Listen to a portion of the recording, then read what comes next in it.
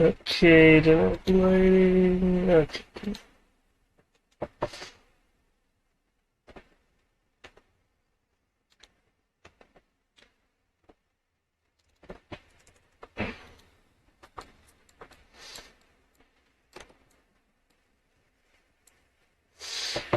Okay. So, well, Wakami, made it over the wall. Amherst, from what I recall, there was not yet a roll for you to force open the door. Yeah, brute force the door, 25. Oh, I got a lot of messages online, so I have to scroll up. Okay, 25. I rolled that before the end of the session, thank you. Yeah. I have a lot of, announcements. That's like, it got buried under the stuff the GM sees when they log in. Yeah. Ah, gotcha. Yep. That's it. Okay.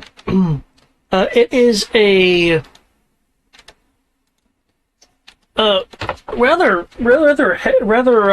not even heavy. It feels jammed, but you are able to exert enough force to push past the again, kind of what feels like jamming of the door mechanism as you slide it out of the way, revealing a tunnel through the wall. Aha! Well, there is the simple way through the wall. I figured we could just climb the wall, but, walking's good too. Well, the thing is, we don't necessarily know where the tunnel goes as opposed to going over the wall. So, if we're trying to stick to the trail went through the wall. Fair, but, I know where he's at. Yeah, but I don't want to miss any relevant clues along the way that might clue us into what's happening.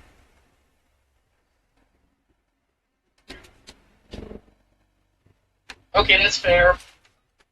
Let me know when you want to just go beat up the person. I'll keep maintaining concentration on this. Oh yeah, keep a lock on him.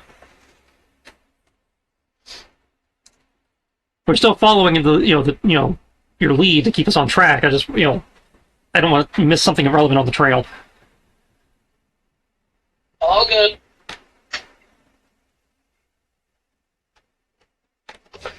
Okay, going through the tunnel in the wall.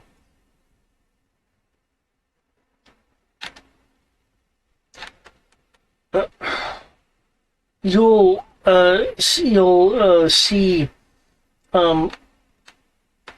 racks of what appear to be ruined through age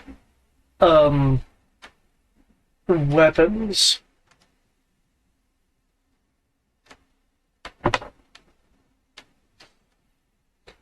Huh? Go ahead, keep describing. Any light source, any light sources beyond what's being provided from the open door have not been illuminated. So you either have to rely on dark vision or a portable light source.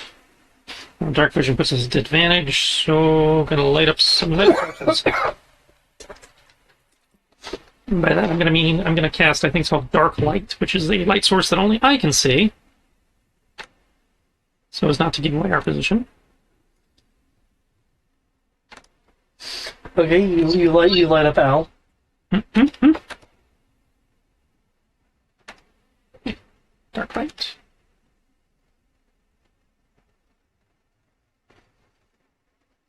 The holographic light that I can see in here. What was I guess that? I'll speak for darkness. Well, My friend. I mean, you have torches and you have the light spell if you want to make light. That happens to be the light spell I have. Isn't light a concentration spell? I don't Cantrip? It's a cantrip, but I don't think it's concentration. Oops, if I'm looking at the right sheet.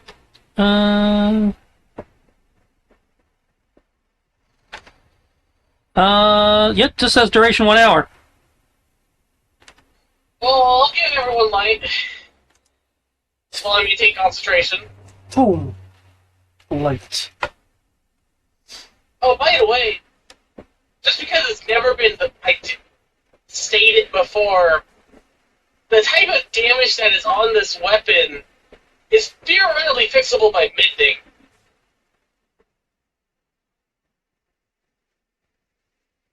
The racks of weapons? Assuming they're not magical weapons, yeah. Assuming they're not magical weapons. But even if they're magical weapons, it would fix physical parts, but it wouldn't fix the enchantments that may or may not be functional anymore. Yeah. But at that point, once it's physically fixed, you would, in theory, be able to see the enchantments that were described in it. And, try to recreate them. If you're an arcane, knowledgeable person, not the cleric.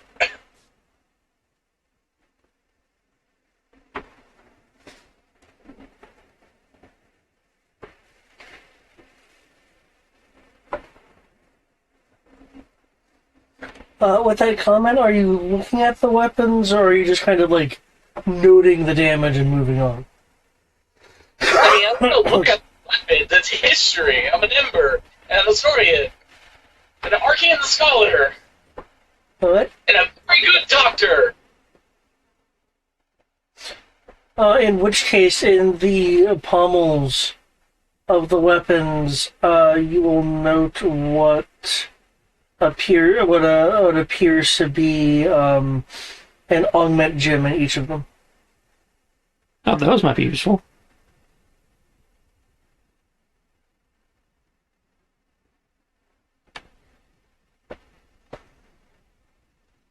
Interesting.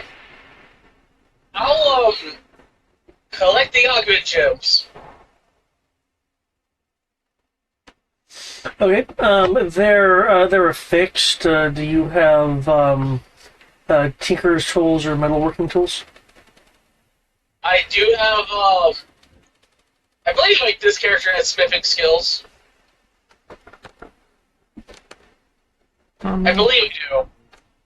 Yeah, this character had smithing skills. Nope. If you had You have cartography and navigation. oh, dang. I was thinking of Crib then.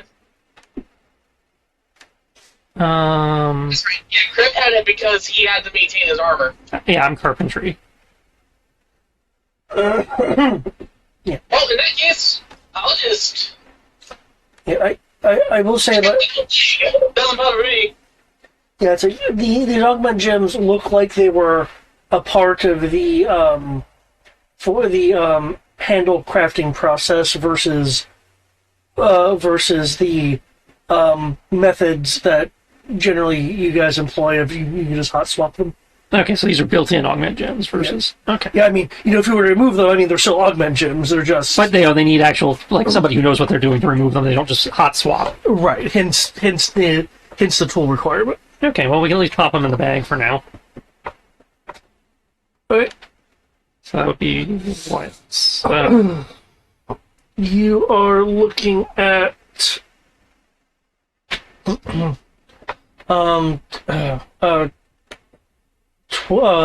20 spears and 20 longswords. I guess we can arm a company now.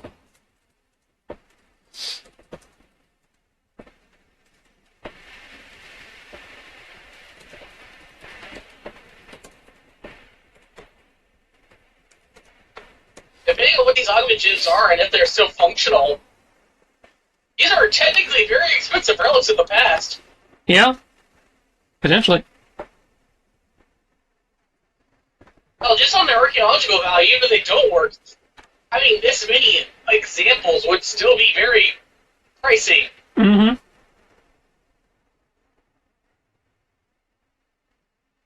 Something I'm pretty sure we can get a commission from the It's not a library for.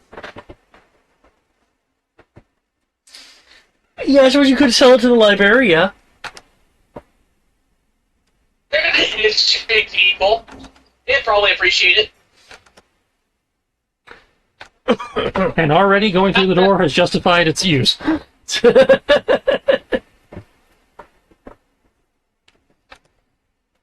Yeah. You know how I am. I like doing the very simple, direct route. But you miss out on so much that way. I do. I'll never deny that.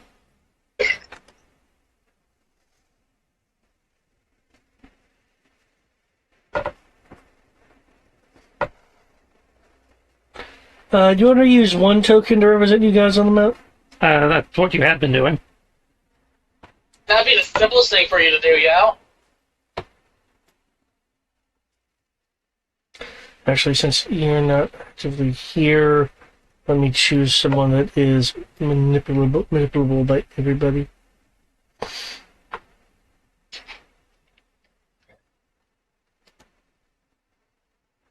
Well, manipulable by everybody would technically be my character.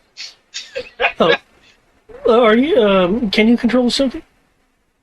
In I can't control myself. theory, I know I can control Sierras.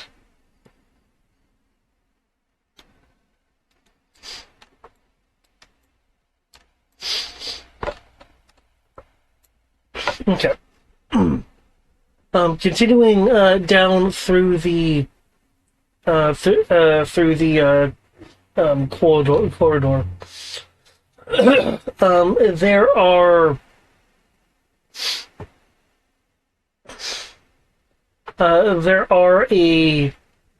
there are a series of approximately six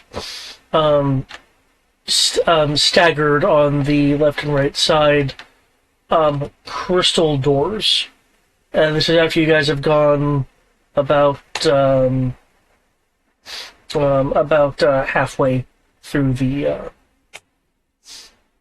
wall.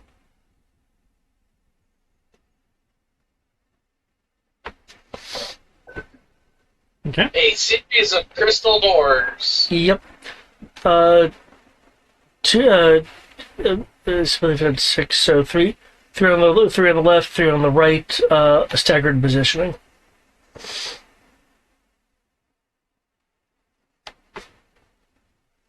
Well, where does the trail lead us to? Your keeps going straight. There's a slight curve to it, just because you're dealing with a wall that has a curve to it, but it is essentially just forward direction in terms of the corridor itself. So it doesn't go through the crystal doors. No, those are on what would be for you guys the walls to your left and right. Okay, that's what I wanted to clarify. I won't lie, my curiosity getting the better of me on this one. You can check the doors if you like. After Zasha checks them for traps. Yes, please have our closest thing to a rogue. Face check everything. That'd be nice. I can fix the rogue. Can't fix myself. Well, actually, that's a lie. I'm a cleric. I can fix myself. I just can't dodge it, whatever it is. Well, given your plate mail, you can just tank it. Assuming that it's actually an attack.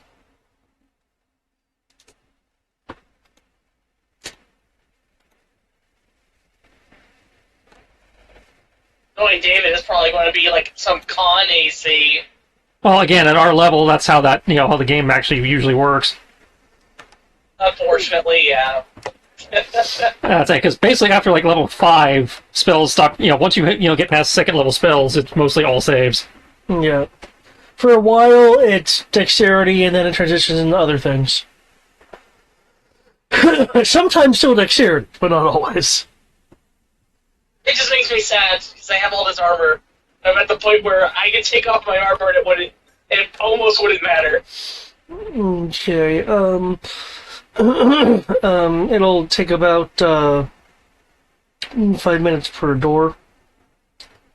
Cool, And cool. there's how many doors? The total 6. Okay, so it's taking 5 minutes per door, and there's 6 doors, so that's 30 minutes. I could be identifying some stuff, but it doesn't really do as much good since they're built in, so yeah. Alright. Just keep me on alert, I guess.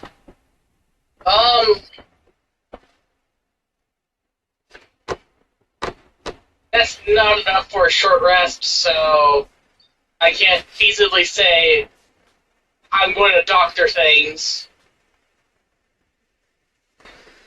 That's half a short rest.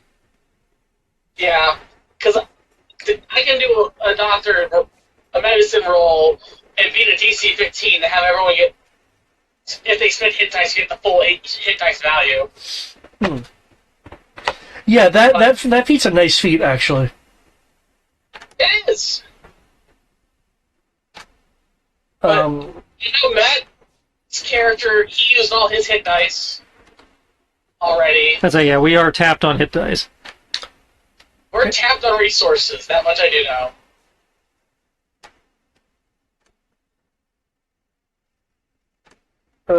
Kit Kat looks a little disappointed as he goes from door to door, eventually revealing that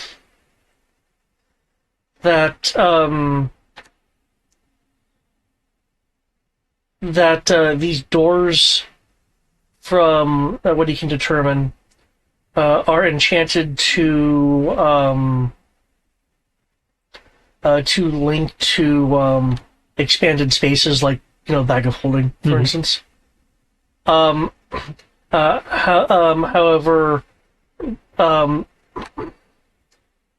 four of the doors don't have enough residual magic to function in that way, and the remaining 2 doors are on the verge of not being able to do so. He is uncertain whether opening a door would result in a room or a wall. I have a solution to this, and it is the magical flat rock. Because it is a giant mist condenser that negates anti-magic around me, which means there's a lot of magical energy around me. Right, David? Yes, there's a lot of magical energy around you. Because of that, and the way that these doors are effectively just out of power, if I stand next to the door, in theory, I would act like a generator. Would I not? Can I make an Arcana check to see if that's possible? Sure, you can make an Arcana check, yeah. I have a plus 11 in that, if I recall. Loading you up now. Oh, connection to server. There we go. Arcana says 10. I was 1 off, 10. For a total of 14. No! Hey, 14. With that, I can let you know that merely having the power exist isn't the problem. It's you need to focus it to essentially charge the doors. They're not ambiently absorbing energy. They are enchanted items that you would have to recharge. Though providing the assurance that Nethicite isn't interfering is a bonus of having what you have. Okay. So that is something that will take more time than we probably want to take right now. I will explain my idea to the party based on the knowledge of that role and say that we could, in theory, do this, but, we have to deal with a attempted murder person First. and companion battle outside. Yeah. So we can we'll put a thumb on this for later.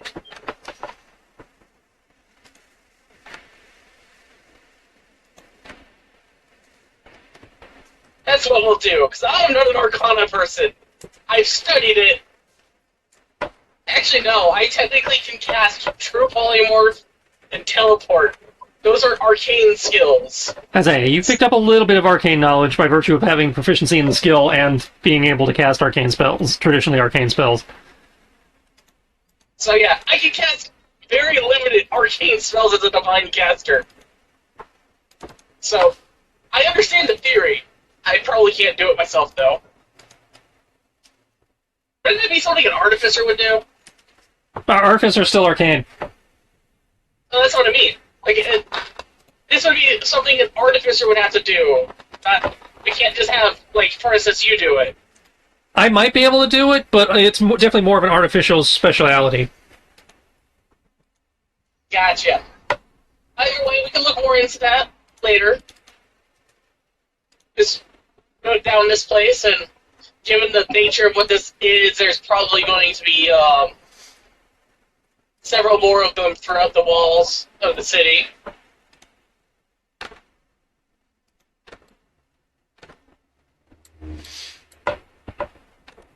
Yep, so you're, sounds like then you guys are continuing on? Mm-hmm. Yep. Okay. Okay, continuing forward, you guys will eventually reach the other side, and by the other side, I mean a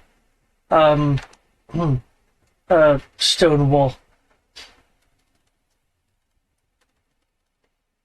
Okay, Cat, it's time to see if you can open it from this side now. Well, this should be easier.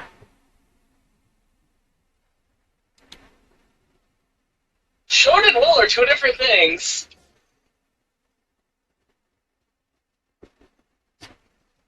So we shall find out together. Worst comes to worst, I'll just put a hole in the wall. Maybe. Not sure I can actually do that right now. Okay. With a few minutes of looking around, he is able to trigger this side of the door. The door will pop open with a grinding sound. There are, as it's opening, there are bits of bark and greenery that fall off the other side as the door is opening.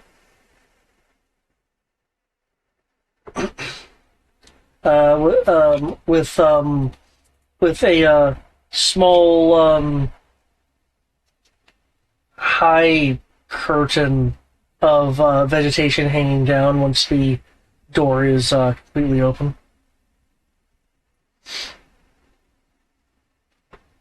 And it's green. It's not corrupted or anything. It's just green. Yeah, just green. Just greenery. Okay. I think we found what passes for a druid sanctuary these days. Possibly. I mean, it ain't corrupted and evil like the rest of this place. Give me a minute to make an investigation, and we can figure that out.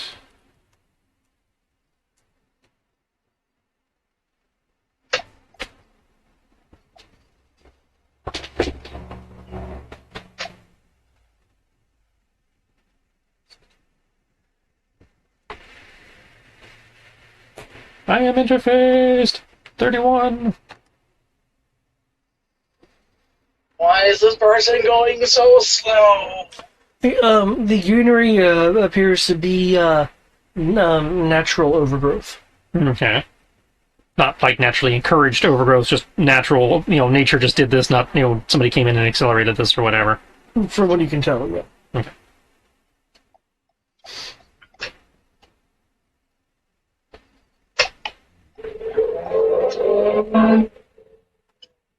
That was an engine. There's a jackass going 5 miles an hour on the highway. Well, presumably they have a reason for that. See, well, if they're having engine troubles, I hope there's a shoulder that they can just pull over on. Unless they're trying to limp to the nearest exit. Hmm.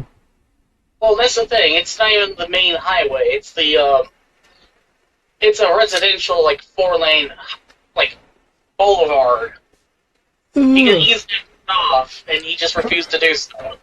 Just going, like, 5 miles an hour with his hazards on. Which, again, says they're either looking for something or trying to limp to somewhere specific. I appreciate that the hazards are on. So yeah, no, that was me just accelerating into the other lane to go around him without having to stop traffic. Because, you know, sport mode, just turn off the governor and suddenly my car goes very fast. Especially if I just press down on the gas just a little bit. Apparently a lot, since you guys heard it. Yeah. The very room. But, cool. At least this place is normal-ish. They don't have a giant tentacle monster in the ground situation, like the last ruined area. So that's a plus, at least. True.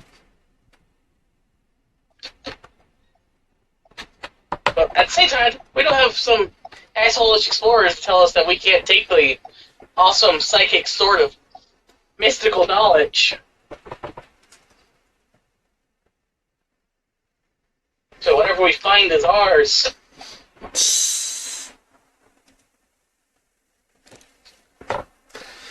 Okay.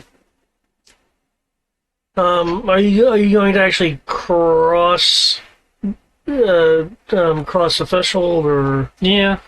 okay? Doing so, you have, assuming Armoros is doing so as well.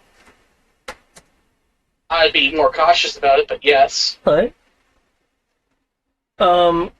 Crossing the threshold, you now see the city proper. Some buildings are more intact than others. Those that are not intact have portions of themselves having either lots of holes or partial collapse. Though what is noteworthy about some of these collapses is that there are giant. I say giant. The equivalent of 3 to 5 floors in height. Crystals that seem to have crashed down onto some of the buildings, causing a collapse. Other buildings that are more enduring than the others have excuse me, have broken crystals floating above some part of the building. The main part of the crystal still glowing with a cyan light, though the floating shattered bits of crystal are dull in color, not illuminated in any kind of way. There is a dim light coming from the buildings that excuse me, that do have the crystals floating above them in some level of that are some level of intact.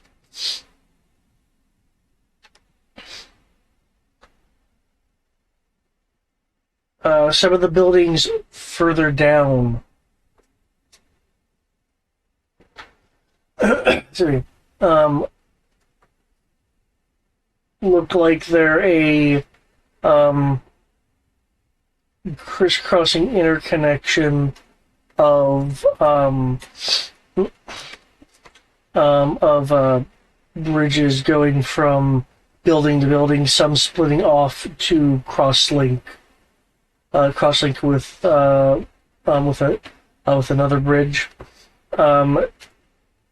These look like at one point they were made out of a flowing material that has since solidified, giving it more the sense of kind of a hardened mud.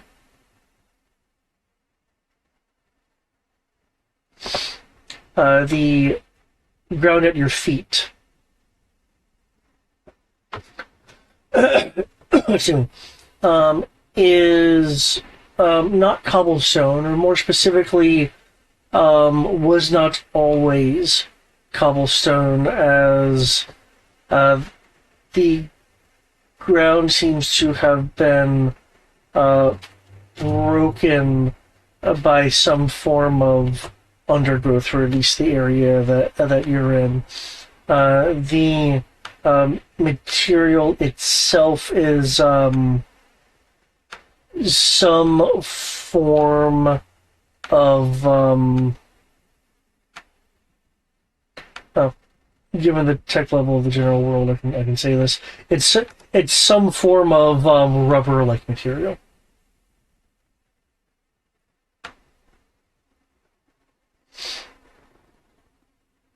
Interesting. With a bit of malleability to it.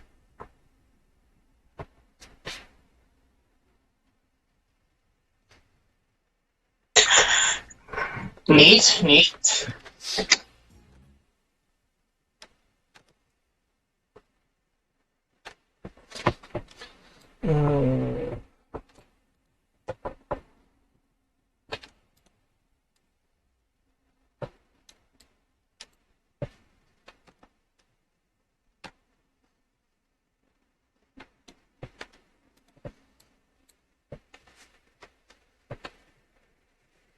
Let me set proper scale here.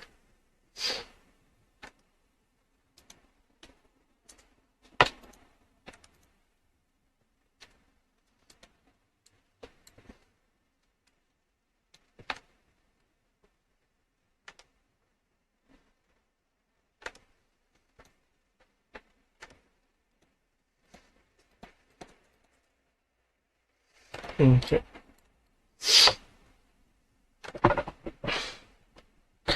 In the distance, there are the occasional sounds of the continuing dilapidation of structures in the form of, well, sounds of things occasionally collapsing.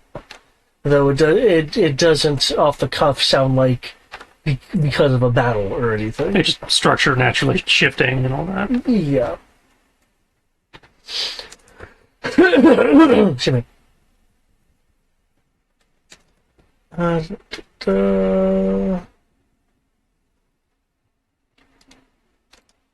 One moment. This roll.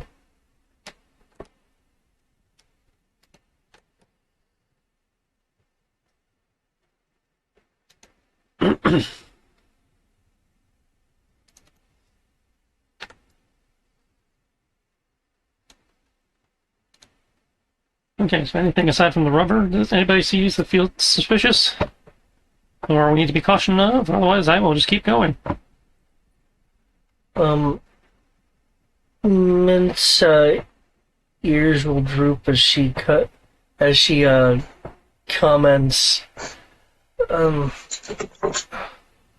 There's definitely definitely spirits here, but it feels like they're being chased or they're hiding. Can they give us any more information to go on than that, or It's just what I'm sensing from the area. I'm not actually talking with any individual one. well, if you see one that might be able to give us useful information, don't hesitate to speak up. I will. Assuming Zasha's cool, I will continue doing that. Okay. Since he's our trap sense guy.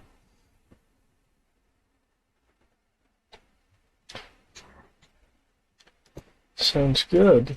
But yeah.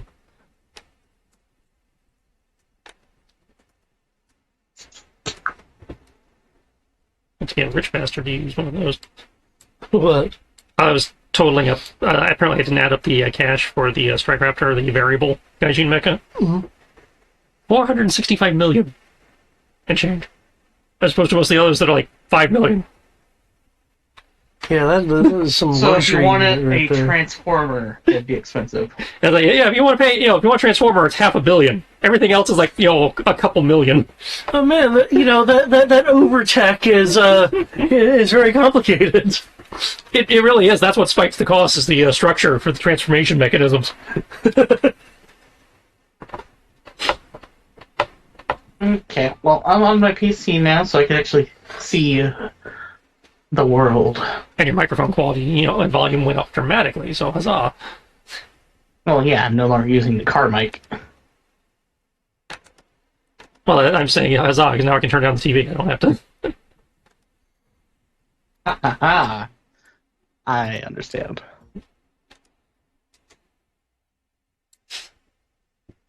And it sound like I'm far away in a tin can. Yeah.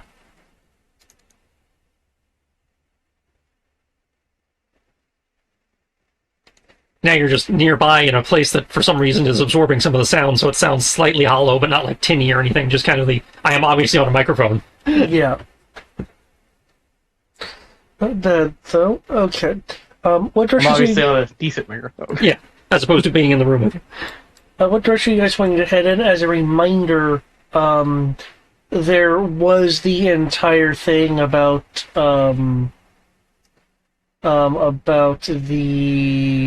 I believe it was phrased as was it like that wasn't the Celestial song.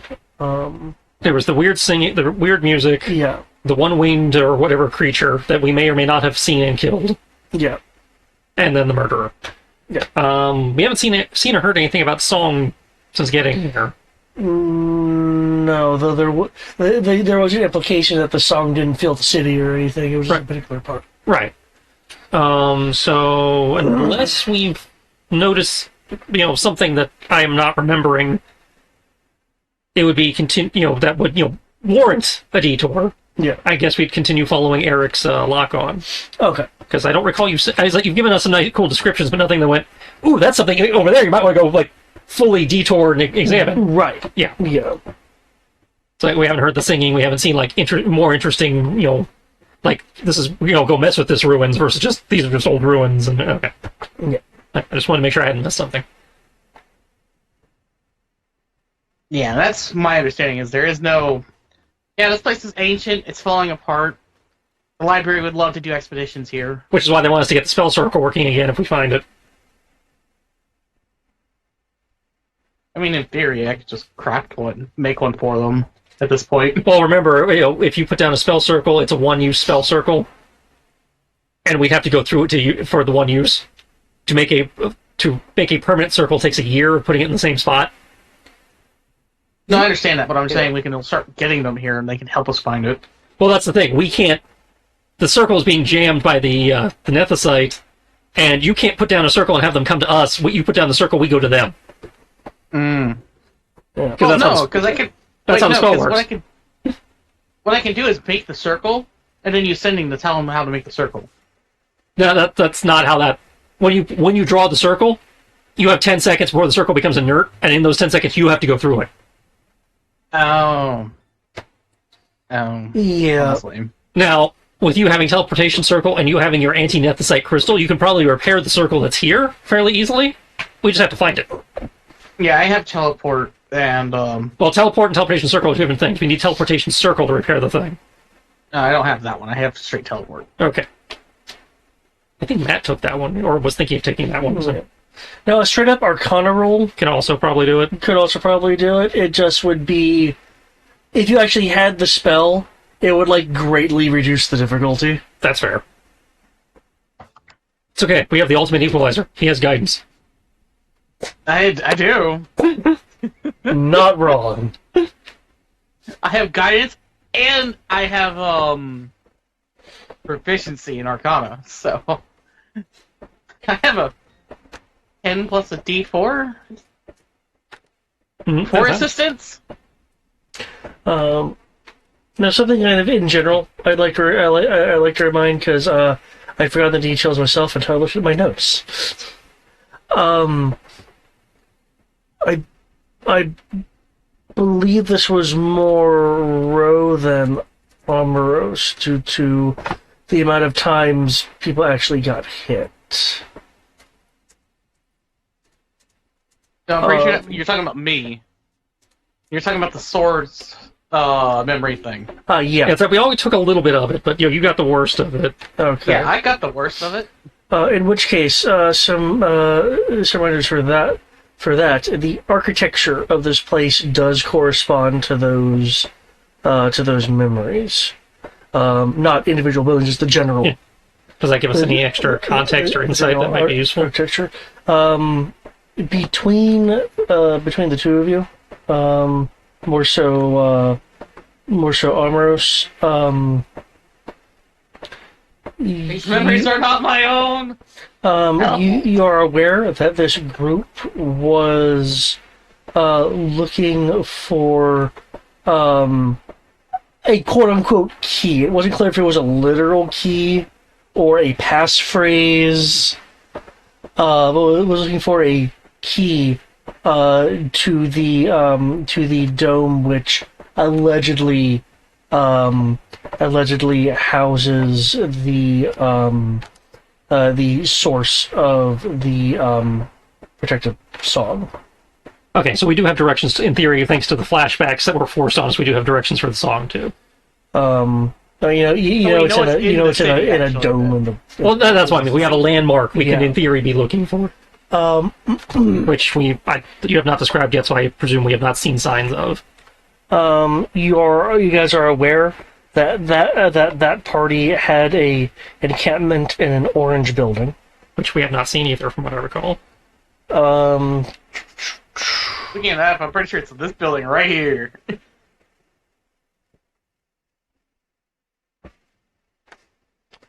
They had the group had possession of the quote-unquote key, so that actually more solidifies the fact that it's something physical.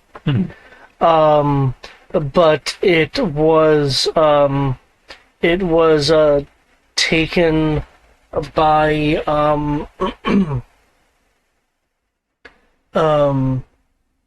by some individual that was wielding a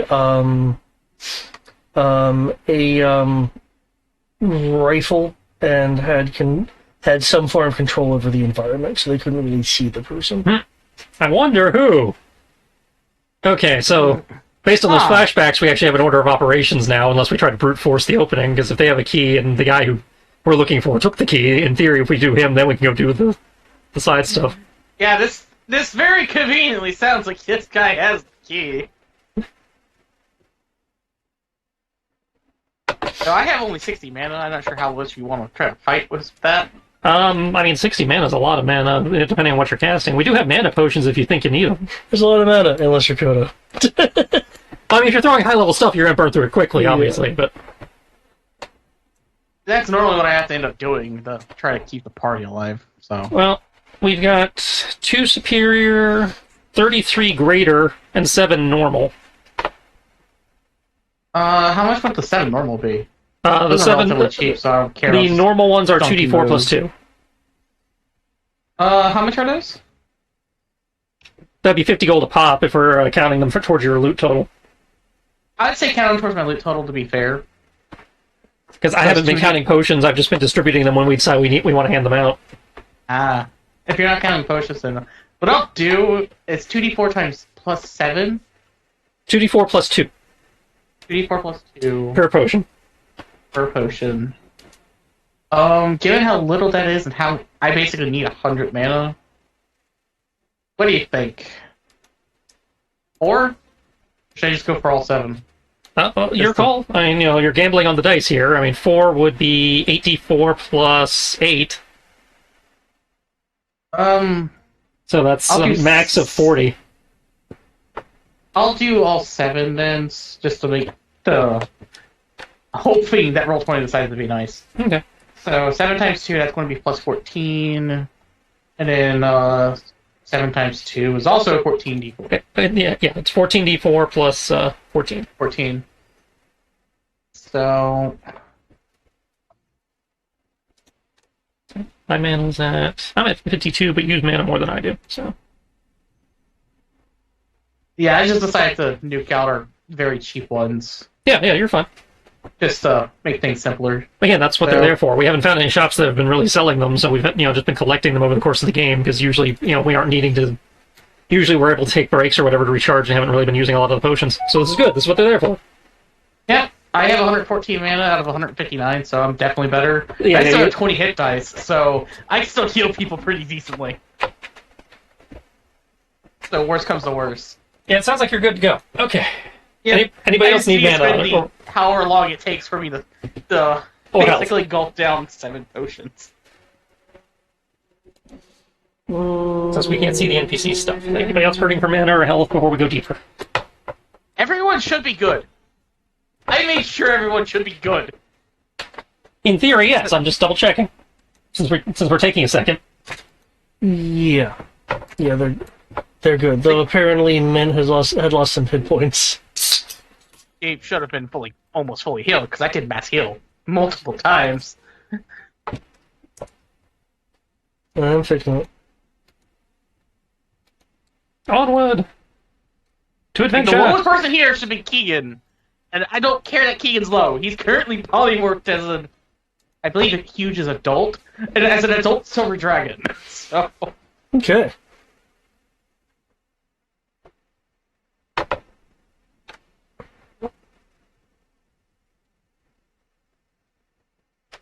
So yeah, I guess time to basically just home in on our mystery person. Okay. If no one has any objections. No, that's again. We haven't seen anything else to distract, and based on those flashbacks, order of operations is if we want to do any of the further side questing, we have to get the key off him first, anyway. Yeah. So onwards to the murder. Or attempted murder would be more good. Okay.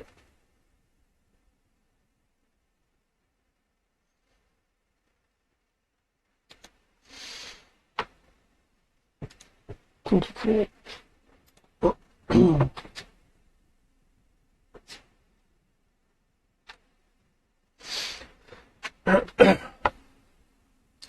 Yeah.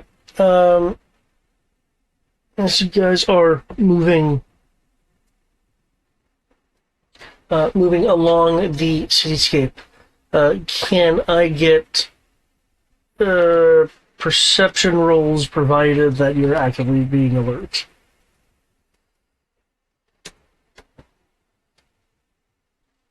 Perception checks. Oh boy. Not that I needed it, but gross advantage for Kaze, because Kaze is technically the one being alert and just kind of bops my head in the right direction when something happens. Meh. Meh. It's a natural 20 anyway. Holy shit. I need to check Keegan's polymorph state real quick.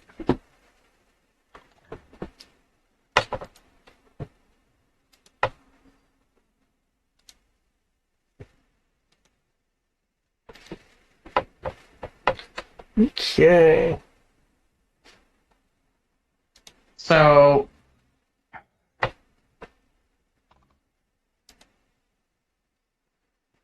I can tell you, I'm not being very perceptive, but Keegan being Keegan right now will probably be more perceptive than me right now.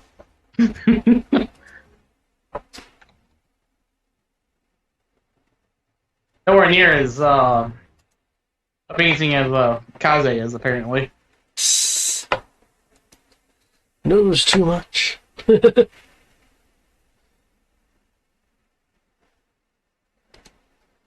Okay.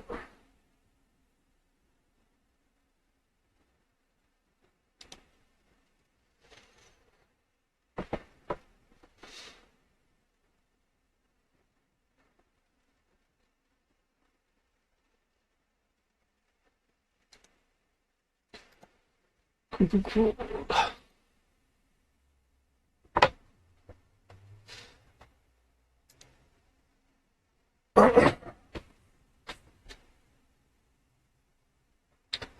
Okay.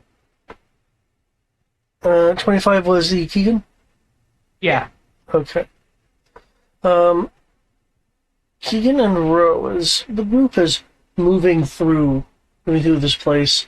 Occasionally, sound of a distant movement, reaching your ears. You'll notice more more greenery in the area that's amongst vines and overgrowth that have a ashen gray pallor to them, causing them to kind of pop out a bit more. Though even aside from that, the two of you notice that the vines are in fact a bit more vibrant, and the way that they are layered and entangled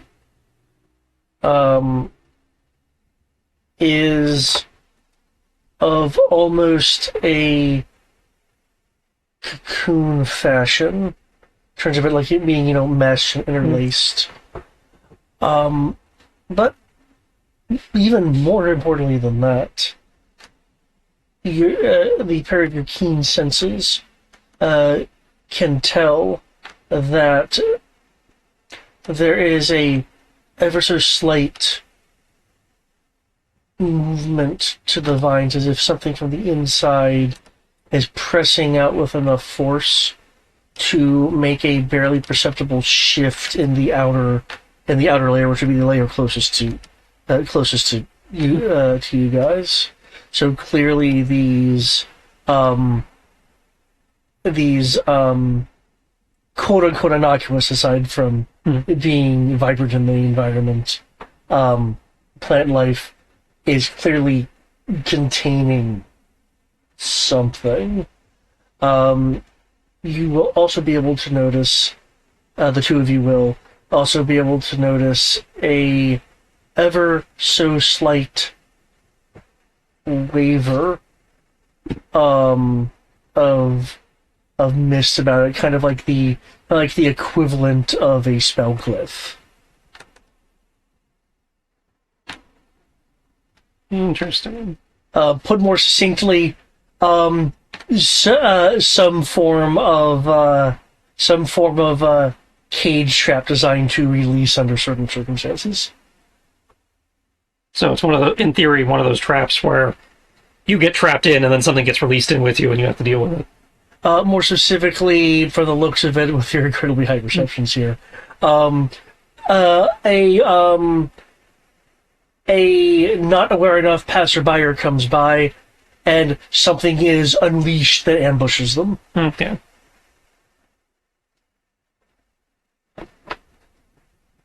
So we need to figure out how to get around without setting that off. Which we can't do until we figure out what the trigger is, because It could be stepping on. It could be movement past. It could be any number of things. Yeah, to recollection, perception doesn't actually give you that information. No, that would be in this case. I don't think even Arcana or Nature.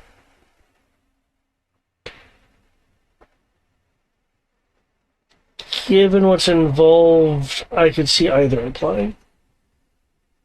It's like, hey, Sasha, look at. I'm seeing this. What are you seeing? I'm rolling I will Nature. also like to chip in with my Are you wanting to assist, or are you wanting to be assisted? I'll assist. Okay.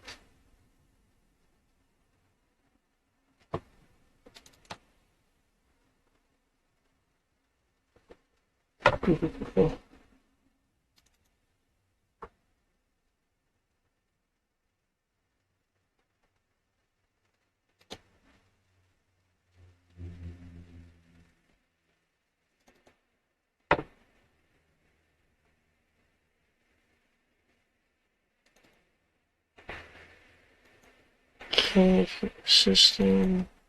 You're training one, that's pretty good. We're in Nature. I'm doing the elf thing. I'm elfin.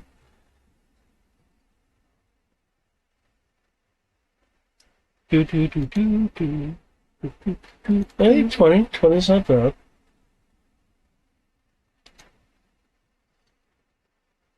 Okay.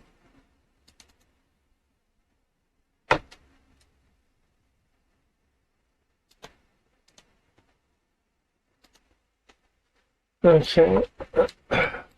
You, Amherst, and Zasha will be looking at this, trying to figure out the details of it.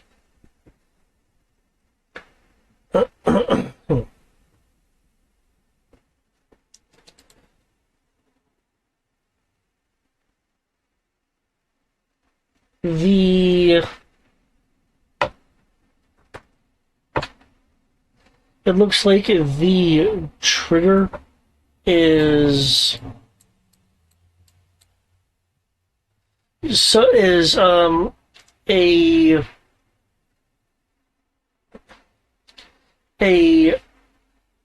being passing by that either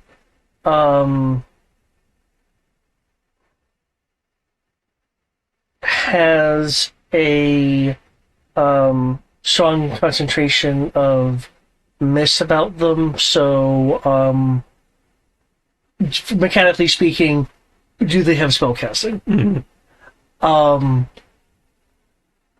There is a second trigger on this, and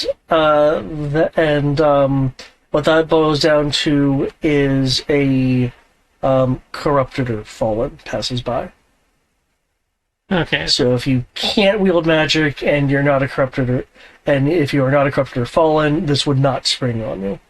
Which means if we go this route, we are definitely going to spring it. And if we send the librarians in here later, they are definitely going to spring it. So in good conscience, we have to spring it, but we can spring it safely because we can all prep to beat the shit out of whatever's about to come out of there, and then I can send in a decoy. Well, can't we also just technically what's the word I'm looking for? Dispel it and leave whatever's stuck in that alternate place stuck there forever? I don't know. Based on what we rolled, do we think we can safely disarm, dispel?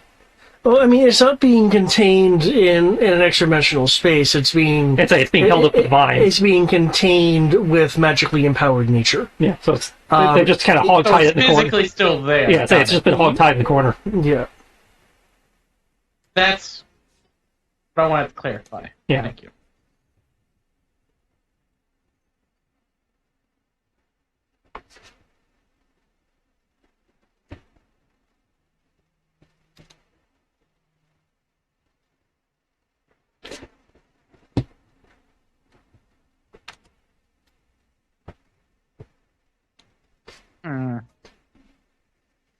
Yeah. If you were to dispel it, it would no longer become a actively countering container. And it would just automatically let out whatever.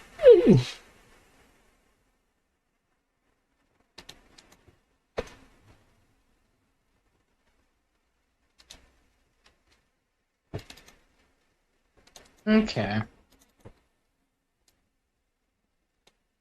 I'm pretty sure we don't want to do that. No, we're gonna open, this is gonna go off regardless, but, if we're gonna open it, we can open it under our own terms to, Oh!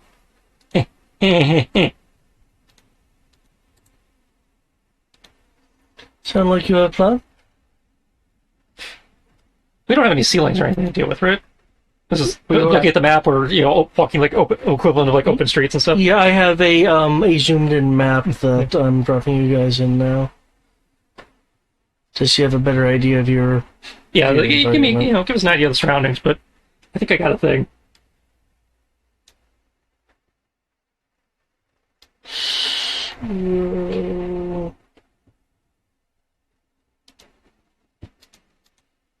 It's been years since I've been able to do this. Russia.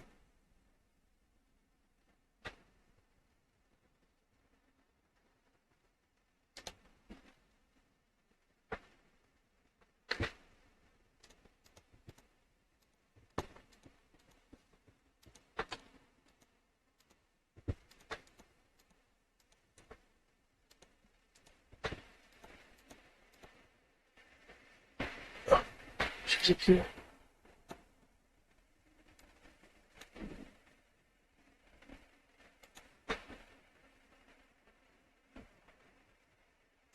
That's why I got a new image for her, but it's still freaking broke. You freaking A. Oh yeah, that was another thing I wanted to ask you. What does this thing look like before we release it? Well, at the moment, it looks like a bundle of vines. Yeah. Oh, we can't tell what it looks Yeah. like? Gotcha. Had to ask to make sure.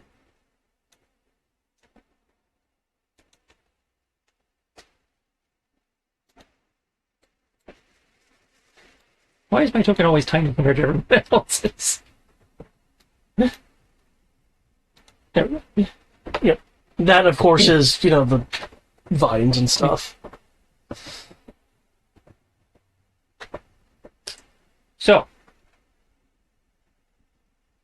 I think I can deal with this without expending any resources. Oh, do you think you can do that? Middle Then State, I really? am all ears.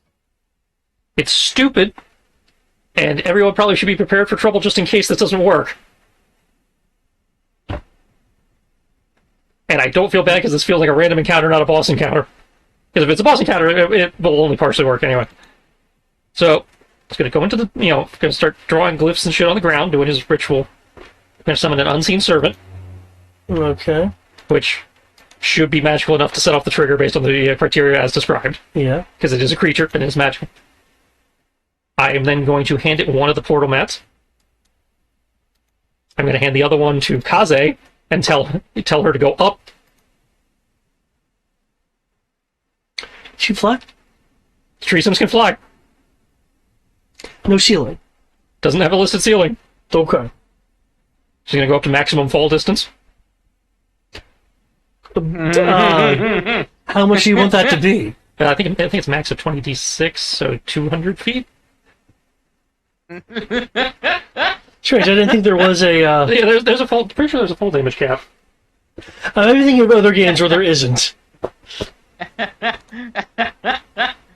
That's like Eric sees where I'm going. I haven't done this since the T-Rex back in Supers. It sounds like one of my ideas. It's crib. I'd say if it's an important creature, it'll probably survive. If it's just a random encounter, then we have wasted nothing, and I don't feel bad doing this because it was just a random creature. That's a very valid way of putting this. Yeah, fall from great height is one of the most common hazards. At the end of a fall, a creature takes 1d6 bludgeoning for every 10 feet it fell to a maximum of 20d6. Okay. The creature lands prone unless it avoids taking damage from the fall somehow. Okay. So she goes up, throw the mat in front of the vine opening and tell the servant to wander over. Okay, what's the, is there a size limit on the map? It just... All it says is the only limitation is they have to be on the same plane of the existence. That's all you told us. Okay. I just wanted to be clear. It's been a while since we really looked into that. That's We used it before. yeah, we used it in Kraken Fight just to get down. But yeah, this is probably the most large thing we've tried to do with it. So yeah, depending on what this is, we're looking at a max of 120 damage, so may or may not kill it, so be ready, but it's a good head start. True. Okay, so you're gonna trigger it. Using the Unseen Servant to trigger it with the idea that whatever pushes out will immediately step into the hole and then fall out on the other. Yeah. And make sure she's positioned so we don't just end up with an infinite loop of falling and not actually doing any damage. Hey, now, that would take care of it. falling. Yeah, but then we'd have to leave both Kaze and the portal mat here. Yeah, I'd like to not waste a resource like that. That's a fair point. Yeah, it's like if we had more of these or could just conjure them, yes, I would happily just leave them like that forever. But no, I don't want to leave my familiar and portal mats behind. These portal mats, even though we don't use them often, when we do, they're very useful. Okay. Oh, so We've used it twice in one adventure. Yeah. places the mat down. That's a new record. The vines unfurl as this is released. Oh god, it's a bullywug! No. I'm actually trying to figure out what that is. I will produce It's some kind of fish lizard man thing with tornado legs. image. Yeah, Oh, that's a that's why I was tiny ass image, but still image. That's what I'm trying to figure out, because it's I feel like it's bigger on the token. technically bigger than that image. Also, it's so big it's bursting out of the token if you look at that. It is. Yeah. Its legs is like a water tornado. It's cool, whatever it is. I really hope it survives this now, because that looks like it might actually be an interesting fight, but... Just survival allowed. We have implemented Order 66. Again, either way, it's a good head start. True. And it requires us to expend nothing, and everybody's got, in theory, got held action, so when it, if it does survive, we can just wail on it. Free to finally complete the.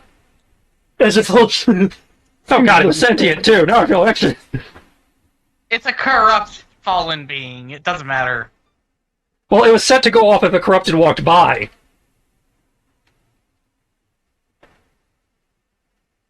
Actually, I don't know if any of you guys could have understood that. Do any of you guys speak Aquan? No. Okay. No, and I don't have tongues. Sounds and I words. currently have a different Sounds and constitution. words. Okay, player feels bad, character does not feel bad. Yeah, because what we saw is some kind of trap that will trigger if someone goes near it. Okay. Ro, this is your plan. Do you want to? I will double check his movements. Okay. Feel free to roll your fall damage. Curse you, disgustingly average.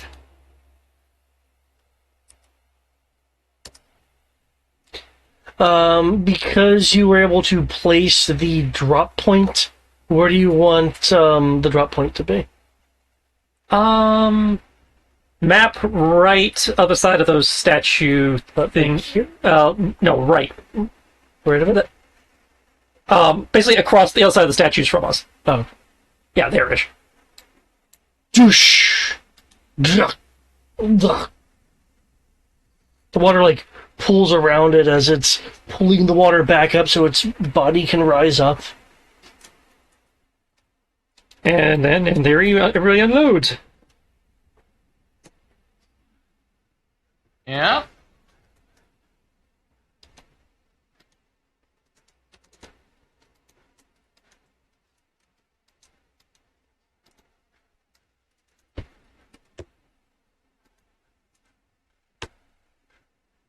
Nothing shall escape us.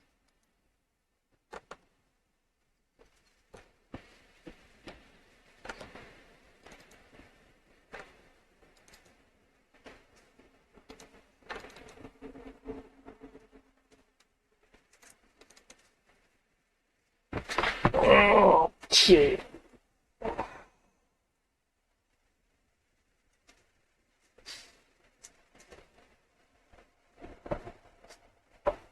Hmm.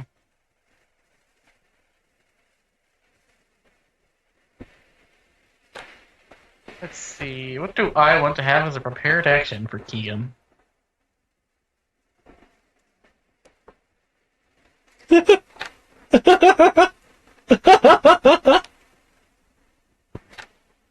Oh, damn. I have options. Oh, wow. Oh, I love that. I will put that on something else.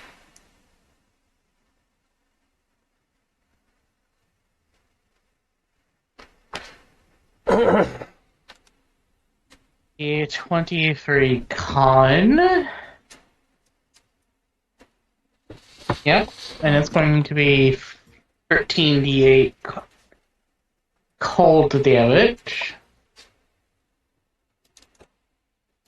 Oof.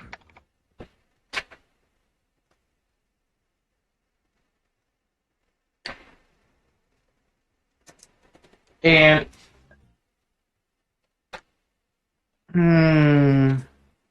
given that speaking Alcuin, I don't know what it is.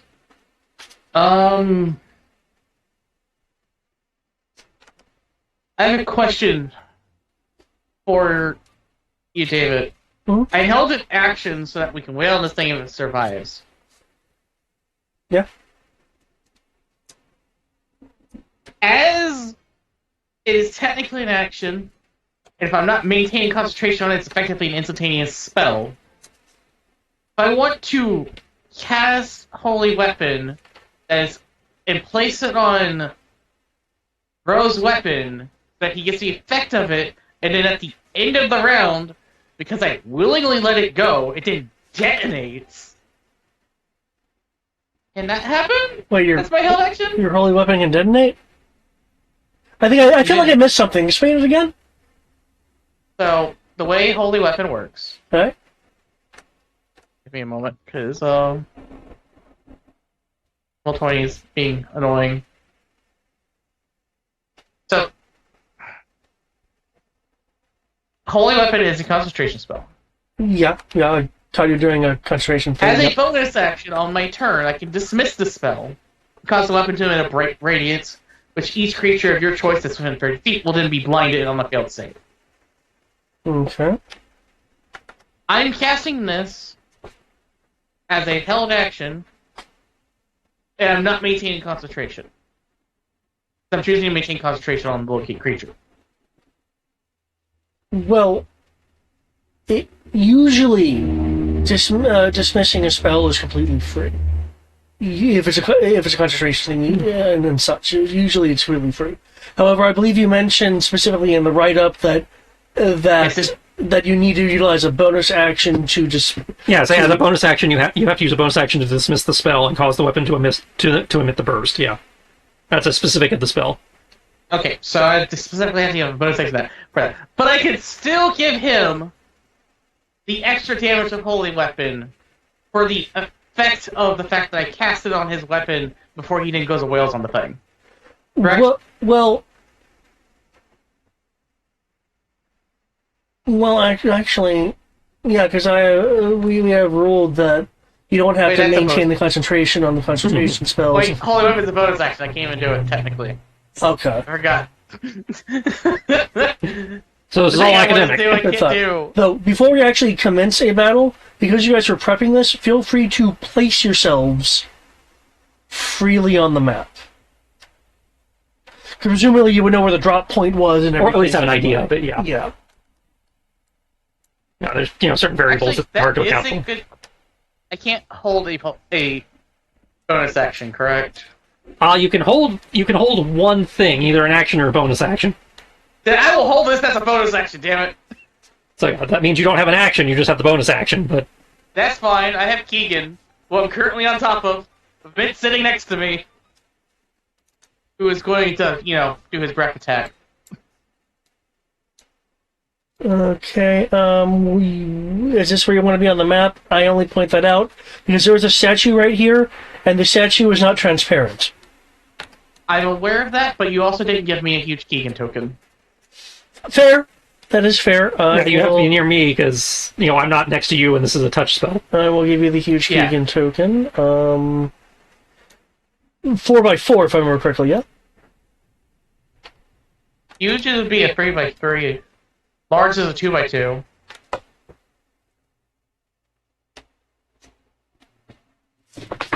So this is a huge creature, technically? Yeah, you notice that it had the vines take up a lot of real estate on that building? Yeah, that's fair. And with Ro being where he's at, Okay. he's technically within reach of Keegan. Are which you- means are he's you- technically- Are you wanting Keegan to be your primary token? Yes. Okay. So I will do this. Yeah. Oh, roll 20, that's going to be annoying if you keep doing that to me. Don't know whether it's my system or you, but... Oh, let's fix that. There we go. Let's make it super simple. I'm going to group these. Group. So hopefully it'll ignore ownership permissions. Okay, sorry, go on. Oh, yeah, I'm just having Keegan do the breath attack. I'm casting Holy Weapon on him. That's all I'm doing. I'm also putting my, rolling my AC. Probably got to roll your initiatives also, because remember, Initiative. surprise is just as a condition now, so we still have to be an initiative. True. Surprise rarely happens, so I did forget that. Yeah. Yeah, it's a condition. Dun dun dun. Oh man, he's got a name too. I almost feel bad because we thought just from our inability, we thought he was the corrupt. I was trapped here. Oh. Oh well.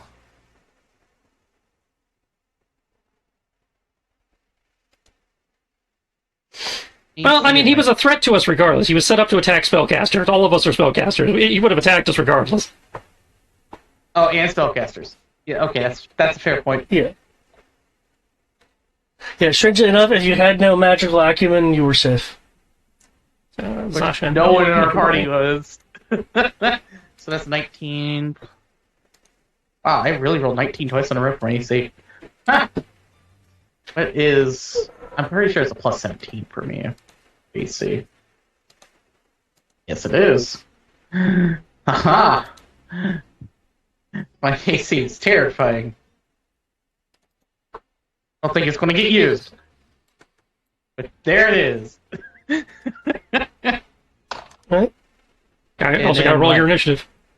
Yep, I'm rolling that now. My initiative is a +1, so... There you go. How am I going faster than you? I rolled a 2. Oh. Sorry to hear that. Yeah, it's fine. These things happen, as we learned last session. With supers. Yeah. So, but how, though? Still not something I want to accept. Still sucks. Hey, at least this time I actually contributed. True. And you contributed in one of the funniest and best ways possible. I still felt you contributed against the kaiju. Just, not necessarily, The way you want it to. yeah. I would say meaningfully. It's not a matter of wanting to or not wanting to, it's just a matter of like, ooh, I gave it a 1D map. That's, in the grand scheme of things, annoying, but not very meaningful.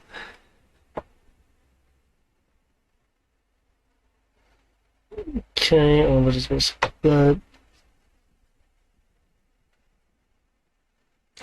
I still find that funny, though it does work with the character. It also has a class thing called Runic Interpreter. Gains the ability to read all writing.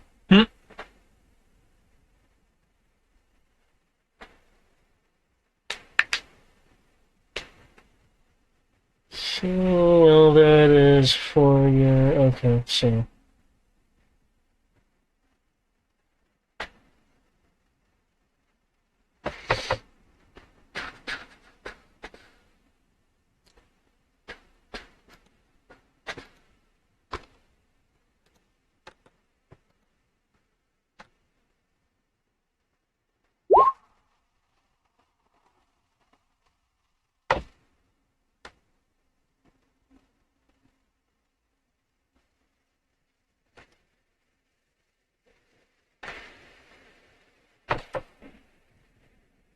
Okay, magical slashing.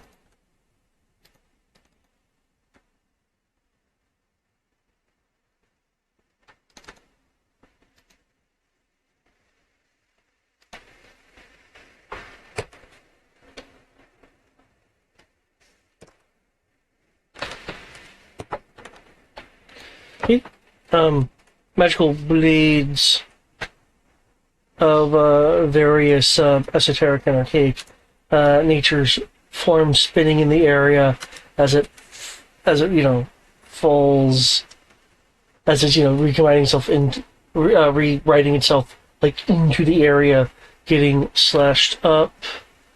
Okay, here we go. Keegan.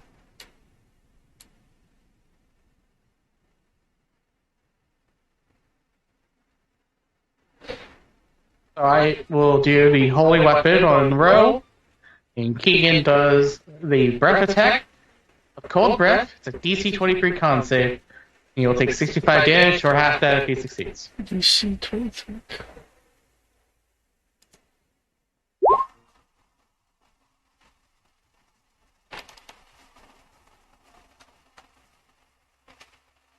Okay, and you said it was half of what? You take half of 65 if he succeeds. Okay.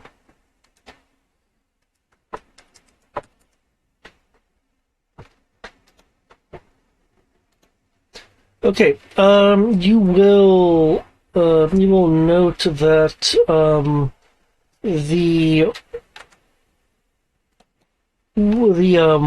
water part of it is incredibly hard to freeze. Weapon. Yeah, it's resistance. Or you're actually saying physics as a thing here. It probably just means he has cold resistance.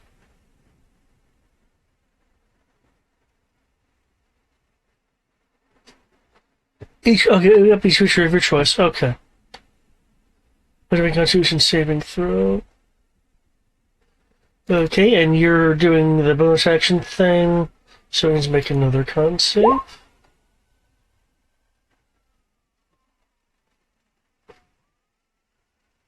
Well, technically he doesn't have to make it yet, but... Yeah. I thought it. Oh, okay. Yeah. Technically, that's not happening. I'm giving Bro the ability to have holy weapon for a turn, effectively. Gotcha. Okay. Anything else? Yeah. That's it for my surprise round. Okay. Also, if it helps, I would technically do this as he has his turn. That way, it actually works. Given the timing of things are required. Yeah, you can set your conditions. Okay. Right, roll. Yep.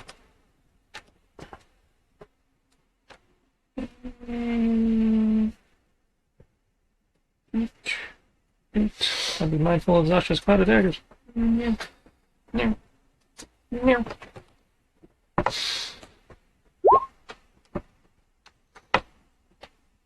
Versus insight. How insightful are you? More than I would have expected.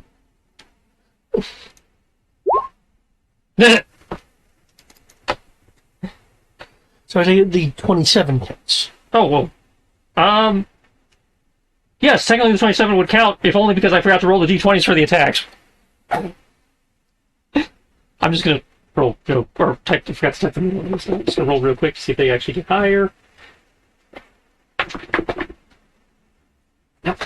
The 17 becomes a 29. But yeah. Okay. So it'd be 27 and 29 respectively. Okay. That's why I get to try and look at my bonus actions. Typed in everything but the fucking attack. Okay, AC is that. Okay, yeah, you're able to,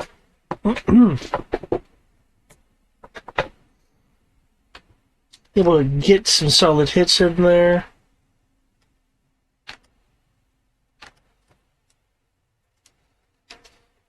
And I can make the entire attack radiant, so I don't have to split the damage that Eric gave me.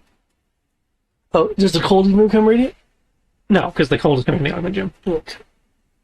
But normally my sword does force. No, I normally have my sword going force, but thanks to Eric, since he added radiant, I'll just change my damage to radiant.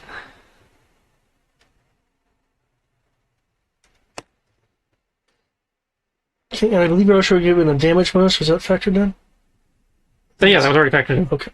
I just The wanted, damage is correct. I just forgot to roll the attack roll. I just wanted to make, I just wanted to make sure because damage buffs aren't always a thing. No.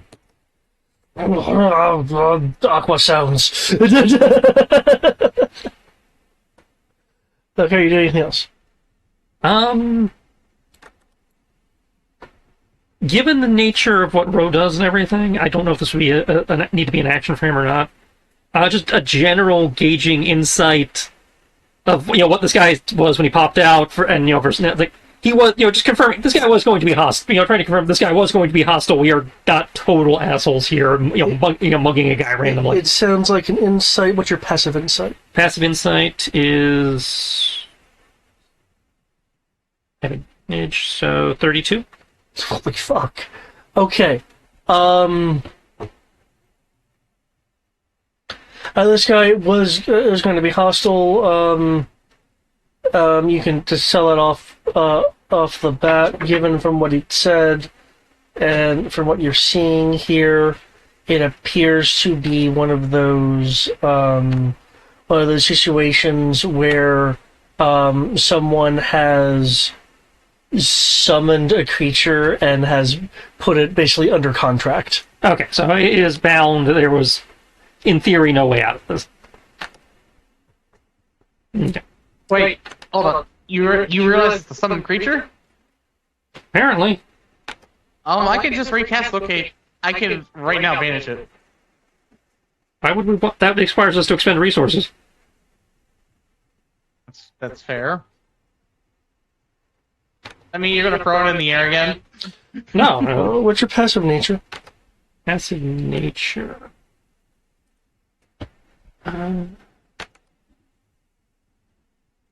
19? Ambrose, what's your passive nature?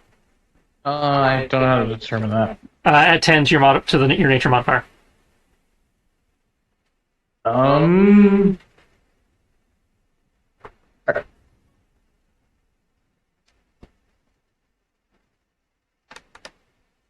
Nature. I'm a 14. 14, okay. Unfortunately, the 14 is not high enough, but the 19 is. While you are not aware of the details, you are aware, Ro, that this is a form of elemental. Okay, cool.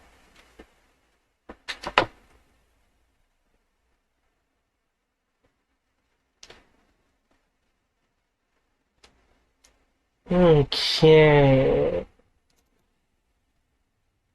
Of course, I've been forgetting this thing that it could do the entire time.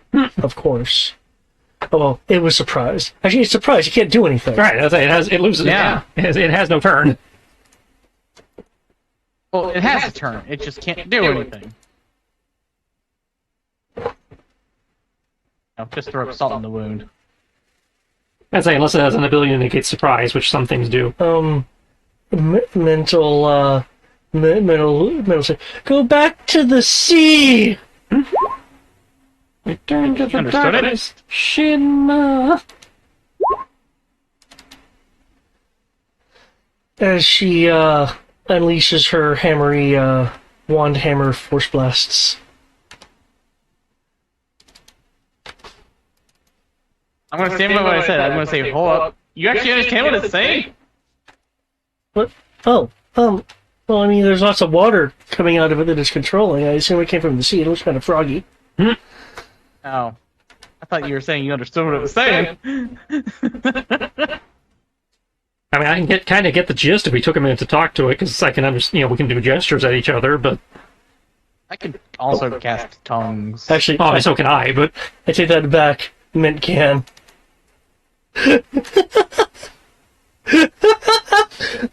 Mint is see, a little broken in some ways. This is why we keep her around. And it is why I make sure that the very squishy mint is always in the safest spot, next to the person who can cause attacks that attack him, and disadvantage if he can't.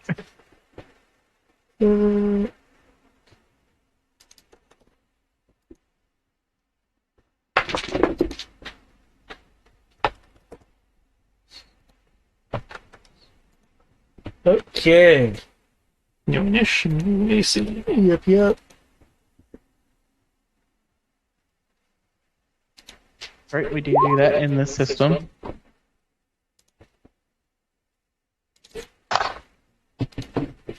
In case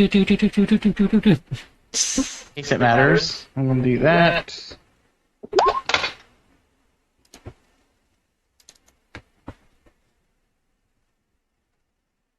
And see, if we're playing a normal Final Fantasy game, this would be us grinding XP, so we're actually strong enough to take on the boss. But because we don't get the XP till the end of the adventure, this is us grinding XP for the next boss, I guess. No, we're doing a completionist run, and we're just not accepting the level up. I see. Well, I have done the mission thing for simplicity. Who do you guys prefer per session? I'm good either way. Because I know per session people will be like, "Oh, that's not a lot. I want to get there quickly." I'm good either way. Honestly, I don't. we're at least getting loot per per encounter, so it's not like we're entirely wasting our time here.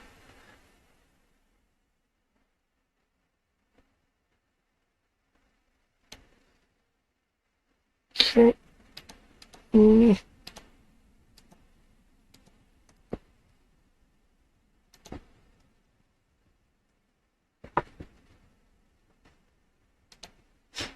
There we go. That'll help me out in the future. And that took 2 seconds. Okay, we all good? We all set? Yep. Oh, it gets a turn. Hang on, it's AC, yes. Okay. Well, I mean, it beat all of us in initiative, so. And I guess, yes, it does get a turn. Which means our new AC initiatives don't count yet. Is that our turn? No, AC resets at the top of the round. I was hoping to have a plus 19, plus 19. That would have been so nice. Could have made that last just a little bit longer.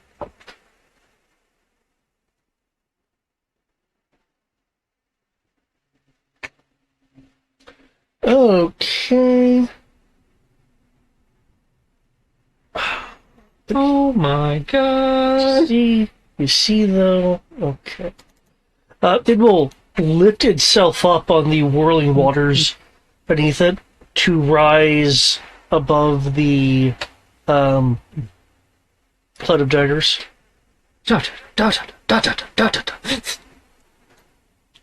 Moves here. The water, unless you want to evade it, the water will just harmlessly hit you and move past you. You kind of block a little bit. You see a little bit of because the way it's parting around, you see a little bit of a wind barrier. Okay. Just to ensure he's Yep.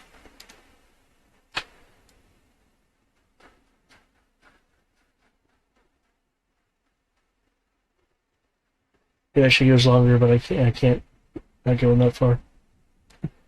The lower water bit of it, the water that's sloshing on the ground, suddenly starts spinning up like the rest of the kind of the world is keeping it aloft, and shoots out diagonally, bursting in this diagonal line attack to hit Euro, to aim to hit Euro, along with good old Keegan and Mint. This is a Oh, you guys are gonna love this. It's a dexterity saving throw. Oh, nice. It is though.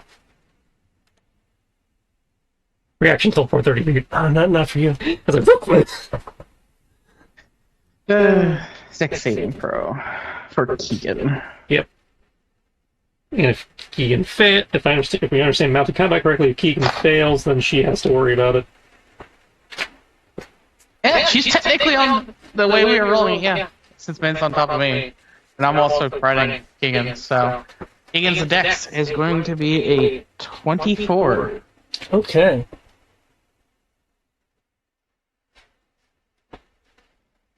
Keegan is able to swerve out of the way. And he has the equivalent of evasion, so no damage. Yep. Oh, okay. Because of the well, mounted combatant feat, he, while mounted. I will roll this for posterity then. Okay. No, The you high are not pressure allowed to wave. bludgeon me. The high pressure wave moves forth. It will spin around.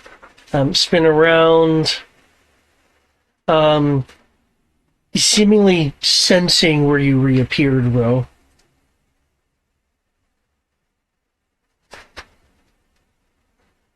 Yeah. Look here, she's now 21.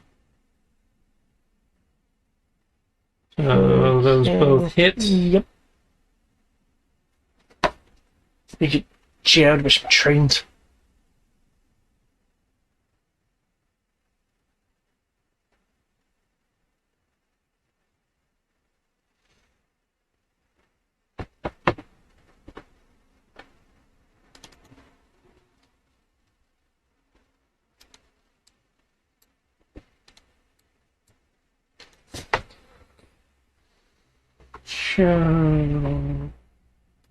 I'm thinking the air crystal affects. God damn it! Let me look this up.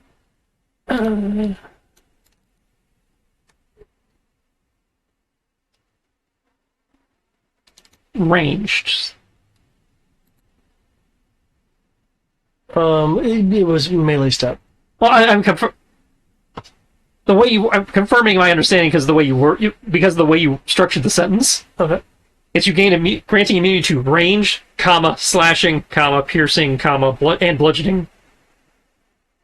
So because of the comma, that would imply ranged attacks and then slashing, piercing, bludgeoning as well. Well, Was it supposed to be only? It's supposed, but my understanding is that was supposed to be ranged attacks of this category. yeah. Okay, that. And my screen went black, but Yeah. Kind of like how things. so because these are melee, the crystal does not apply, so that is 30 damage. Kind of like how things have, immunity to non-magic, yada yada yada yada. Mm-hmm. Yeah.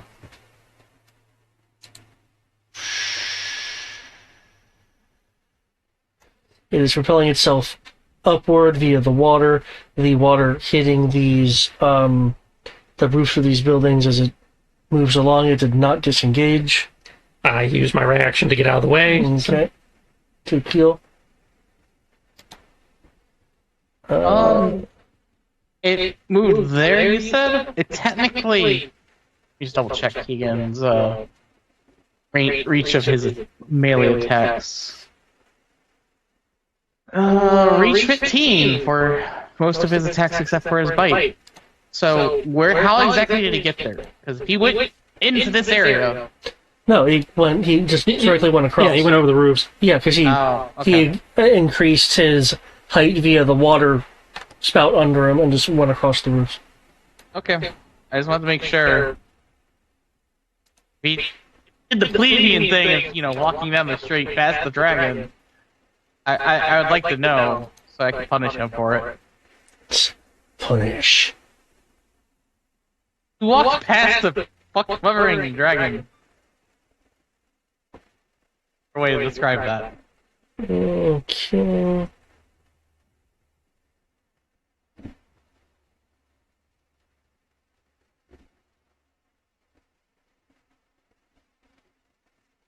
He's actually will stow. Oh, actually, he didn't even say that. He'll draw one of his blades, causing it to crackle with electricity.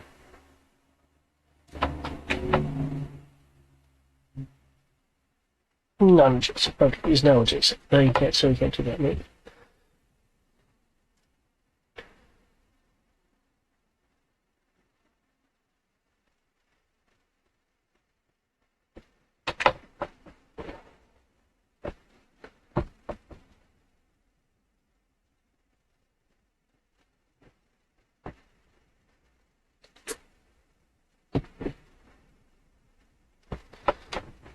Okay.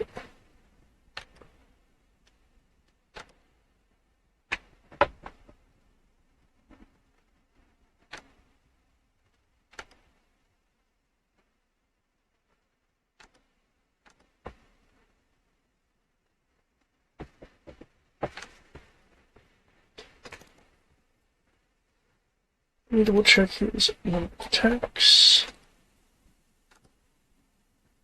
Okay.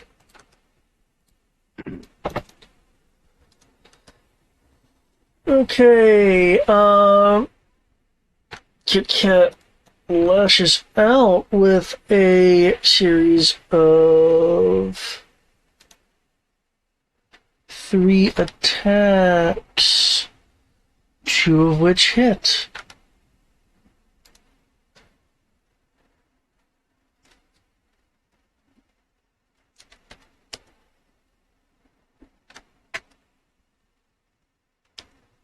Really, a sneak attack was coming into play. Well, it was until the thing moved. Okay, with the swipes from the energized blade, the electrical energy is still surging and arcing through this creature. Okay, just for the record, I need to do a restart, so I'm just putting my stuff up now because I don't know if it. Okay. So I don't lose it. Gotcha.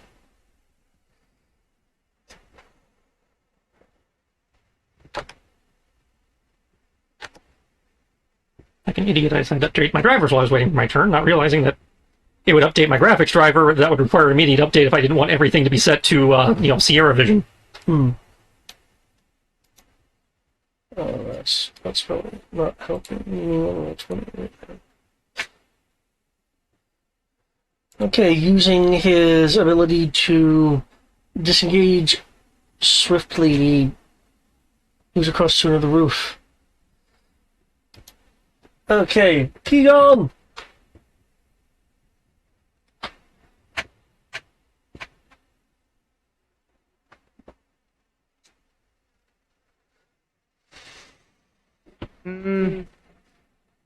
Contemplating things.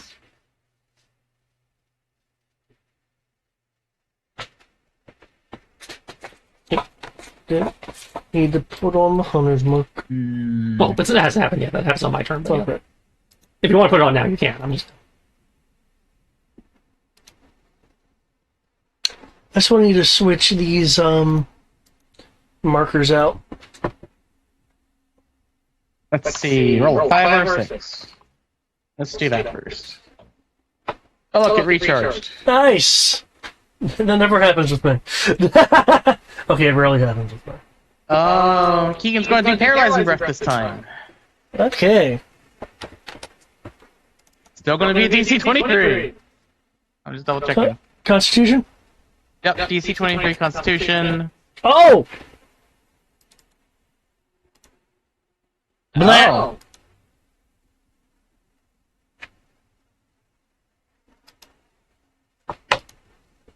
I wasn't expecting that. I wasn't doing that either. Its modifier is freakishly high. See, other people can roll shit too. It's not just me. Ja. Oh, that's kind of redundant. I said redundant because of what Zasha did with his electric lightning blades. This creature lost his ability to do reactions. Now he's just paralyzed. Well, now I feel like an asshole. I mean, Fairy kind of deserved it for the extra effort he put us through. What extra effort? Since we're trying to preserve our resources, yes, he does that, and I shall swing my sword. Dragon Rider! Your sword. I'm gonna do that twice, so that's going to be. Any attack that hits a creature is a critical hit if the attacker is within 5 feet. I'm technically within 5 feet. Hey, see, that's just annoying. Because I'd already rolled crits. So I don't even need the roll, because it's just automatically critical. Let me just give you If you you still have to hit. Okay. But if it does hit, it is automatically a critical. So that's going to be a 19 plus my attack modifier. I don't know why I accidentally closed my character sheet. 20. Stop this. Being slow. My attack modifier is a plus 11.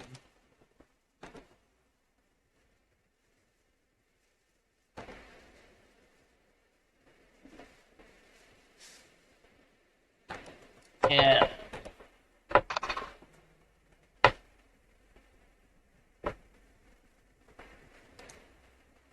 Do I hit him? Yes. Yes, you do. Do you want me to just give you 2 separate critical attacks, or do you just want me to give you 1 total? Do they have different damage types to them? Okay, they do. Well, it's the same longsword, but it's 2d12 plus 5 normal damage, then plus 2d6 fire. Okay. So yeah, at least separate the normal and the fire.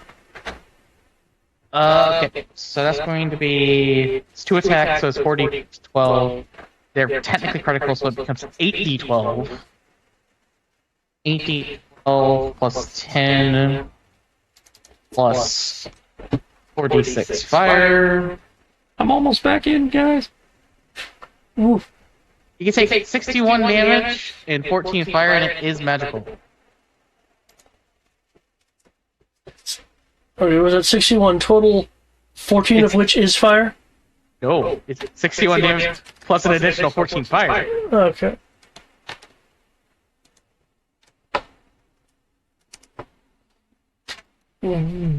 Water noises. I still feel kind of bad since I'm paralyzed, but... That's just like its clothing is ripped up, you seeing just water underneath the clothing. Ugh. Can you make it to the roofs and everything for these attacks to do a thing? It should be.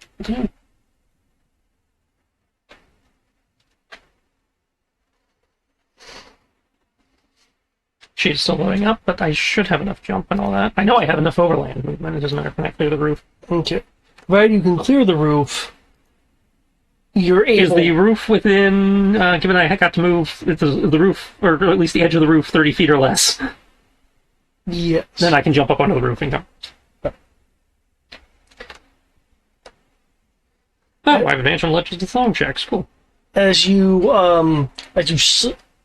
slash into it, the body collapses into a puddle of water that is much more than what it appeared to be. 50 gallons of water just... Hey! I got more limit break finally. spreading out.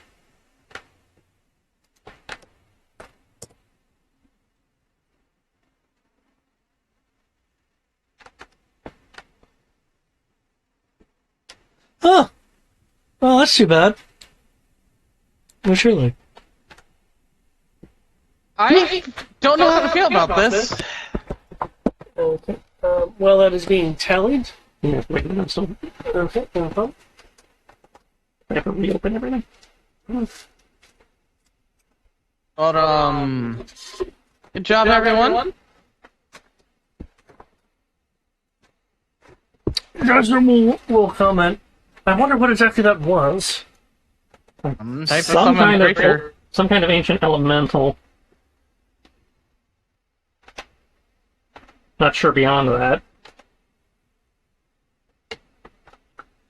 Okay, if people want, they can make active nature rolls.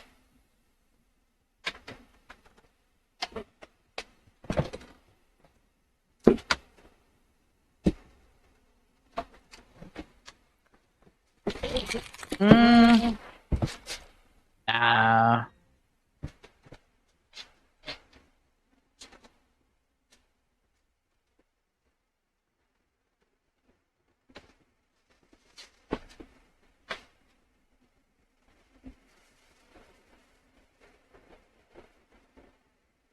Ah, David Spelling.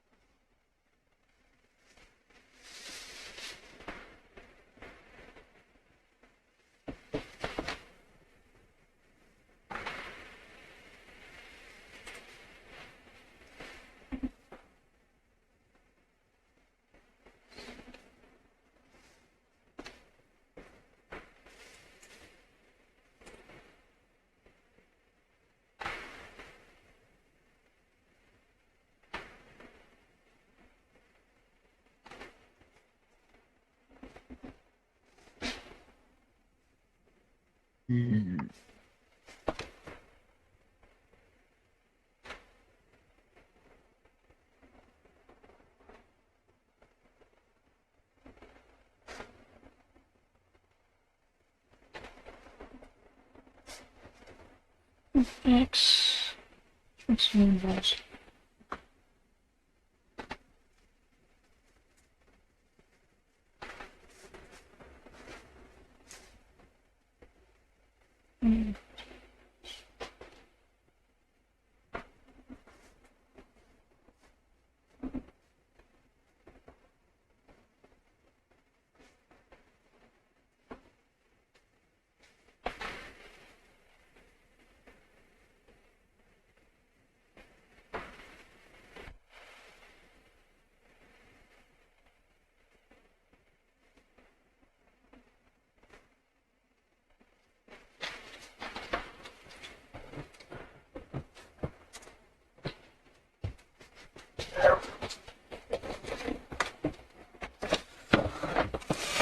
Okay. Okay, so from what I'm seeing here, no one did the nature rolls, which is fine. I just am confirming, and Oh, I had a chance. I've been. okay. Digger. Index. It's 9, so it's 21 in nature.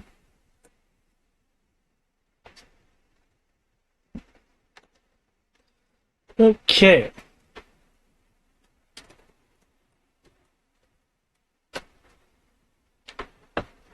This is a powerful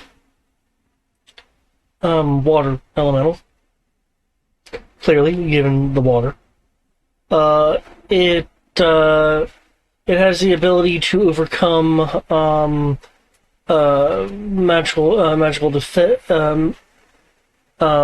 magical defenses easier than other things. Obviously, it produces control over water.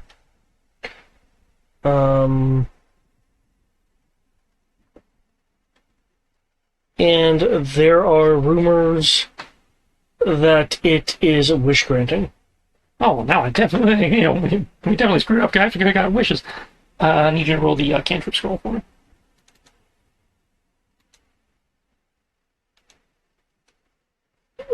Okay. Surprisingly, no coin. I haven't gone to the coin yet. Yeah. Magic stone.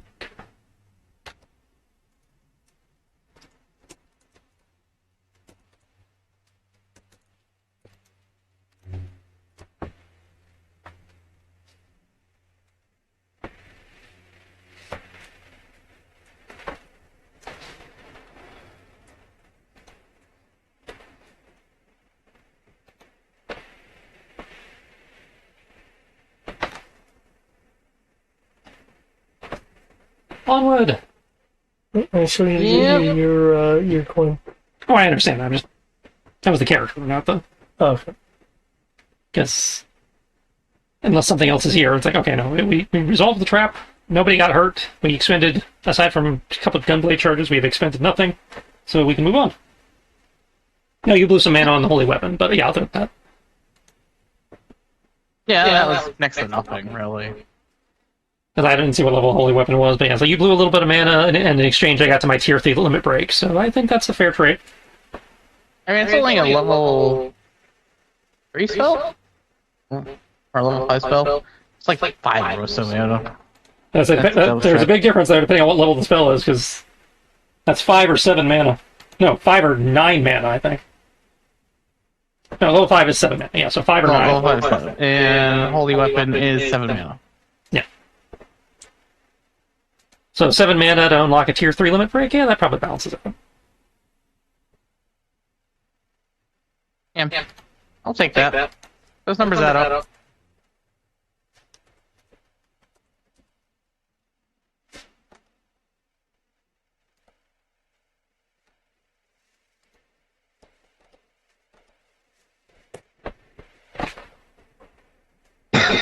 Ooh.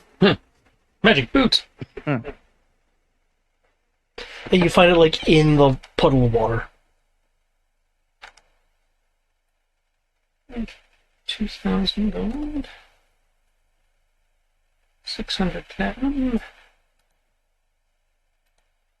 Boots of the Winterlands, which I remember correctly, are really nice.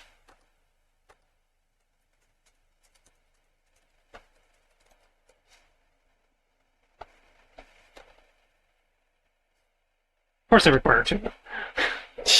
All the good ones do. Resistance to cold, ignore difficult terrain created by ice or snow, tolerate temperatures as low as -50 without any protection. Okay.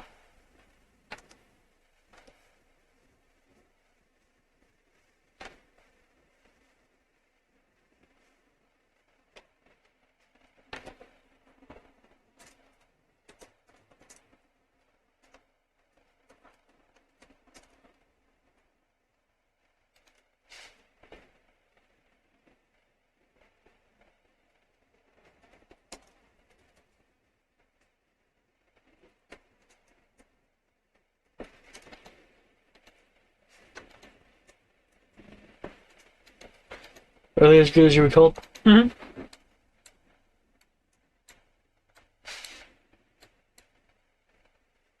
Awesome.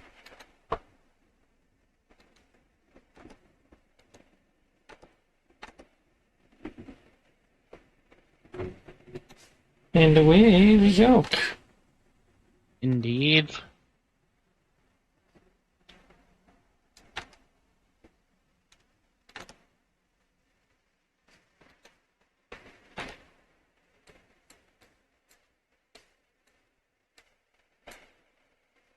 Okay. I see a big white circle. Do we actually know what that's supposed to be? That's not in your line of sight. Okay, so that's not something we were told. If it's something we were told about before, it's not something that's on the map. Or okay. That being said, not Rosara. Kaze? Kaze was high enough to be able to see it, but I'm thinking she was focused on Yeah. holding the thing. Okay. With that,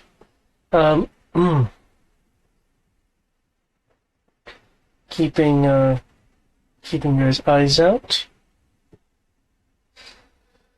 Can I get another perception roll as you guys venture closer to where you are sensing things?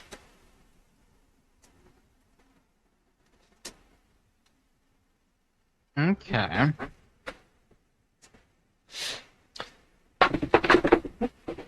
In the tray, please.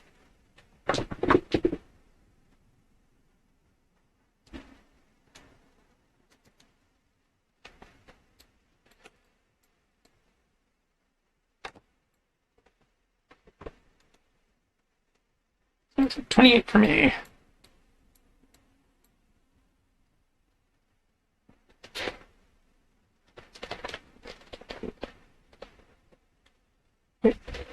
Anything from you, Amorous? You're just relying on Ro. What I would like to do is actually cast guidance. Okay. And you said what kind of roll was it anyways? Guidance is only good for a minute, so I don't know if it'd be useful here. It's a perception roll. Ah, that's a good point. Sure, I'll roll perception. Okay. Oh.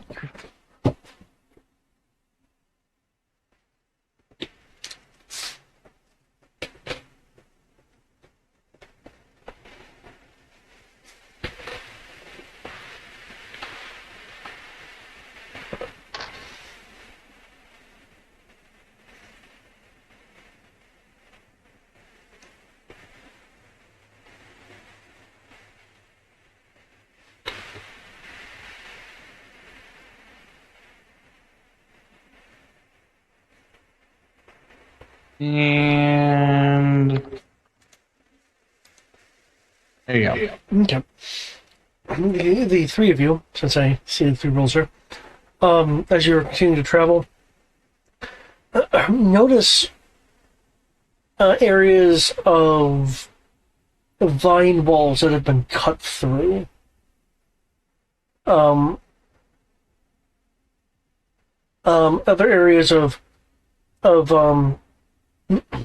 what looks like giant thorn spikes that have come out of the ground. If they have skewered anything, you don't see any evidence of it. What you are certainly seeing evidence of is other things around here have been setting off these would appear to be traps or deterrents.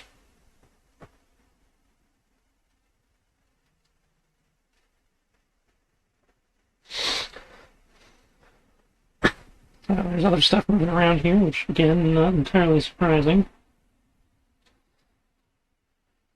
As you get closer to where you're sensing, where you're sensing the this person, Amorous, there is a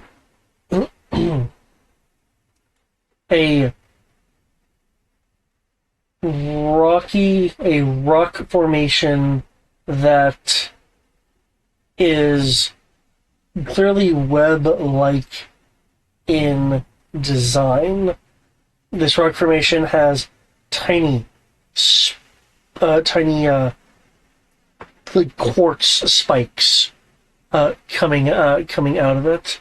At the top of this webbing design at approximately 50 feet from the ground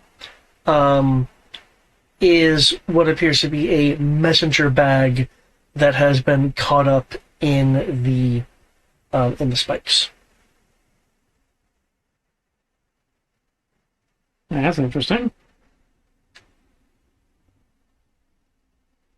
Who wants to try to get the messenger bag out of the trap?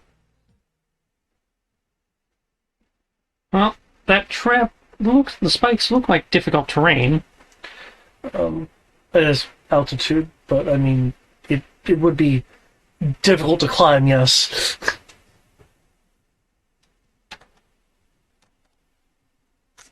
Well, I cite that because I am technically under the effects of freedom of movement. Mhm.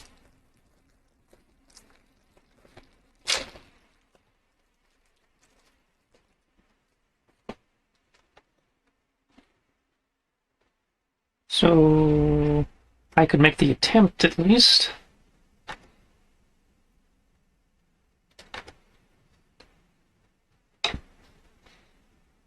Due to the web-like nature, usually it should be a climbing roll, or you're waiting for it to justify any other kind of roll. Yes. I would like to attempt to use the ring of reverse gravity to kind of fall upwards towards it, using the thorns to kind of guide my fall. Okay. That's kind of flying-esque, so I can see acrobatics for that. Okay.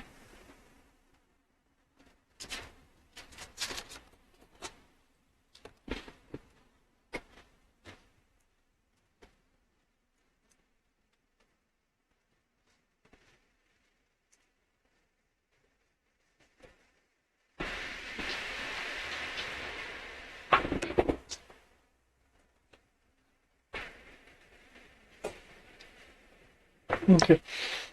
You're able to guide yourself as you're guiding yourself. You will notice that each time you touch the quartz spikes coming from this earth web, that it will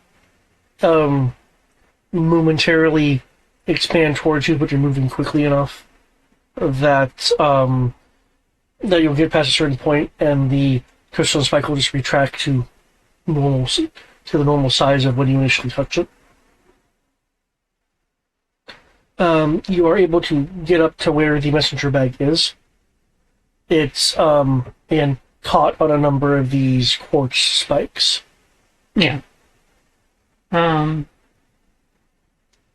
I attempt to maneuver it out, or is this going to be one of those situations where you kind of have to cut it out? You can attempt to maneuver it out. Maneuvering it out will trigger the crystal spikes to try to shoot out towards you, which would be a dexterity save.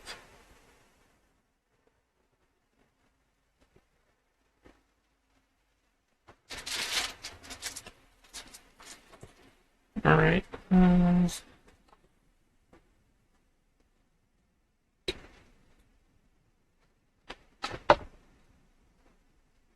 Dex save it is.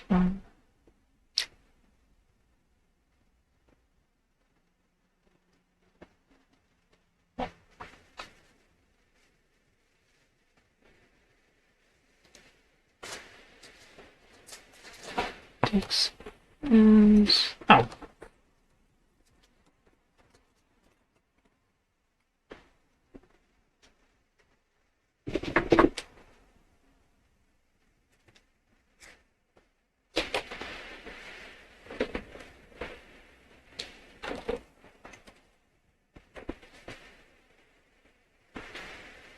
Do you have any form of evasion?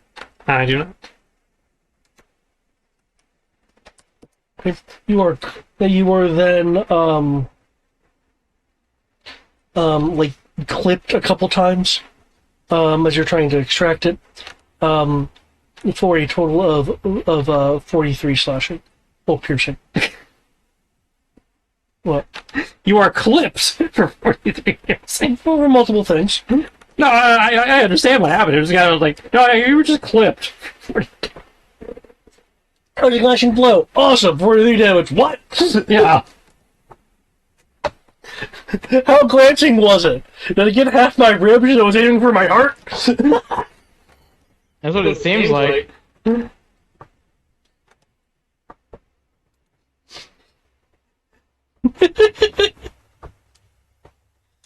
It's a little bit of everything. Hmm. I understand what happened. It was just the phrasing I was amused by. Yeah. I think if you were just lightly winged or, lethal damage for most of the game.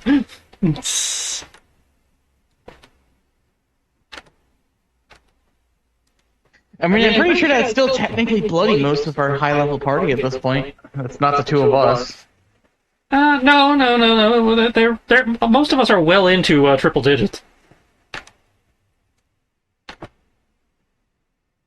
So I wouldn't think that would be half damage.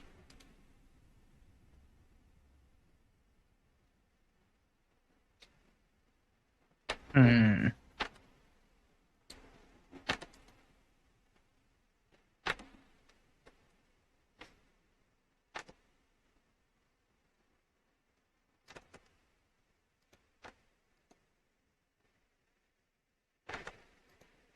I thought, Mint and Zasha.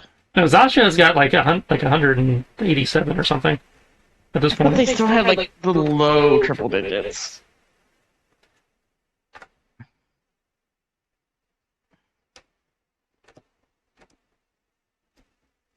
How much HP do I have again?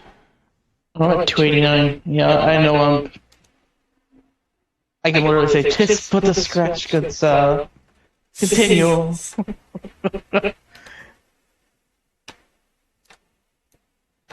Okay. Okay.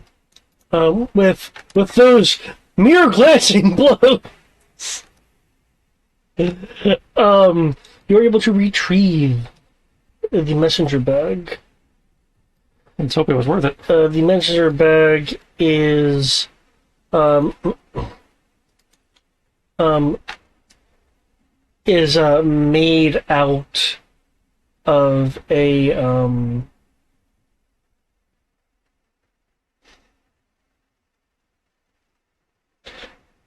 it is made out of a form of quote unquote volcanic leather. Basically, it was leather that was acquired from some physical form of technically fire elemental. There are some gems in it, and the clasp is locked. Toss it to Zasha. Okay.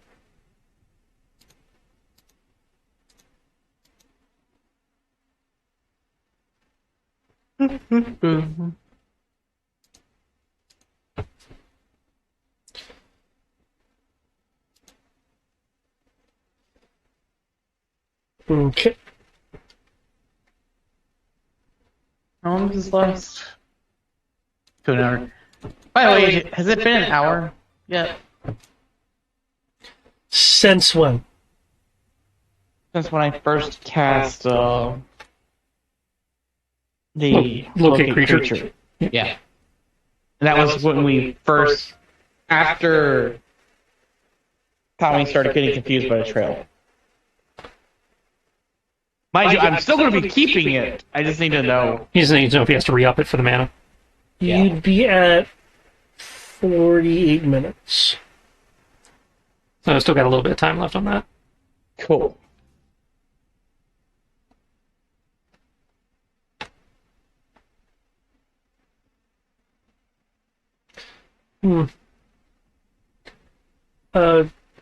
It's magically sealed.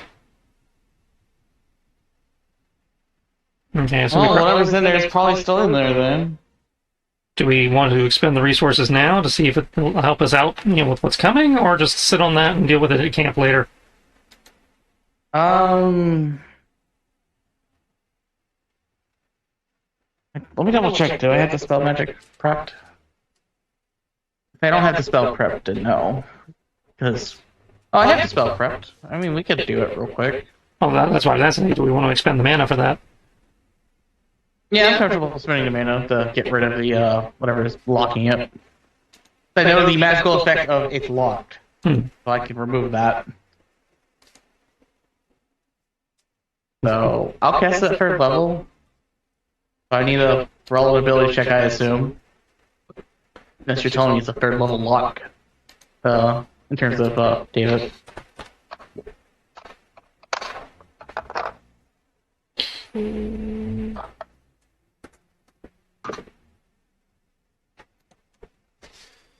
I'm triple checking something because your dispel should work, but It's any spell, 3rd level or lower. Choose one creature object for magical effect in range. And it's basically for the opponent's Okay. spell. Zasha, the only bard that didn't take a knock. That's right, that is a bard spell. And he doesn't have it. oh, because he transitioned Now to that the I bard. realize this, I'm just going to look at Zasha like, what is wrong? Oh, he transitioned from bard to arcane blade. So So it's Kami's fault. I'm still going to just look at it like, what is wrong? There's something wrong here.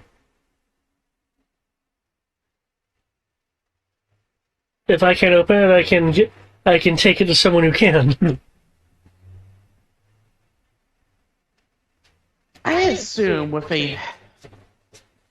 What was it, an 11 for a 10? A plus 10 Arcana. I know that the fact that there's a spell called Knock that bards have that just opens anything. Well, not every bard has it. It's just one that a lot of bard players take. I think wizards But can it's take it too. But the point is, it's common enough that you would expect the bard to have a pretty good chance of having it. Right? Be relatively common knowledge. That would be a GM call, I think.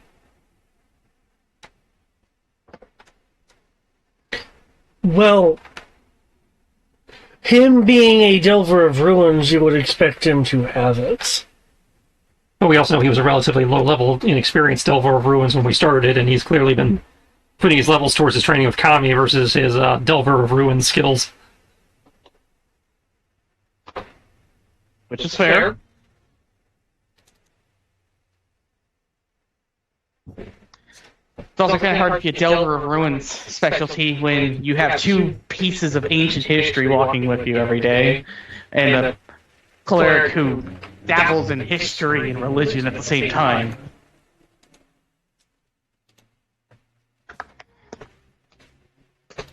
Or like a party of scholars, somehow.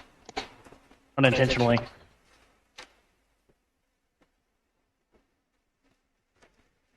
Which is both cool and funny at the same time.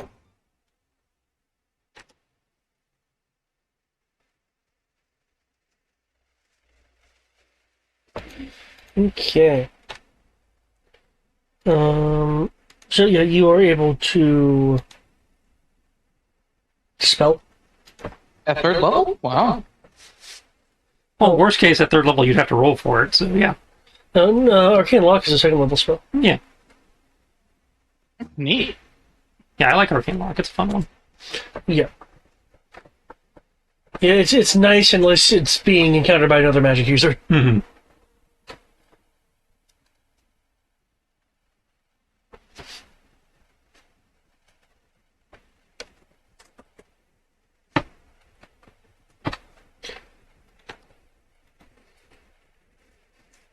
Okay. With that, it is openable. And Cool, inside. cool.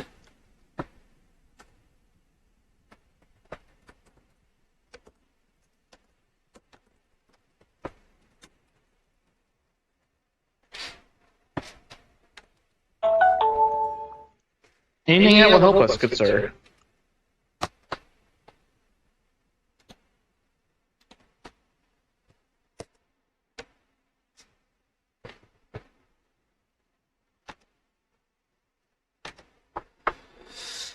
Yes, there are things in it. There's money.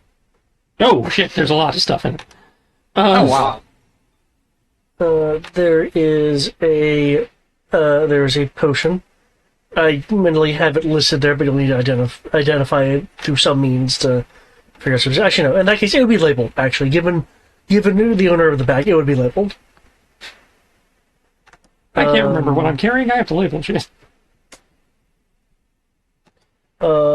A indecipherable at a glance map. A folded and rolled up sheet of chainmail. The chainmail does have a crest on it.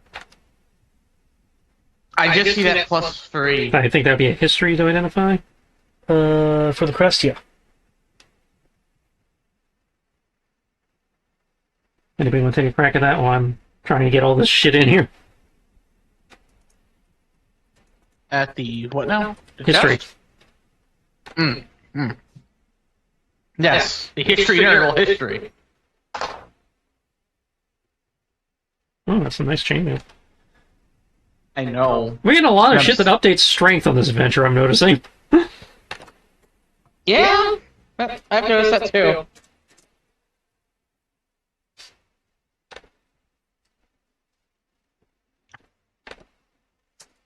And that doesn't push us past our limit, does it?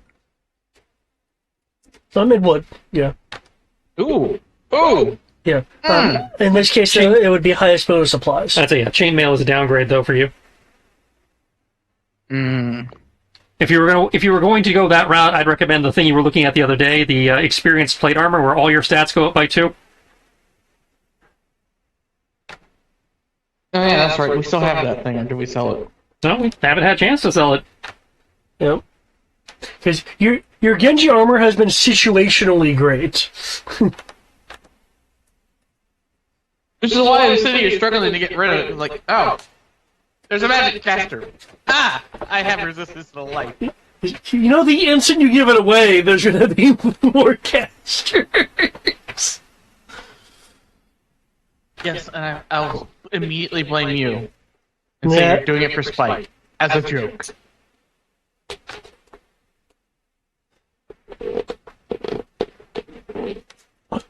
Oh, there you go. Legendary Augment Gem increases the area of auras by 15 feet. I'm not a paladin though, so that doesn't really work, unfortunately. No, but you're walking around with an item with an aura on it, that if you slap the Augment Gem on it, it would increase its aura, possibly. Also, don't you have spells that create auras? You do, as a cleric. That's right. I do technically create auras with some spells. Hey, hey David. Huh? Can I put a gem inside my gym? I heard you like gyms. No, you can't. You can't put it in the gem, but if you put it on another item, it might actually affect it. Because you have an aura ability, the Augment Gem is affecting the aura, the ability that is generating an aura.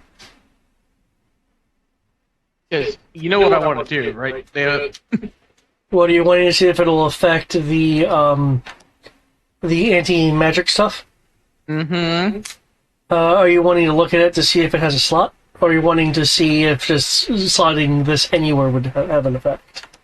I was jokingly saying, do I have the ability to insert a gem into my gem? To make it more gem. The anti-magic device does not have an augment gem slot, as opposed to most other items of this era. But again, if you put it in an augment gem slot on another one of your items, it might affect that gem. True.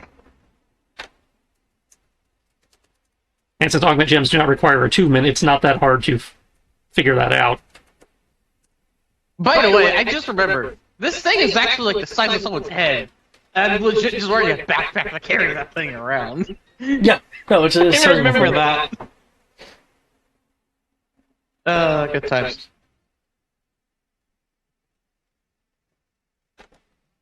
I wish I had a better dex to take advantage of that that chainmail though.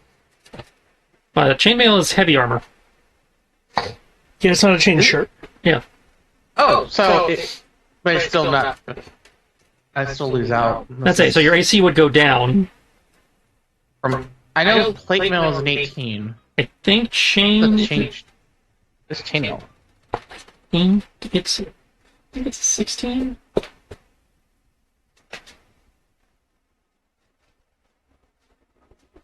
Chainmail. Yeah, 16. Oh, hey, look at that augment gem. Extra damage against dragons. Mm-hmm. I'm not going to allow me to have that. Well, that would require people to look at the loot crate, which, as we know... Only you do it, and I do it on occasion. Usually after I've made a big deal about people should probably look at this thing. Now, I have a question about this one. It makes a moderate echo. Are we talking, MCU echo or actual echo? An actual echo. So it makes a sound. Got it. No, as in the character. As in like the echo ability Taliesin has. Oh. That freaking show, yeah. It's like once I was educated on the original Echo, I'm like, oh, this show, This sucks. It's like I don't mind the character, I mind it being Echo. So we have against constructs, against Fae, against dragon. What else is there? Oh, that's a good question. Do we know what he is?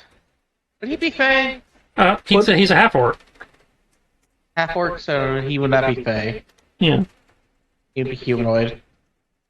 I'd say unless he's undergone some changes since I last dealt with him. The only known changes in this world make you corrupted or fallen. I was pretty sure he was half orc. I don't think he was full orc.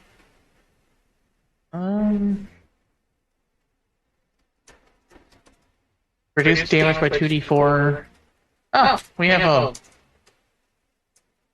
That's a hilariously sad amount of psychic damage, but it's hilarious. Well, the fact that it happens for free automatically doesn't cause a reaction or anything. It adds up. Yeah. That's one that might be good for somebody who's extra squishy, like, say, Matt or Zasha. Pulling at the That's gems. just a flat DR, basically. Yeah. Has like a flat 2d4 damage resistance, and the attacker takes psychic. Takes that amount of psychic damage, yeah. Oh! There is a very important augment gem, because we're fighting a druid, though. Mm-hmm. 4d12 damage against plant. Well, not every druid fights with plants, but from what we've seen, this one, there's a good chance this one does.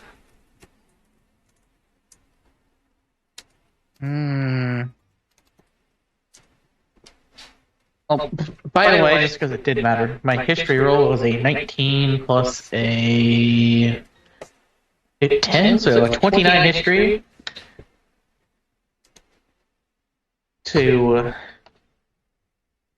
know what the crest is. Also, because I have cartography, I like to be able to roll to figure out if I can decrypt the map. Okay. Make a cartography roll, intelligence based.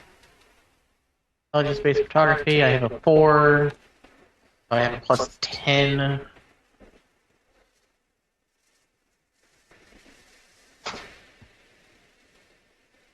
A 25 photography to know what the hell's on this map. Cartography.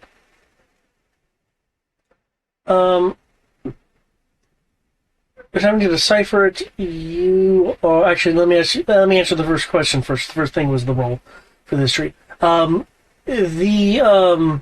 heraldry on the armor.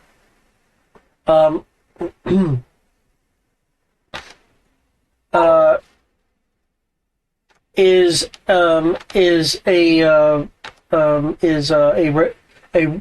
a reference to. It is is specifically. Damn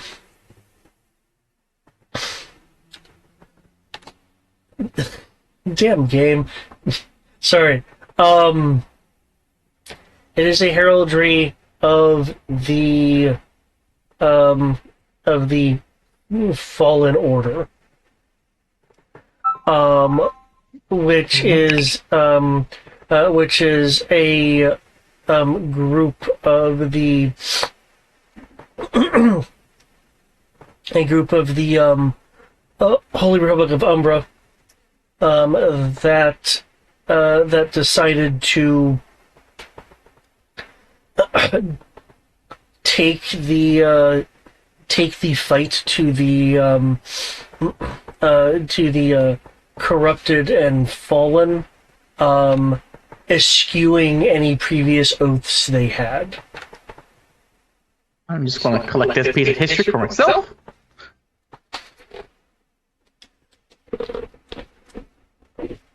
But I will only share that information with the party. As for the map, you're able to decipher the. You are able to decipher the map as to show stashes within the deepest parts of the river here that's going through the center of the Rashengol ruins.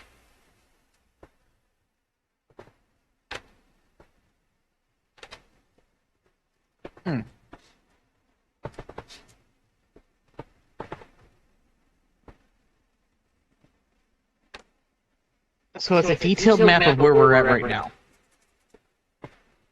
That's what I got from that. Yeah, it is a map of where you're at right now. With a note again, notes of stashes within the water of the Russian River, along with notes of other stashes within the Russian ruin itself. When you say stashes, am I hearing stashes in like a cache of valuable goods? Or statue? I just want to make sure I'm hearing it right. Well, I just found all of our loot for this adventure. Which I will say, hey guys, how are they been squirreling away all their stuff before he probably died? Given what's in this bag, I think it's going to be worth it.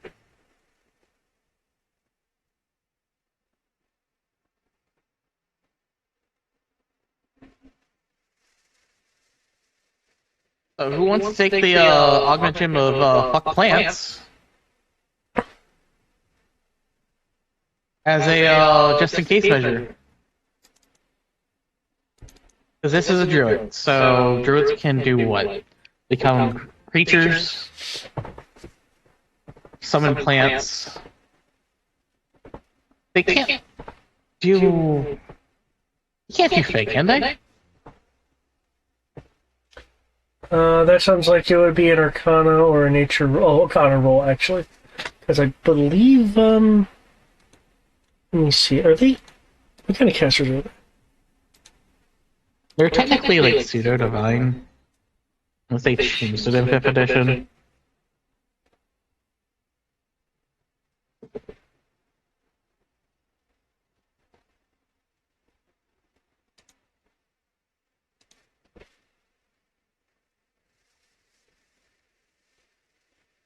What goes to writing, Tristan?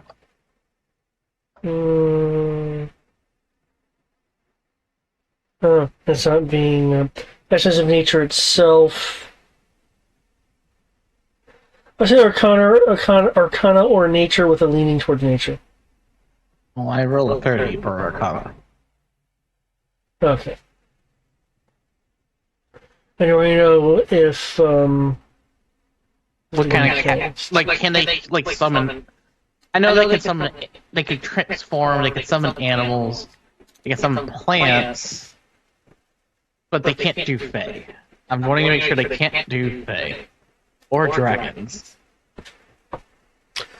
That's what I'm making sure. With that roll, you do recall that powerful enough druids can conjure Fae.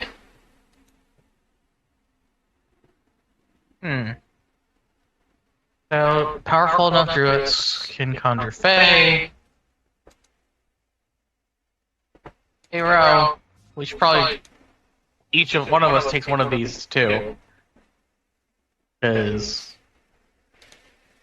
well, if he's a druid, he can summon plants and Fae if he's powerful enough.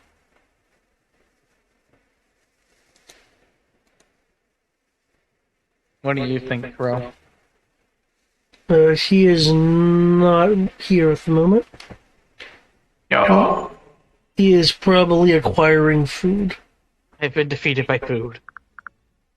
I accept defeat. No!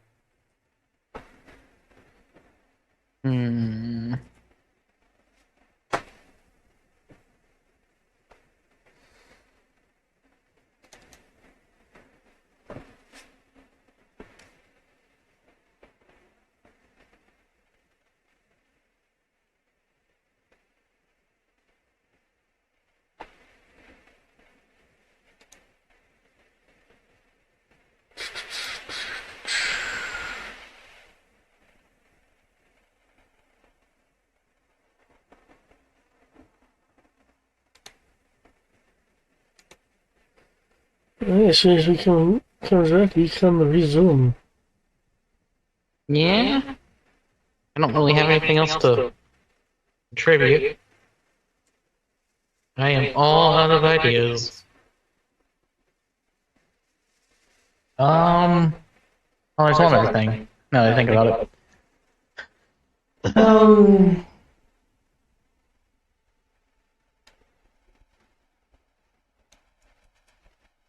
No, nope. Never mind.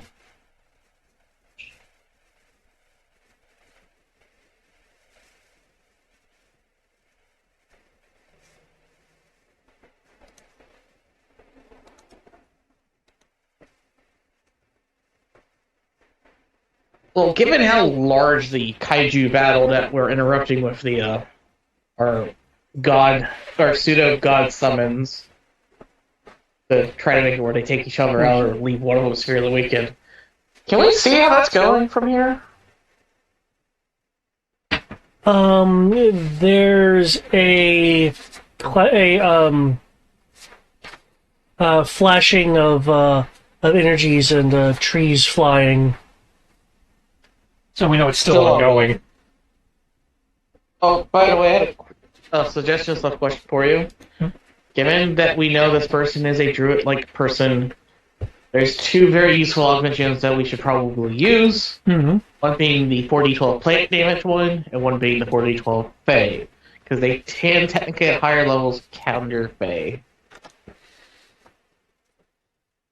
So, in addition to that, I don't know if you're here for this part, but I found the loot map. Yeah, I was there for the loot map. That's where I walked out. Okay.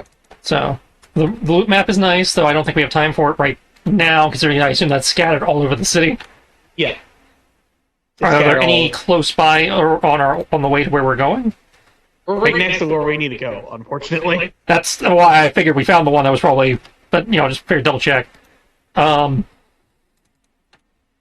I'm going to stick with my augment gem loadout, but your idea is good. So maybe somebody who is not currently equipped with augment gems on their weapon? Well, I only have a 2d6 fire one.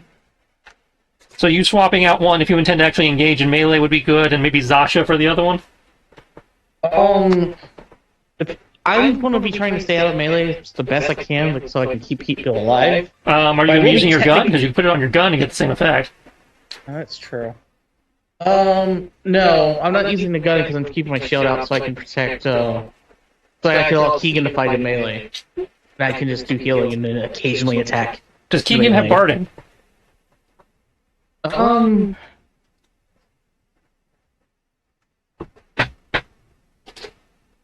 He technically would. I thought you gave him armor.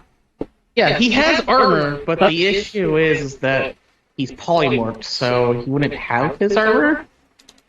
Technically, I don't know. Sometimes sometimes the equipment changes with you. Sometimes it doesn't. Even then, I'm pretty sure the dragon's natural AC would be better. Well, I understand that. I'm just saying if you equipped it to the armor, then his natural attack, then his non-breath attacks would get the effect. That's a good point.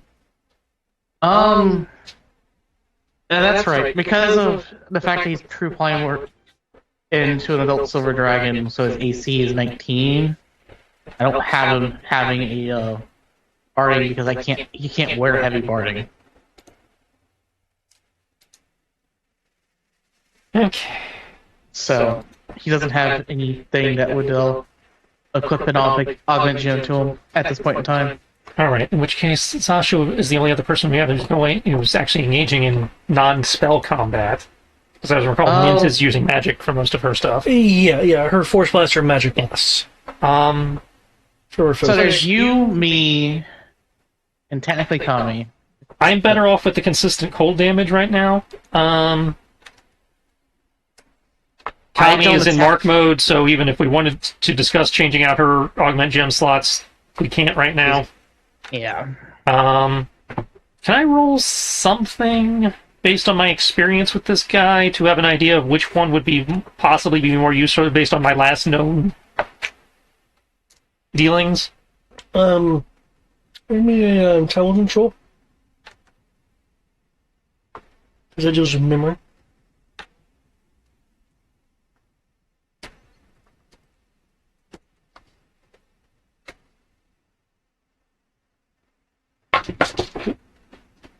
In. In.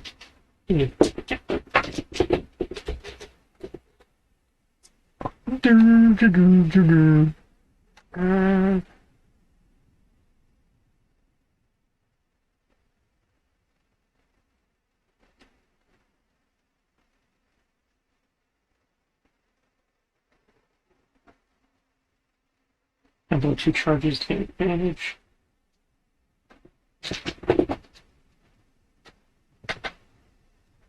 Still not great, but better than it was.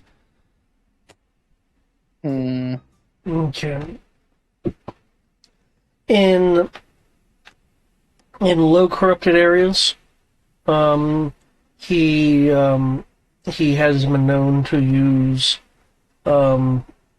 conjure Fey as a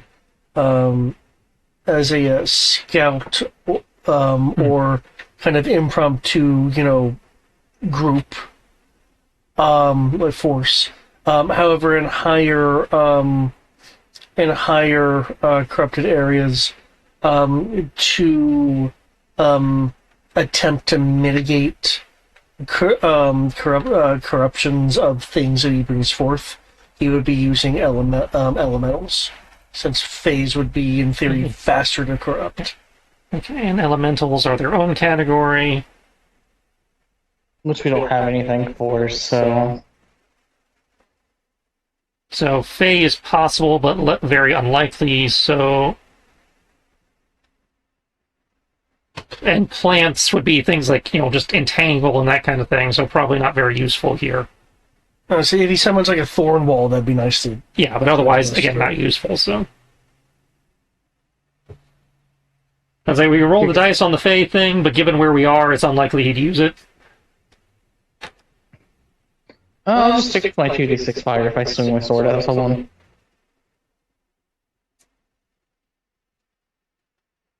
I was just trying to find an excuse for us to accept spending the mana and you getting 43 points of damage.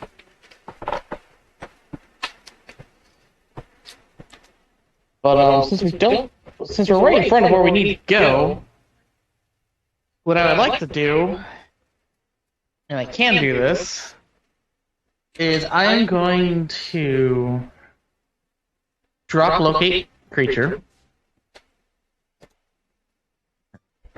Since we're about to go into the next fight. And I think it would be very wise for us to have prepared for this. I'm going to cast... What was it called? This? Range spell, 120 feet. No, that's not... Well, it is a concentration spell. Did you see the one in here that says when using an action to cast a spell, may cast 3 additional spells? When the fuck did we get that? I do not call that one. It's in the legendary category again. People gotta read. Yep. Keep in mind, it's not 3 spells, you still have to give the cost. Yeah, but it's just, one spellcasting action gives you 4 spells. I'm just going to put that in my sword.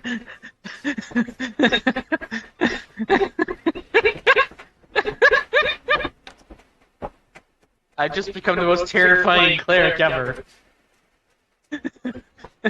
Actually, no, I'm not going to put that in my sword. I haven't used my armor. Well, I have one of my armor for lightning shenanigans. But, whenever we double lightning, fuck that. I'm going to replace my lightning augment lightning resistance augment with that. Okay. Sure. I can cast 4. No, that's technically I can cast 5 spells a turn. Just remember, anything beyond the first one has to be 2nd level or less in theory. Well, that's fine. So you did not want the aura one. Well, I was trying to think of using the aura one and putting that in my shield, because I was thinking, as a big fuck you to everything in the area, casting anti-magic, and then, have a giant 10-foot area, make it a 25-foot area, around Keegan, of all people. Just be aware, a lot of us are using magic, so that could be detrimental. Yeah, that was why I was hesitant to want to say it. Quintessence is double checking. For the duration, your AC can't be less than 20. You can't be frightened. You're immune to the necrotic. Each hostile creature Toss this one to Zasha, because 120. as I recall, he was fighting at ranged. Increases ranged weapon damage attack by 1 step. Yeah, that would be good for him, yeah. Freedom of movement isn't an aura effect.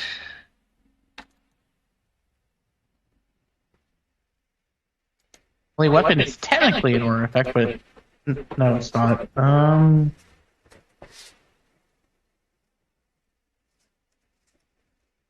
Yeah, see, the expanding aura is deceptively useful for non-paladins. Mm-hmm. You'd have to actually think about it. Oh. That's I can use it on this. I mean, it's only a 1d4. Never mind.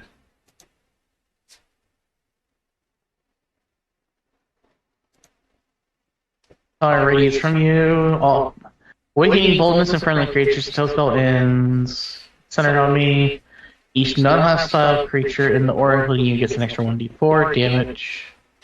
That doesn't scale up, so it's kind of meh. Protection from energy isn't an aura. I don't think I have very many aura spells, unfortunately. I know there's like Crusader. There's like Crusader's Mantle, Aura of Vitality, Yeah. Aura of Protection. I think it's actually Aura of Life. Yeah, Aura of Life. Beacon. Beacon of Hope. Yeah. Oh, that's right, Beacon of Hope. That's what I do have.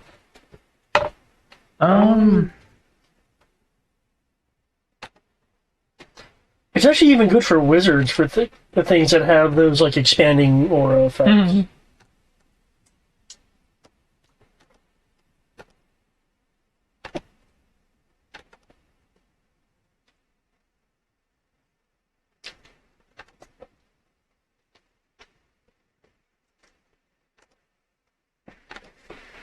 What does Beacon of Hope do? Hope Vitality, any number of creatures in range. I know the big one is maximized healing. I don't know if I get that as a War Domain Cleric. Beacon of Hope is just a cleric spell. No, I was talking about Maximize. No, Beacon of Hope, that's the effect. It maximizes healing. Oh, that's right.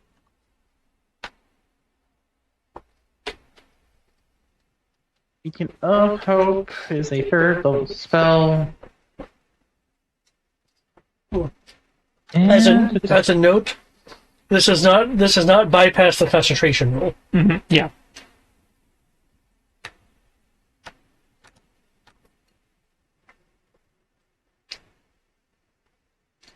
And it's range 30 feet, and it only happens when I cast.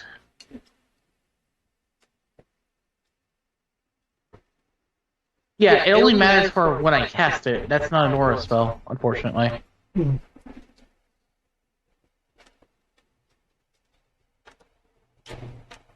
It's not having like an healing within this radius. No, it's the spell bestows hope and vitality. Choose any number of creatures within range. For the duration, each target has advantage on Wisdom saving throws, Death saving throws, and regains the maximum number of hit points possible from any healing. Yeah. So it's you just have to be within range of me when I cast it. Oh god.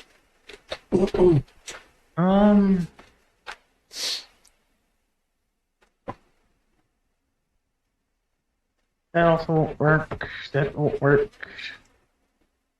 I mean, technically Quintessence would work because that's technically an aura. I don't think I need to make a 120-foot spear on myself become 135 feet. That sounds excessive. And it's my AC can't be less than 20, can't be frightened, immune to necrotic damage. Actually, immune to necrotic damage might be nice right now. Each hostile creature that starts its turn within 120 feet of me, of me, or enters that area for the first time on a turn must succeed a Wisdom saving throw, or be frightened for a minute. A creature frightened in this way is restrained. Frightened creature repeats the saving throw until at the end of its turn, any effect on itself on the success. The creature's saving throw is successful, or the effect ends For it, the creature is immune to the frightening effect of the spell until it says it's cast again. So I mean, it gives me a bigger bubble of fuck everything. Everything is restrained. You shall not touch the child of God kind of feeling.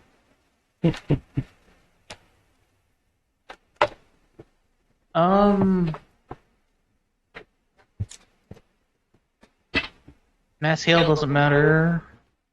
I want to use this, but I can't think of anything. It makes me sad. Well, the big one was your anti-magic. Yeah, the big one is the anti-magic field will become a 25-foot area, which is kind of terrifying. Yeah, now are you wanting to confirm that? You guys are talking about it, but you're wanting to confirm that. I'm not talking about the anti-magic part of it. I'm talking about the just anti-magic field becomes a 25-foot area. No, I'm talking about the anti-anti part. Well, the anti-anti part just means, well, if you're close enough to it, it gives you a +2 boost to your level when you cast it. Yes, we have that thing where anti-magic fields don't apply to a 5-foot radius or whatever it was around you. Yeah, that's true. So that would become a 20-foot radius. And a 20-foot radius based on Keegan would be kind of terrifying to think about. Assuming it works that way, which again we need to try out. Well, I technically, according to rules, take up the space because I can be anywhere on Keegan at any point. No, I'm talking about we need to try out to see if the augment gem enhances the aura that already does. So yeah, I can put that in my shield. Just to see what happens. I don't have an augment gem in my +3 shield. Or Yeah, so yeah, I can nullify anti-magic with a 5-foot radius. So yeah, see if that becomes a 15-foot. See if that becomes a 20-foot radius. Doesn't the effect for the increasing the level of your spellcast effect is in that radius as well? It says for the user. Yeah, never mind. I was trying to share that part too, but... Oh wait, well, that's right, we're fighting someone who likes to use Nephesite. That's a good point. I remember. So yeah, they're using Nephesite bullets. So yeah, I would put it in my shield just so I figured out that part. That's kind of important too.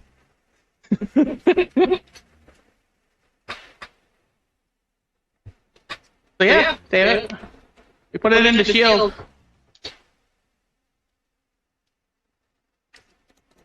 Okay.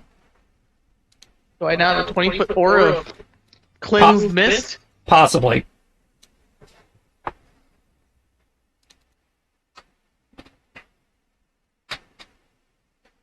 Okay, Mint will, point towards the 3rd floor of a nearby dilapidated building. Mm-hmm. I'll need to get up there. For anyone looking, there'll be a partially hidden a pyrofly. Hey, Keegan, can you give her a tail ramp? You could have just asked Keegan nicely since you're riding Keegan with me. Yeah, well, Keegan will gladly. I'm pretty sure me saying Keegan will help her will be more than what Keegan would probably. I mean, she was asking. She was going, "Hey, guys, you asked me to do a thing. I need to get up there to do it." So, yeah. So Keegan will do that thing to let her go up there. Okay.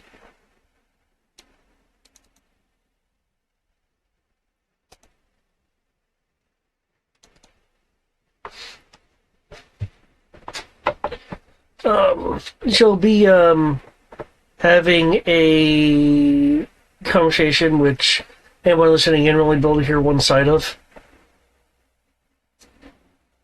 That's kind of par for the course, unfortunately.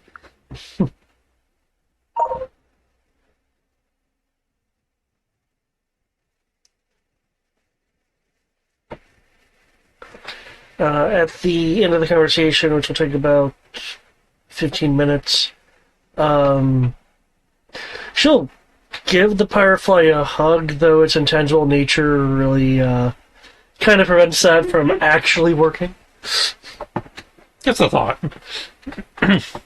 It's the thought that matters. If Keegan is acting as some form of bridge or elevator, she'll go back down. Keegan elevator brings her back down. Well, that was a helpful spirit. What they have to say? What made you want to hug them? That, Huh? I said, what made you want to hug them? It sounds like they might have had a sad story. They got my attention. Mm. But, mentioned there was a green man here in this area, which you already know because you were detecting it, but, she mentioned that, he was setting up a trap for anyone that may be following him, and that he was wearing. Oh, her level's in Arcana. She doesn't even need to. Okay.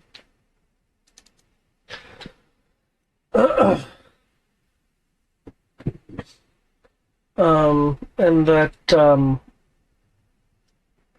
he was wearing a amulet, which when described, sounded like a amulet of non-detection. And what the fuck have you been tracking? I'm kind of curious about that because that's based on your description. And actually, that's a good point. I have no reason to drop my concentration spell, so I'm still tracking something. That's right, because the amulet should prevent you from being able to do that. Exactly. She had also mentioned was doing something concerning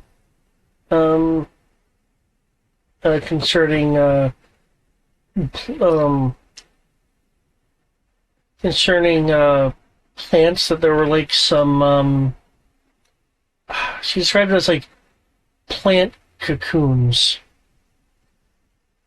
More of those. which is okay. something that I'm not no, not like the trap that. Oh, not like the trap. No, more like maybe a better description would be like a closed flower, except it's plants, Yeah. or like vines instead of petals.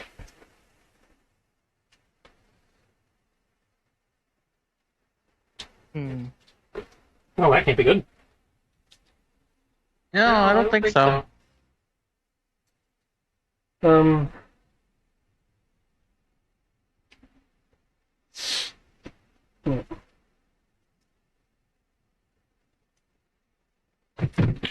Yeah. Yeah, but what is concerning me is, I mean, with the way I understand how what you're doing works, you're obviously tracking something, but it can't be what we think it is. Yeah. The issue is based on an accurate description of the person. So if the person's wearing an amulet of non-detection, it wouldn't work. The spell would fail. Unless the amulet of non-detection is actually a cursed item. Or if they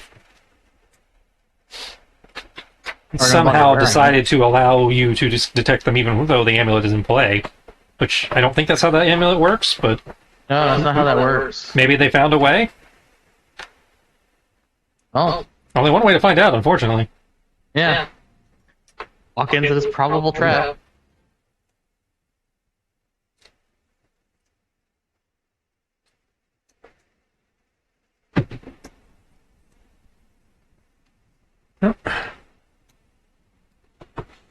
Either way, though, David, Hmm? you still haven't told us the results of putting in the aura boosting gem for the anti-magic field. How are you testing it? I mean, we have some of those Nephesite bullets. Yeah, but the net sight bullets, you'd have to get shot with them and it affects your magic ability. That wouldn't tell us if the radius increased. It would, if we do it to someone that's at the beyond the 5-foot range. My point is we don't know if your aura affects those bullets in the first place. Uh, Because the bullet, getting hit by the bullet doesn't take away your magic ability. yeah, that's a good point. Somebody would have to actually put out an anti-magic field and then we'd have to see what happens. Well, I'm the only one capable of doing that here, unfortunately. Do you want to learn the mana, or do we just want to roll the die and see what happens when we get there? And we'll cross that bridge when we get there. Okay. Live fire experiments. I mean, worst comes to worst. I'm still not affected by it. It's not like we're using that slot for anything else at the beforehand anyway. Yeah. And that's just too useful not to have if it actually works for something. For what we think it will. Alright. Charge! Mm-hmm. Also, I am terrified of the fact that I can cast so many spells right now.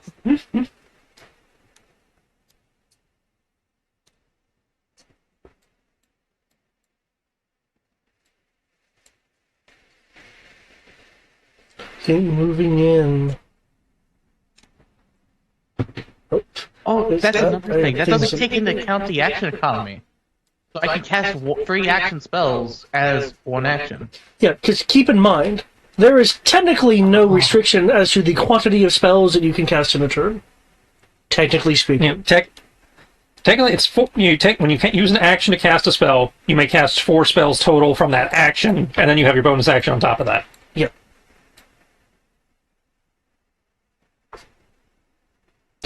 So in theory, you could throw 5 a turn. I can cast 5 guiding bolts. Yep. If you wanted to burn that mana, you could totally do that. Let me get my eyes fixed. Fix yourselves. I I had to reset the token because it wasn't tracking. Oh, okay. I was like, I don't remember dropping you there. No, I had to reset my token. Once we do get closer, I can do this. I'm choosing to do this. I'm going to drop the locate creature now that we know that whatever I'm tracking is in this building. I'm going to cast Shield of Faith. 75-foot aura. Oh yeah, Shield of Faith is never mind. It only affects 1 person, not anyone within range. Unfortunately. Yeah, I was about to say, yeah, that's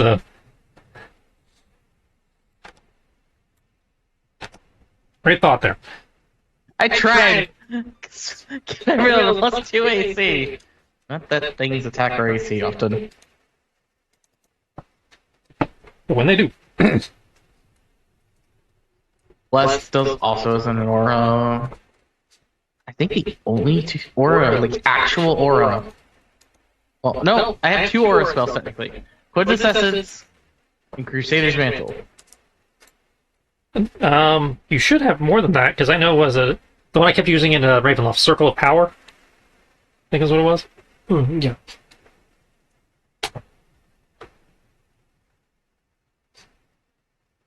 Circle of Power. It's a paladin only. No, it's not. Oh, Compendium says it's paladin only.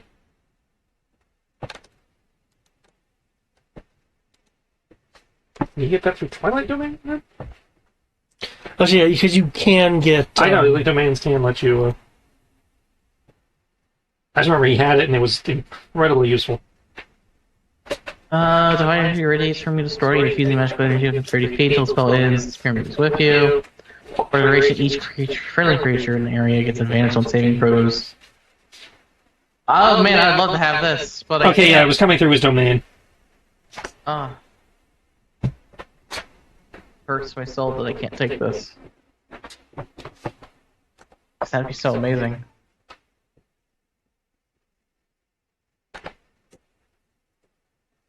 Well, you can always blow a feet on it. Hmm. Because it is amazing. And that's like the most useful thing ever for our level. Yep.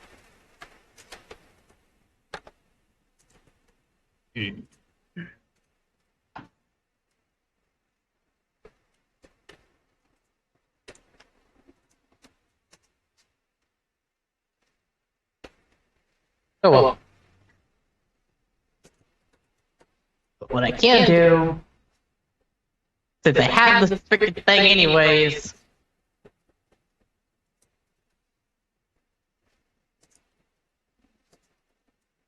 do I want to have Beacon of Hope right now, or do I want to do Crusader's Mantle right now? That is the question. Both of them only last a minute. One gives an extra d4 of damage. No ability to level it up, unfortunately. The other just gives maximized healing, and it's not aura.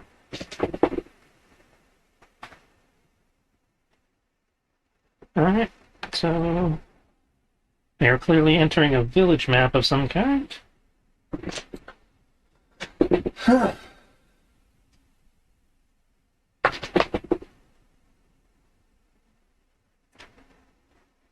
See anything good? Whoever we're looking for is in here. Well, yeah, that's why. Like, if we gave a change maps, I assume there was a description to go with the change. He hasn't given it yet. Yep. You That's what I was go asking. and through the urbanscape. There's still floating crystals about near buildings. A number of these are actually not crumbled. There's a large hedge across a stream that is obscuring the immediate ground level of what appears to be a broken down manor keep. Above it, hovering, is a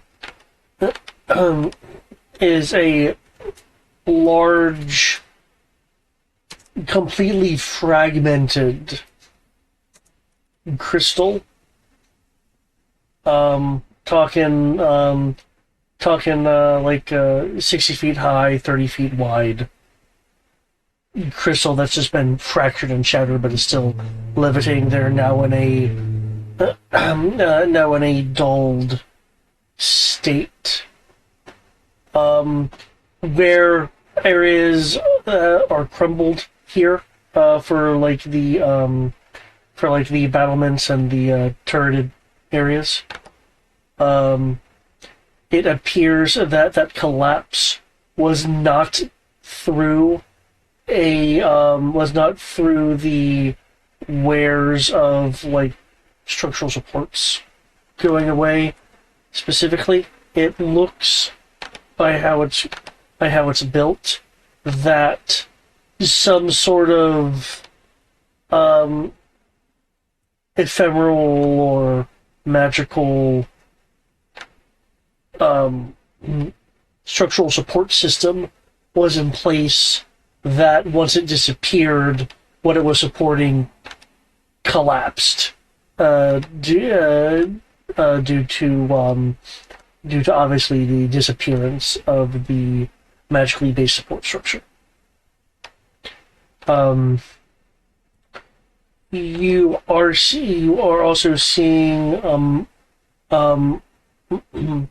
embedded into the walls are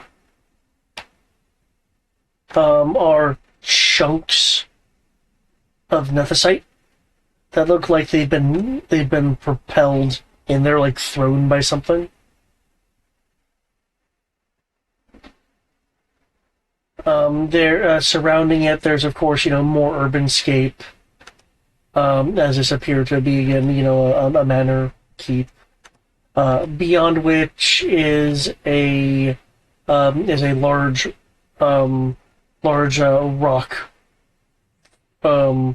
rock formation to the north of it.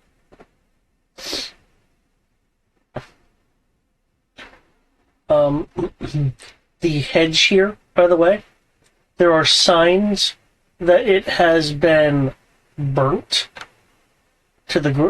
burnt to nothing, and then regrown clearly in either a swift manner or someone's been coming by here for a while. Given that you're dealing with the druid, it's entirely possible they just made plants grow. Mm-hmm.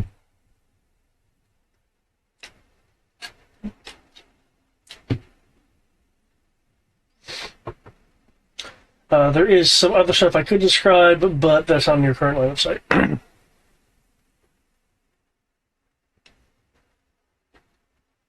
Well,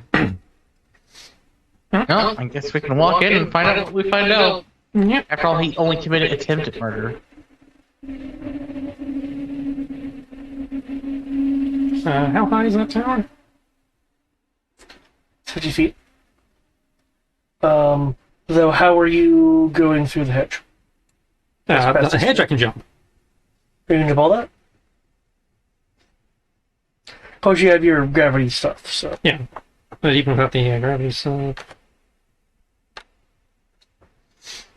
15 feet? Yeah, my long jump is like way longer than that. I mean, obviously it depends on how high it was, but my long is 84 if I got a good start.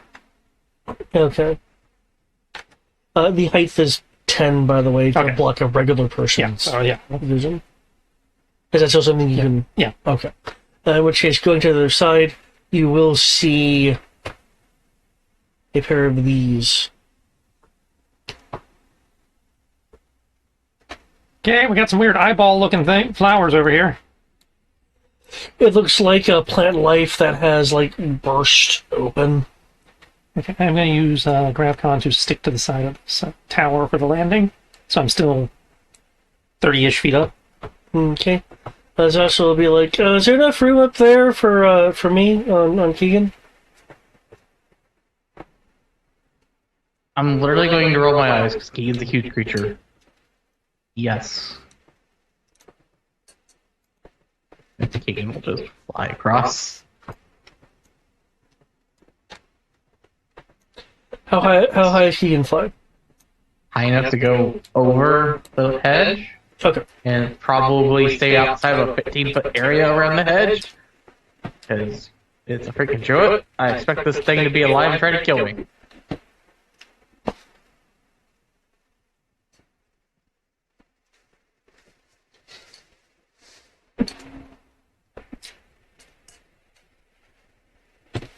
Oh yeah, I still have this thing.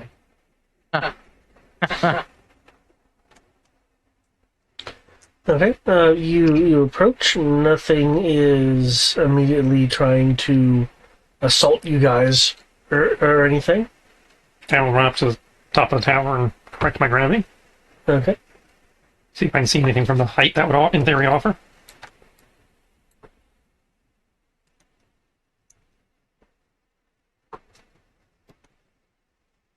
On the rim of the upper level over here, above this cracked surface down here, is this individual.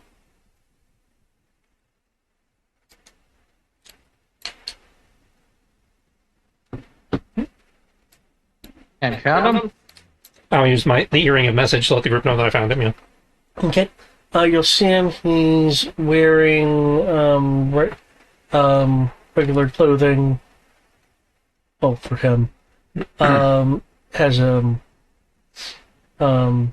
rapier, though it's currently sheathed, and is looking out towards the other side of the manor.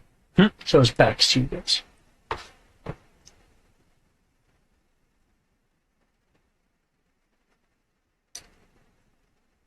Is the door on the other side? Looks like the door is probably on the other side. That's why he'd be looking that way. No, he'd be facing the doors on our facing us. Is it? Yeah, the door is right there. I mean, that's a door. I wasn't sure if that was the main door. This looks like a courtyard. Hmm. So I assume that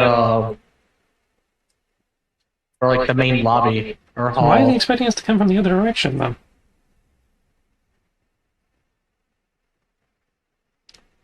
Well, it'd be in that direction. That's a good question. I don't see anything. Any indication why he'd be, expecting us to come from that way? You can make a perception roll if you'd like.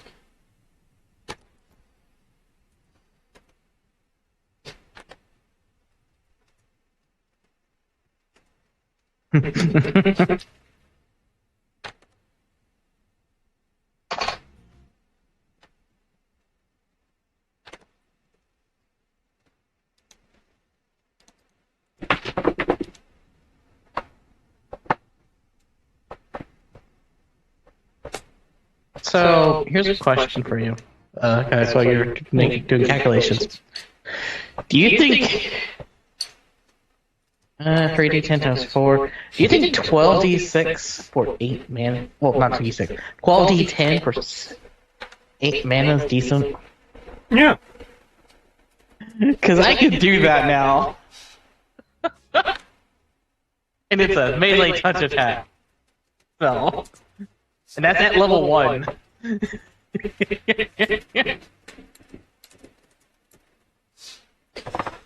Okay, looking on the other side, you're seeing, more damage here.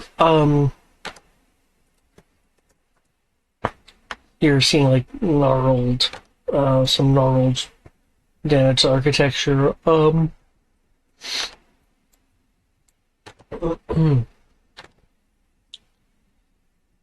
You are not, like, overtly seeing anything that would inspire, like, rapt attention. There's some damaged artwork. There is a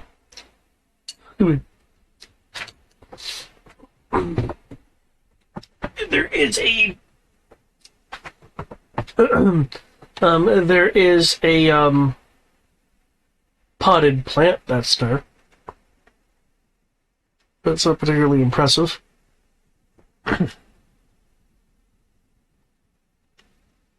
Okay, then. Oh dear lord, I just realized something that's technically even more terrifying. I cast all of these at first level. They technically become third level because of my item. Mm-hmm. So it's actually 5d10 times 4.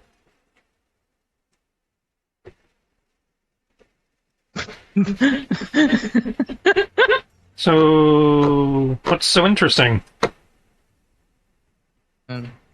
Dragon will show up as well. Conveniently next to him. Still flying or perching? He'll perch. If he thinks the building could... Like, he'll try the perch, but he'll still keep his wings until he knows the building can hold his weight. The battlements can, but other areas probably won't. Well, then I'll sit on the battlements not too far away then. Alright. Keegan's presence must be made known.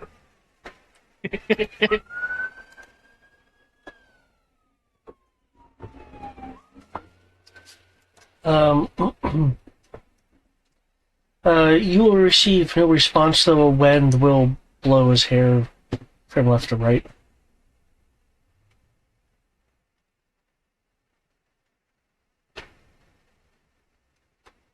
Even what I'm seeing on the map, it shouldn't be too impossible. Picking up like a piece of stick or other debris from the roof, chuck it in his...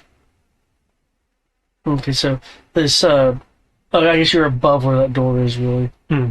Okay. So you're just picking up everything and chucking Whatever that, brownish rim around the Yeah. the cobblestone is. Okay. It's a small stone. Yeah, so just experimentally chucking a small stick or something to see if he's actually there.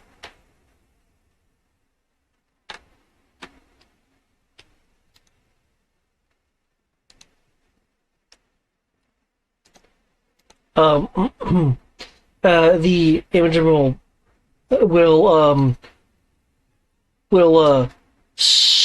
will split into vines bursting out into a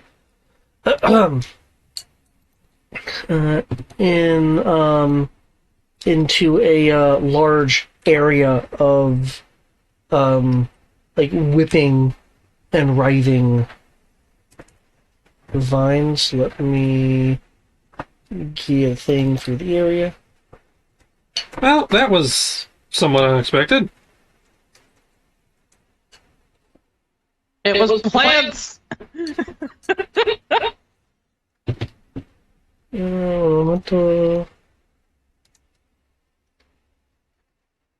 Actually, no, that kind of makes sense if you think about it, because we did it based on his description. Mm-hmm.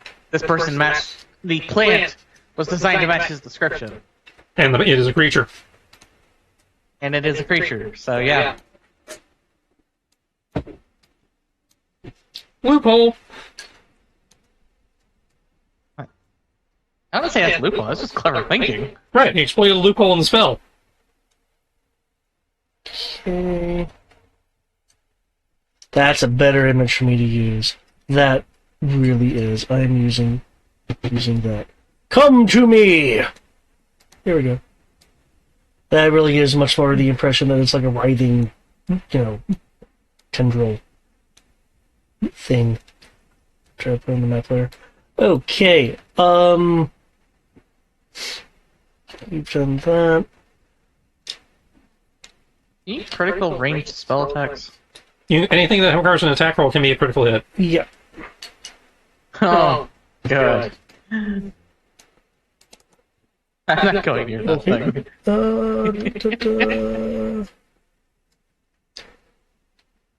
Bro. Well, any of us are going near it by choice. Let me double check that. Okay.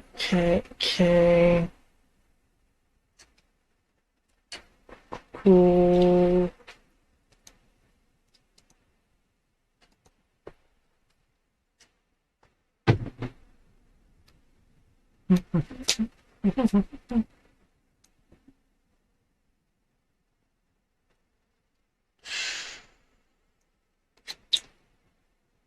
Should... Oh. Okay.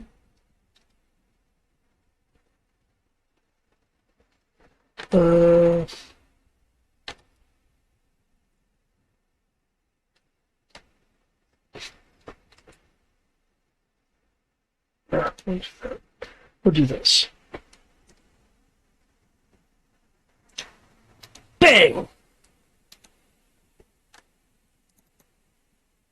Ah, he shot at someone. Presumably me. Magus! I guess you need to roll your AC real quick. I already did. That's there. Oh. Wait, you're within 5 feet of me! I impose disadvantage! I mean, I could do that myself too, but I can't help you increase your AC, but I can at least make him roll again and take the lowest. Cause shield. I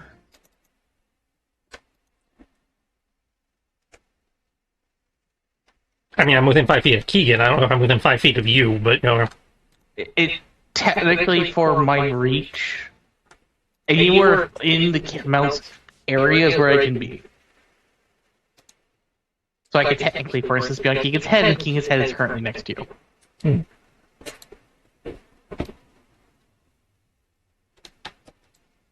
But if I wanted to be on the other side of Keegan, I will have to move 15 feet. Okay, I see 13 plus 2. Yep. Okay. So I got it down to a 19. I tried. I cut it by 10 at least for you. Yep. This will hit you for the listed damage. Let's start your next turn. So 18. No, that's also 7. So that's 25. 3 of it lightning, 7 of it fire, 15 of it just piercing. Well, you see, this would be a thing, except via arrow riposte until the start of your next turn, as I can use as a reaction. Until the start of your next turn, solid projectiles within 50 feet of you may redirect to other targets within X range. Roll a proficient dexterity-based range attack. Roll against the AC of a target at disadvantage if at long range. Arrow riposte may times reaction, but only within the normal range band of 150 feet. Which, I don't know if he was within 100 feet or not. He definitely is. Unless the stone walls are much. Now, it much says taller. the attack roll is made at disadvantage. I presume that's my attack roll for sending it, for redirecting it. Is that disadvantage because I'm doing it as a reaction? yeah. Okay. So I can just deflect it as a reaction, no problem, but anything I try to attack, I'm rolling at disadvantage. Yeah, if you're as a reaction, like deflecting or reflecting. Okay, I'm just like deflecting it into the pavement. I'm not trying to. Okay.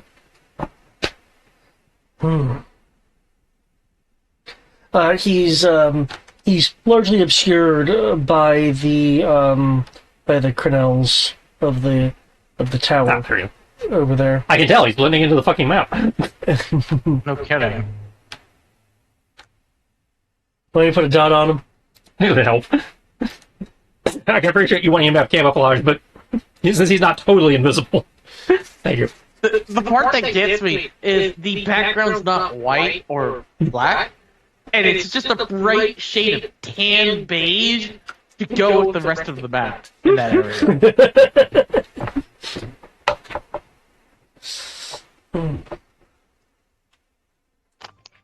I thought that was you, Willow Thrush.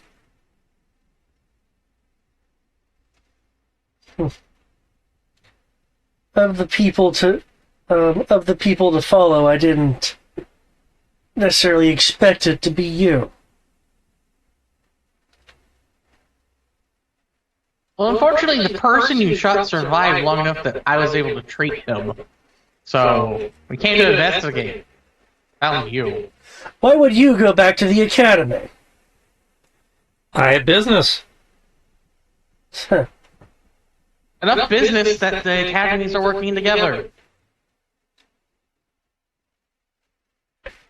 What kind of defense did you put up? I didn't offer one way or the other. That's all been, that was settled a long time ago. None of us are satisfied with the results, but we're here. But we're dealing with moon stuff, and that takes a little bit more precedence over, my past fuck-ups.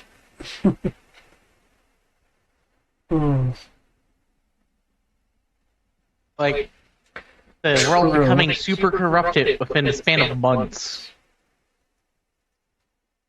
Kind of issues. Yes, your great quest to stop all of this. Not a bad one.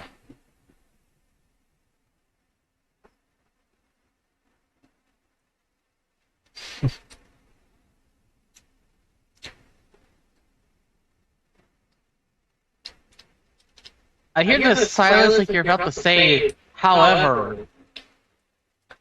Very astute, you. I mean, it's been, what, decades at this point, bro, right? Has he prepared his evil monologue for his fated duel against you?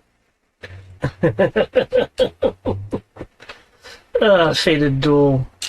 Oh, you're making it sound like this is much more personal than it needs to be. Oh, it is personal, and it does need to be personal.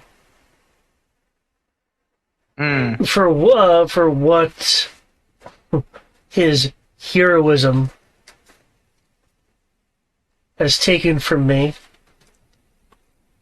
I will take something that at least adds up to an equivalency. No, So- I'm not going to go to your town, and I'm not going to slaughter your family. Oh, good. So that'd be a little disappointing for you, considering I'd already accomplished that fuck up before I met you.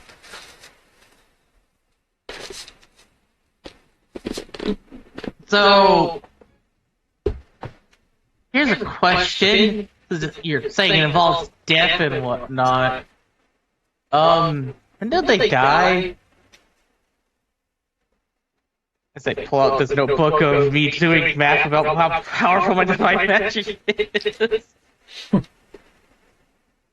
Why do you think his hat's red? Does it... Like any sane person, it's a red dye. Are you trying to imply it's blood? Blood doesn't dry red. It turns brown.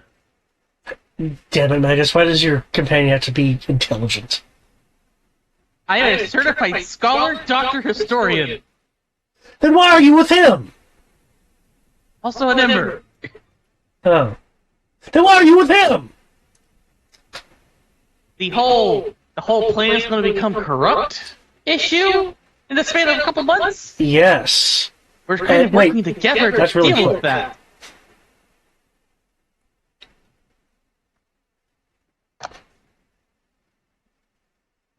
Okay, no matter. That'll... Yeah.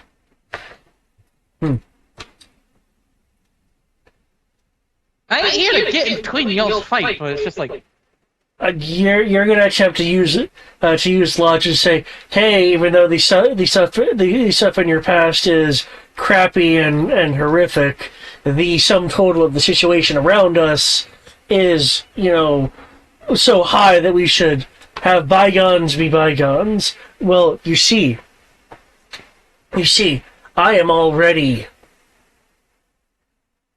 enacting a plan.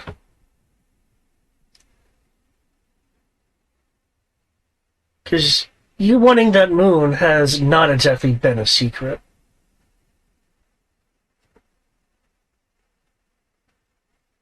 I wasn't aware I was even trying to keep it a secret. Right, that's why I said it wasn't really even a secret. why do I have a feeling he's a occultist now? That seems very unlikely. No. He wants to bring the moon to you. That's my guess at this point. The only people trying to do that are cultists. If I were to bring the moon to him, it would destroy this world, and that would result in the loss of whatever extended family I have left. In understanding nature, he understands physics, and he understands that giant rock falling on us from the sky would cause a lot of damage. But Oh, thank God, he at least understands that much. you see, if I gather all the necessary resources before you, then you can't do it, and you can't get your revenge.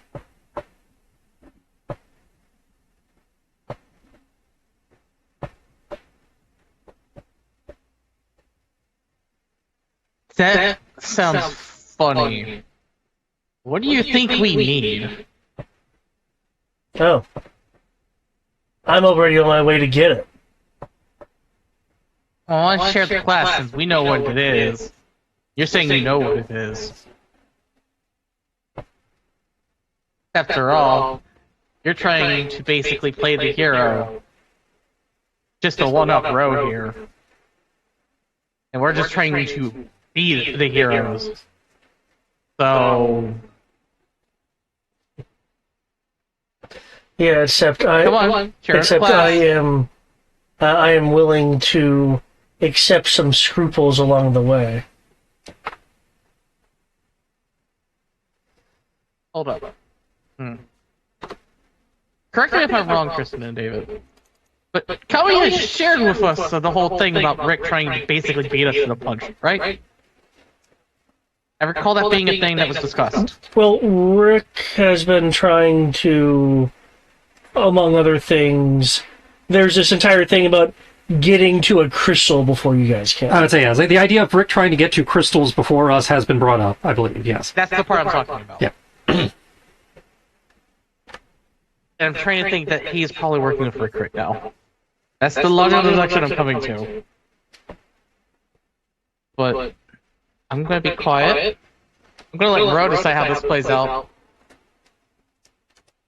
I can technically just say, "Shut up, let me resurrect your dead family." And that would make this whole thing moot.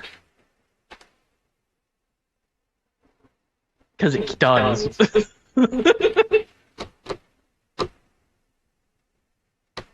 But this is Ro's story. I'm gonna be quiet and let him have his evil monologue. I like to start typing out what I'm gonna do to him once the fighting starts.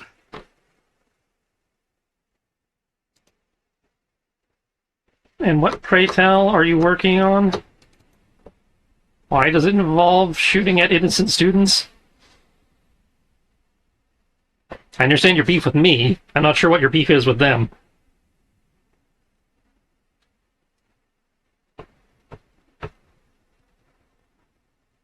They were getting they're getting too close. Besides, they're not dead. Not for lack of trying on your part. Several of them, if I recall correctly, several of them did die, and we just found the one survivor? Or was it just that one kid got attacked and, really fucked up? That one kid was attacked. Other people were attacked because, they were in a corrupted area doing life training. He was specifically attacked by... Okay, that was not clear on whether Will Thrush attacked the entire group or just the kid. Just the kid. Okay. That's how they almost died of nephesite poisoning. Hmm.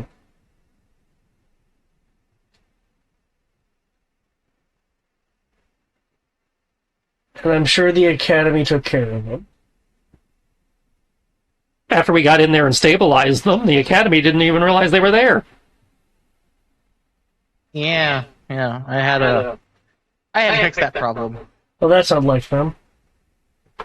Yeah, apparently the Fireflies in the area decided all Embers were evil and a threat because he thought he was attacked by another Ember. So they wouldn't let people get in to help him. Yeah, that's we only got in by virtue of the fact I'm traveling with non-Embers as well, and they were able to get in.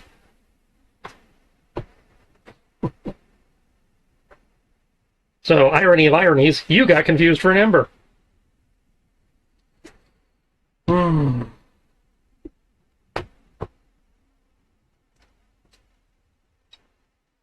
Hence why they really wanted us to go figure out what's going on.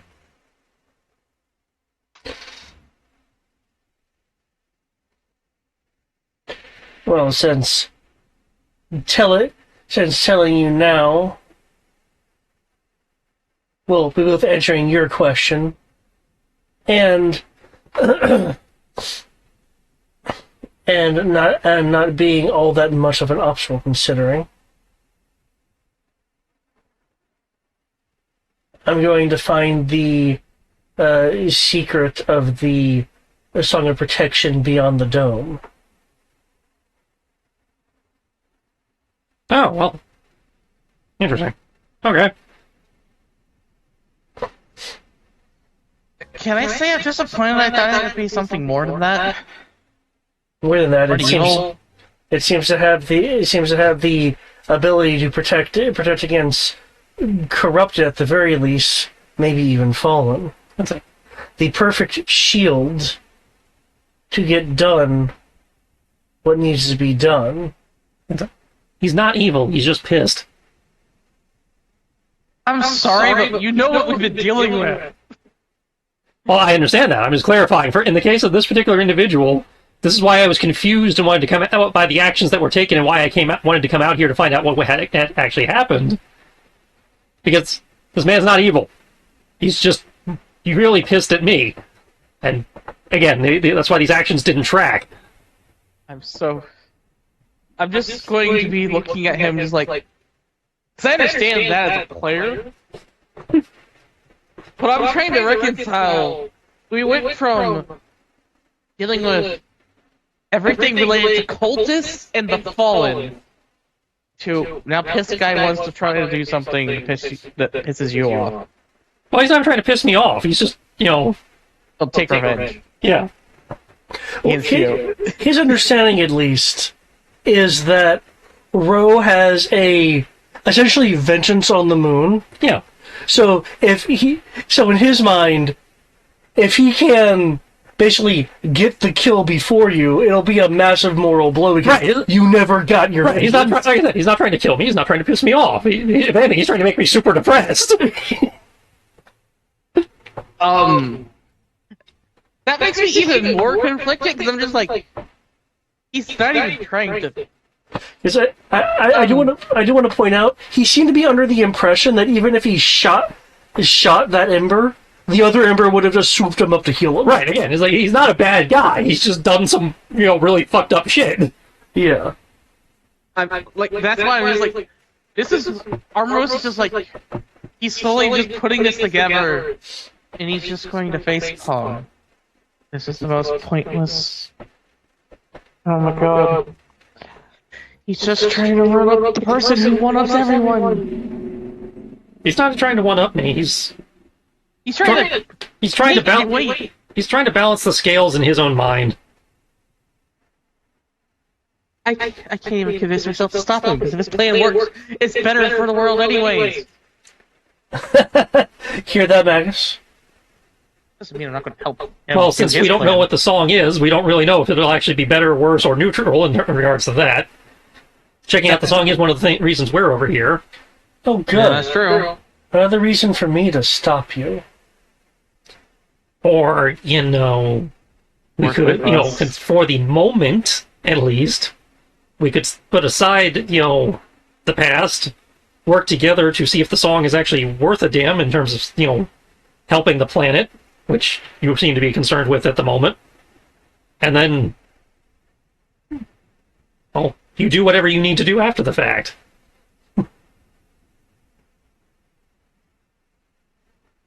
For what it's worth, you already know I'm sorry for what happened. I can actually empathize with it. However, in traveling with this group, I can offer you the one, I can offer you the one thing that I couldn't get myself. We might be able to fix it. Yeah. How? Wait, what actually happened? Thumbs back towards Amaros.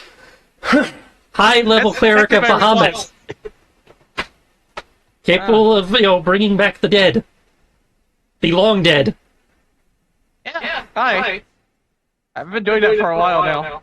Provided enough of them is left in the mist, he can call them back. With the help of, Mint over there, Master Oracle of the Isla de Air, she might be able to help if we go back to Isla de Air, we might even be able to call them back. See if they at least are willing to come back, or whether they're happy wherever they ended up. Get closure for all of us.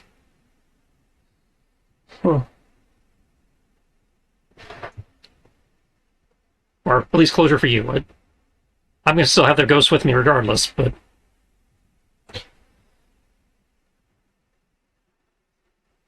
You must be willing some mighty divine power.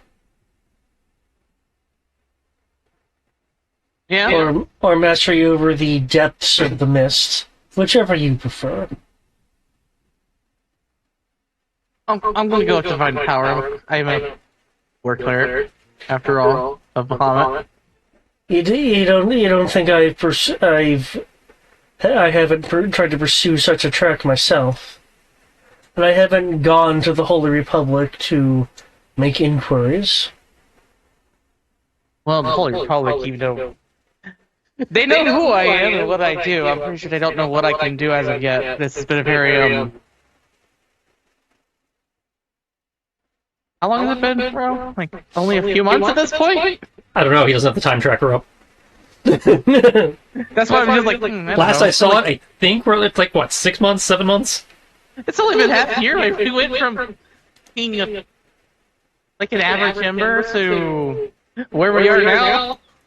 I don't know what average level Ember is in terms of CR. It's not like we've actually built an NPC, no-name generic Ember stat block. I know we started at level 8, which is experienced adventurer. Day That's the point. We 105. started at level 8. Okay, 105, so we're at 4 months. 3 and change. Yeah, it's been 4 months, and we went from the average experienced adventurer to what would be considered demigod status? I don't know. 5e stops tracking at this, long before this. Yeah. I know in older editions, it's like you're basically a demigod after level 20. Yeah. I suggest you tell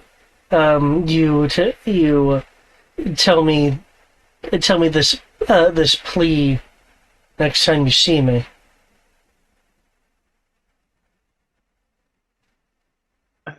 So that's a no on the working together in the moment.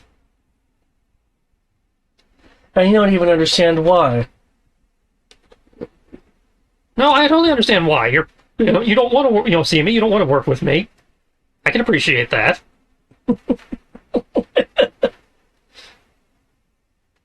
I don't want to see me either. He will.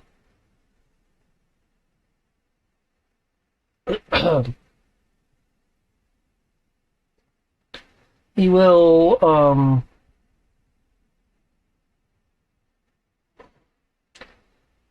Step out from the from the cover and level his rifle. What are y'all's passive perceptions? 15. 15. Okay. Why don't I even ask you, Ro? It's probably going to be 25. No, my perception's not amazing. My passive perception is 22. Okay. Which is high. that's still really good, but it's also within range of what the system expects. What do you see? Yes. I have good intuition and I am good at reading people. I'm not necessarily amazing at, picking up the world around me. I have the adult sword dragon has a perception plus 11. How would I calculate the At 10. passive? Keegan has a 21 Okay. currently. Well, Keegan and Ro will notice. Something's about to roll start shit behind us. We'll notice something. I'm going to start off though with something that Ro only would realize. The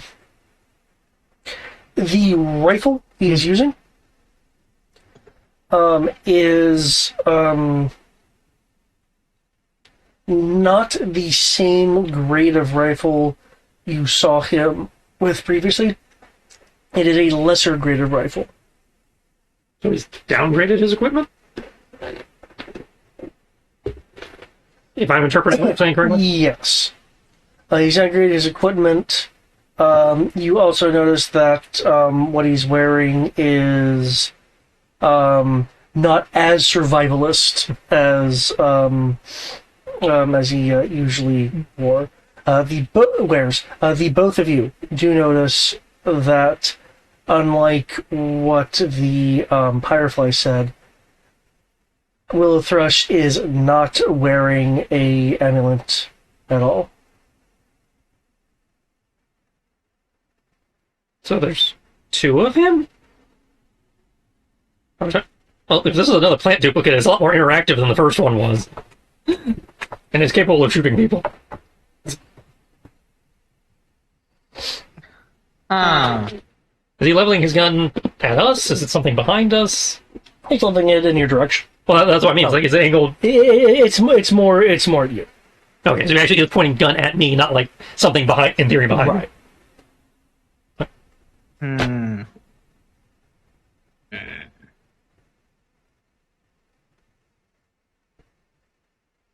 If this gets this, Chocobo show on the road, do what you gotta do, man.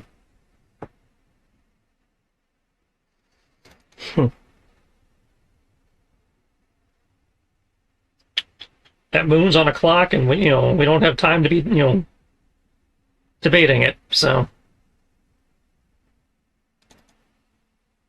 If the olive branch wasn't good enough for you, do what you gotta do. This is the first time we had to beat someone to make them realize that they'd be better off working with us.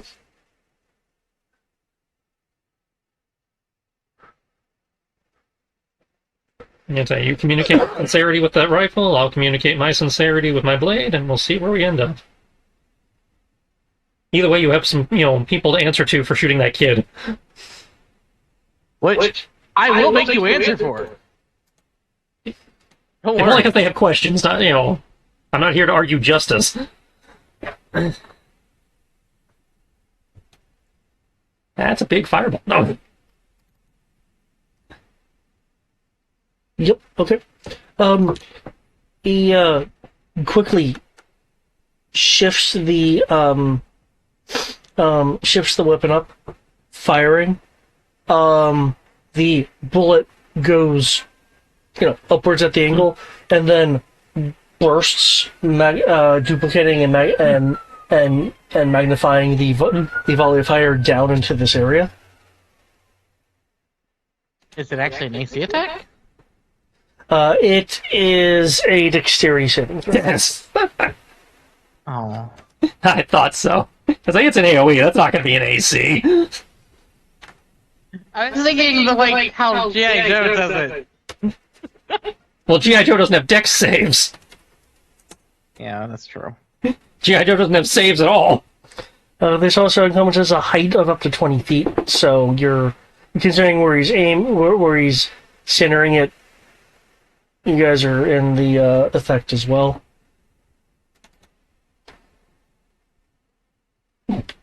I remember. Okay, I'll roll the dex.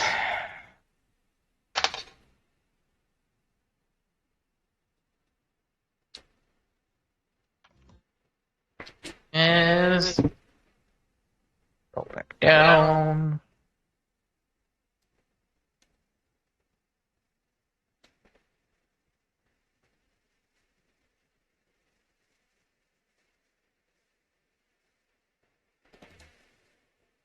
There you go.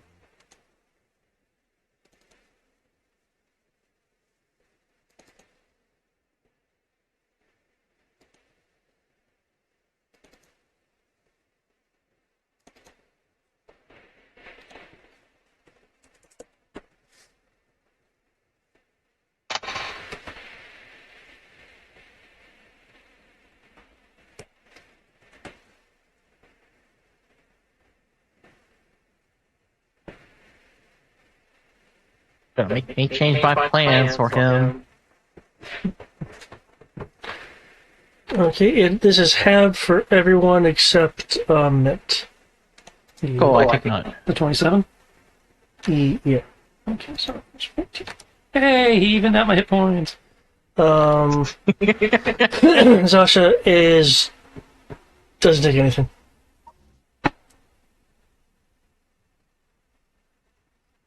So, okay. Ow! From Mitt. Am I allowed to now, Ro? Allowed to what? I don't. He just tried to attack me. I feel like I'm obligated to beat the crap out of him now. Well, yeah, I mean... We're allowed to defend ourselves, that's... I want to make sure. Just don't kill him. Okay. I will do my best not to kill him. And if I kill him, I will resurrect him for you. Either way, this probably, if we're about to actually start combat, this might be where we want to call it, given the time. I have this typed up. I want to do one round, damn it. Oh, I see, it's okay when you have that problem. When I have that problem, everybody's like, but I got tired, I gotta go to work in the morning. I do find the situation amusing. Normally, I would agree, and let's say call it here, because this is a good logical stopping point. But I've had this typed up for the last 30 minutes. I've been I wanting had to it typed up for an hour. Y'all told me to go fuck off. Oh, that really happened? Oh. Multiple times! I'll keep that in mind and try to do one more round every time. It happened in G.I. Joe, and it also happened in Supers twice in 1 week. Oh. I didn't know it happened in Supers. In G.I. Joe, I know it happened because I was falling asleep on you guys. I was like, I want to keep going, but I can't. No, Supers was I had it typed up and then y'all killed it. But I've been sitting there with it typed up for an hour. Oh.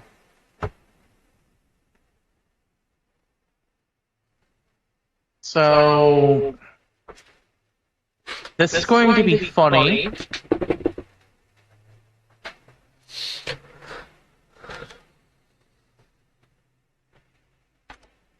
But what I'm going to do is I'm casting Guiding Bolt Okay. 4 times. Okay.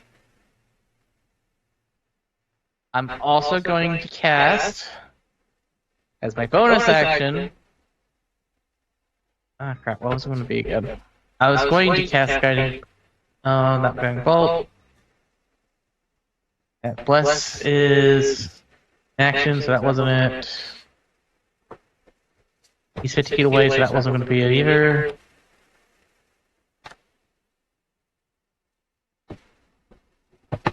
That's my weapon, so that doesn't matter.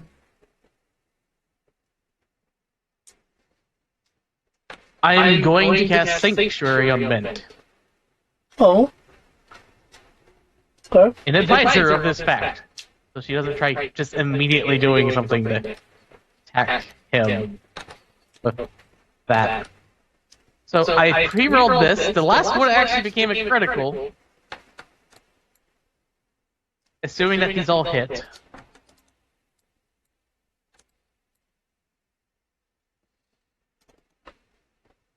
And that's all radiant damage. Immunity to radiant. I'm kidding. But okay, yeah. That will hit. And I already assumed that the 29 would hit, so I rolled 30 at advantage. And then I rolled 28 at advantage. Then I rolled 31 for a critical. As it is a ranged spell attack. And the next attack against him will be at advantage. It's Guiding Bolt. Also, I do kind of find it amusing. You know, it's like hit, roll next at advantage. Hit, roll next at advantage. Hit, next person now has advantage. And I'm casting that all at first level. They all become technically third level. And so it becomes 66 4 times, 3 times, and then 12d6 for the last one. That's a lot of damage. I do like how it all told to a nice even 100. It did? No way. 36. 57. Yep. You get an achievement. And that's my turn. I've cast 5 level 1 spells. In mana. You've discovered how to do a Macross missile massacre with, without magic missile. Everybody he was a wizard and equipped with that. That'd just be nothing but magic missile. Oh man, like a lord of... That would be a... That's a lot of D4s. Yeah. 1, 2, 3, 4, 5, 6, 7, 8, 9. There we go. That's my turn. Because I'm just gonna have Keegan standing here. Oh, damn it. Okay, 1 hits. Freaking Ow,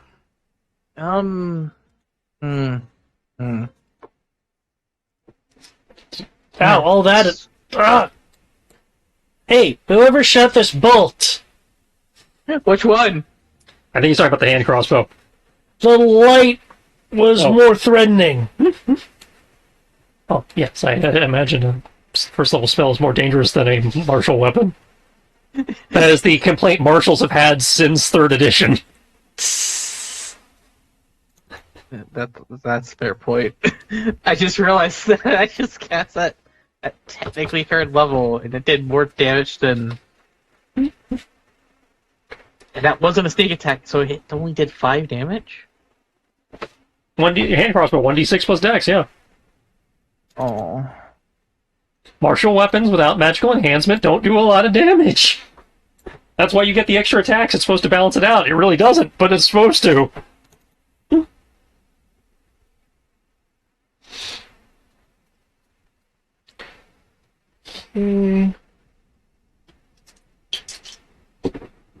By the way, I was just standing proudly on top of Keegan's head, just casting Guiding Bolt at him.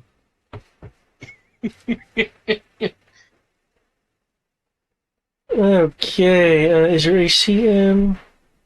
No, I forgot to actually put New my AC round, in. so yes, my AC is in. Holy shit, that AC. I rolled a nat 20. First Thanks shot for was reminding free me of because I was AC. feeling bad. Second shot.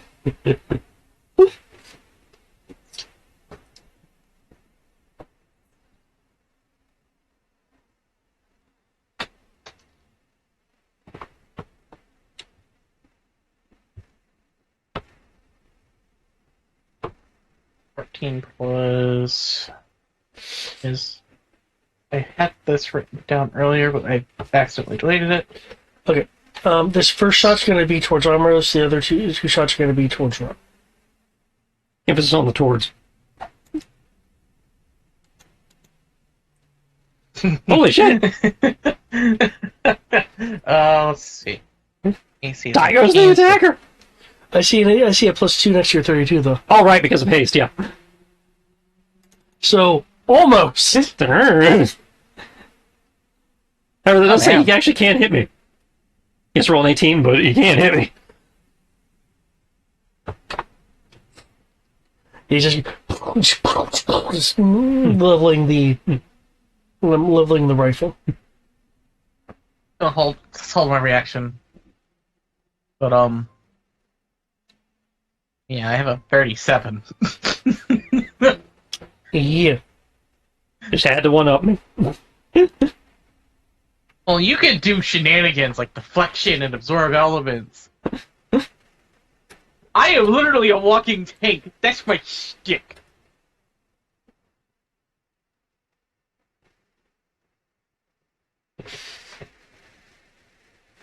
Oh shit. Haste!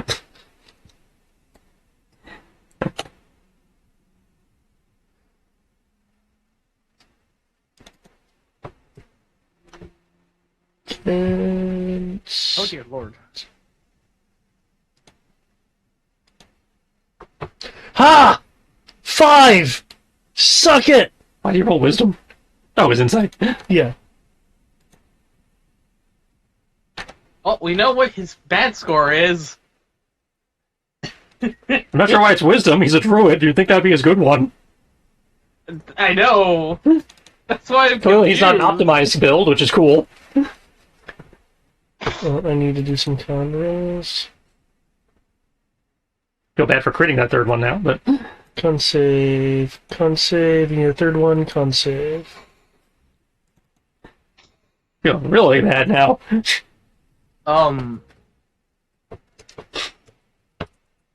does his stats that? Plus 63. Ooh. Well, clearly he's a normal person. Oh my god, I feel like we're bullying the weak right now. Okay, that's cold damage. Okay, you're slashing at him. The cold damage hitting him. You notice something as you're striking him. He's like trying to parry with his rifle, but clearly you're able to get past his stuff. The cold is not affecting him as as much as you would expect. With this last, there's like a critical. No, that one's a crit. Yeah, that last deep. You're gonna play the slashing weapon. Yeah. With your last slash into him.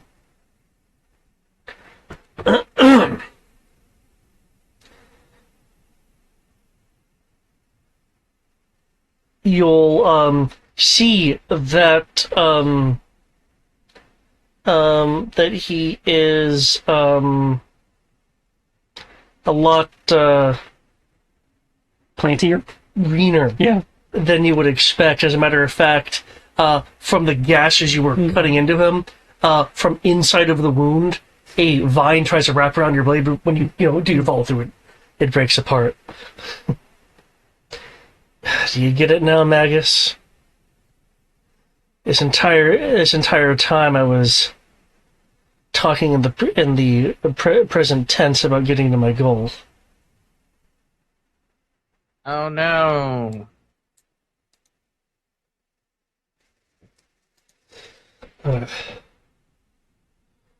Admittedly, it does help to have a few wishes in your pocket.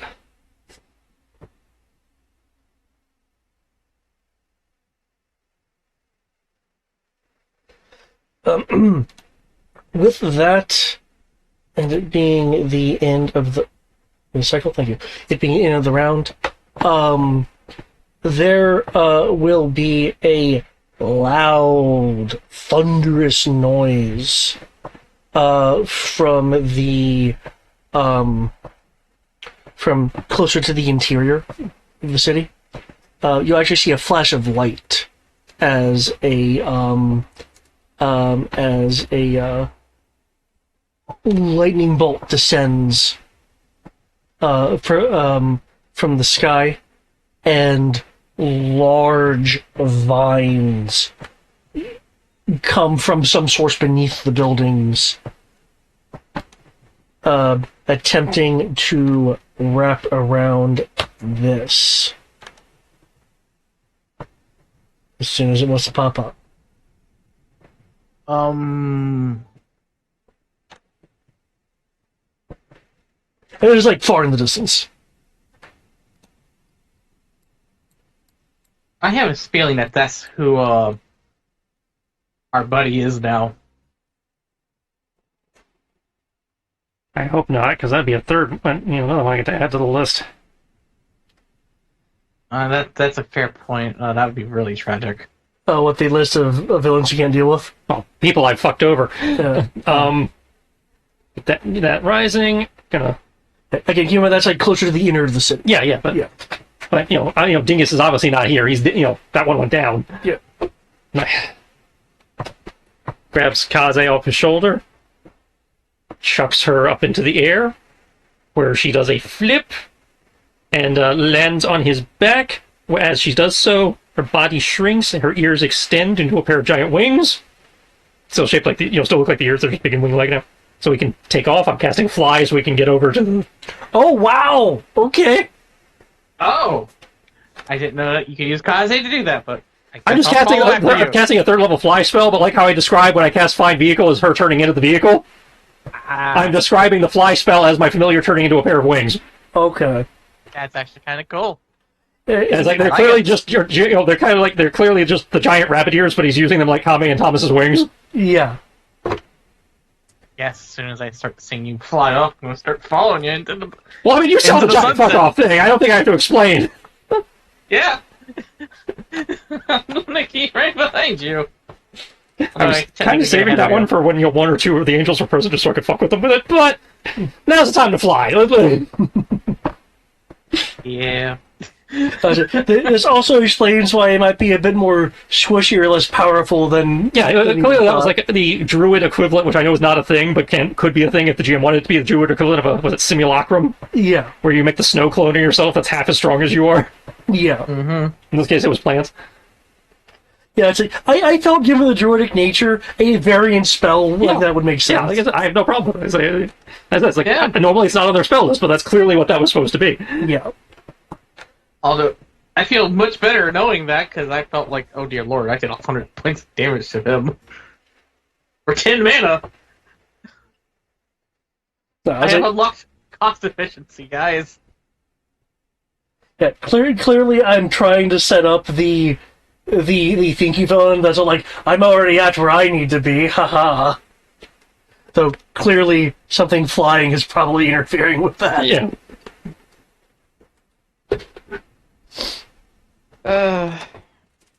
We have to help your friend now. Well, he's not my friend, but I don't want to see this shit happen to him either. Yeah. Well, if he isn't corrupted or fallen, I mean, even if he dies, I can bring him back. Again, in theory, we might still have enough time to save him from himself. I think the barrier is keeping that thing in.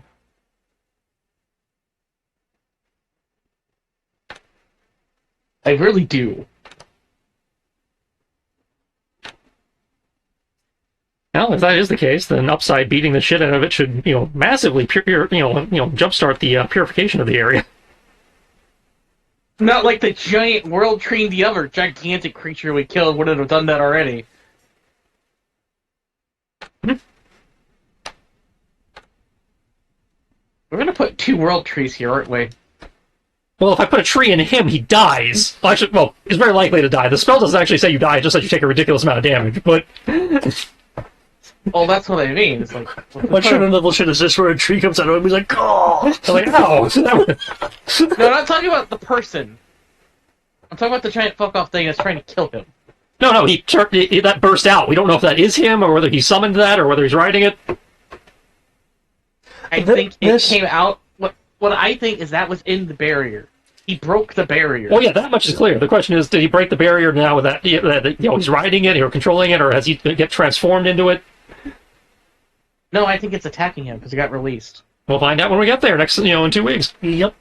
But what I'm saying is, if that's not him, and you tree it, well then have 2 world trees.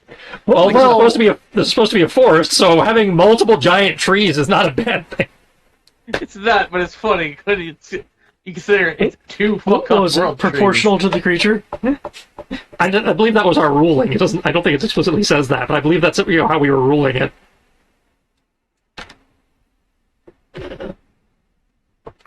Okay, yeah, I did not expect that 100 damage in one go. Though, RNG Jesus was really helpful to you guys with those augment gems. It's like, wow, it is. Well, the ones, the 2 big ones, the aura enhancing one we did get, but the other one we had for a while. It's just nobody took it. Oh, really? Yeah, the one action for 4 spells. That was.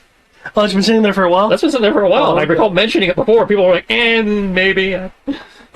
I honestly don't recall that. I think that might have been one of the few sessions I wasn't there for. No, I think it was more one of those that fell into the category of you said you'd think about it, and then promptly forgot, like how you were waffling on the armor. I'm still waffling on that armor, by the way. When I made that... Now we're fighting upgraded armor for you. I've been having a bitch and a half fighting anything for me. We don't fight anything for anyone else but me, apparently. It's like everything is always like, heavy plate mails and shit, and it's like, what about the guy that's wearing leather? Admittedly, you've gotten a lot of weapon upgrades. Yeah, it's like, it's balancing out. It's just like, I'm changing my weapon every week, but I'd like to change some of my other equipment periodically too, Like, you always get the weapon upgrades, I always get the defense upgrades. Well, there's a while you were getting all the weapon upgrades too. That's why you've had so many swords. Yeah! Well, I only have a couple. Right! I have the one I started with, and then I got this one because I did the special side quest unlock of the Minotaur's sword. Yeah, the 2 I have, Sierra found, and she chucked at my head. Well, Oh yeah, she did do that too. what the hell? It's a gift! Ah!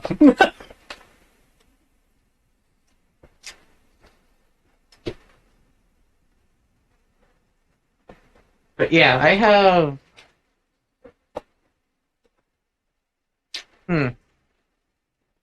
Yeah, we've just been finding a lot of either strength-based items or just stuff that only I can use because I'm the only person trained in it.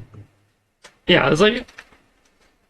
As I think about it, you're right. And it's not like, in the case of like Matt's character, we know we're having a hard time finding stuff for him because he's using very niche things. It's like, okay, finding gun stuff and sorcerer stuff, harder, though there's a whole shit ton of augment gems that would make a sorcerer amazing that he's just not using. Like the one I'm using now. No, there's we have like 5 or 6 augment gems. They not only give you a free meta magic, but they also give you extra sorcery points towards using those meta magics. So Yeah. he could like quadruple he could basically have every meta magic if he equipped the augment gems. Oh man. And have a ridiculous number of sorcery points to use those, but he hasn't been. Yeah, because the way I've looked at it is I have the 2d6 fire damage huge longsword that I'm strong enough to wield one-handed. I have a +3 shield that didn't have an augment gem until now. Because we got the aura thing, and while it'd be entertaining if I could now have a 20-foot anti-magic field around me.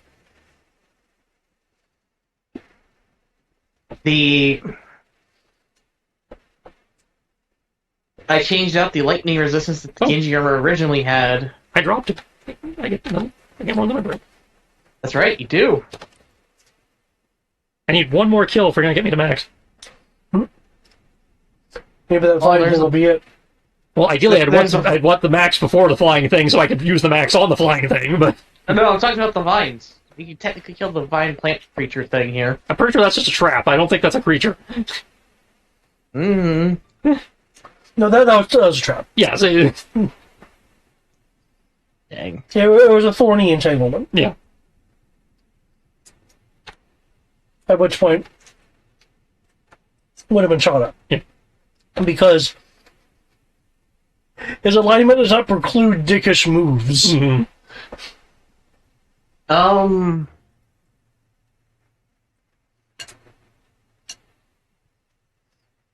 I mean, in theory, there might be like a bird or something trying to fly away if you just wanted to not care. No, I'm not gonna just randomly whack a bird to max out my limit break. I just have to point out it's a possibility.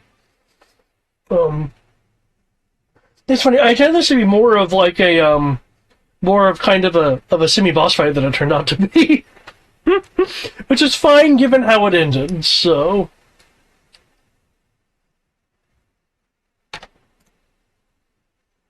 I mean, I went from doing like average damage and mostly healing to I now choose.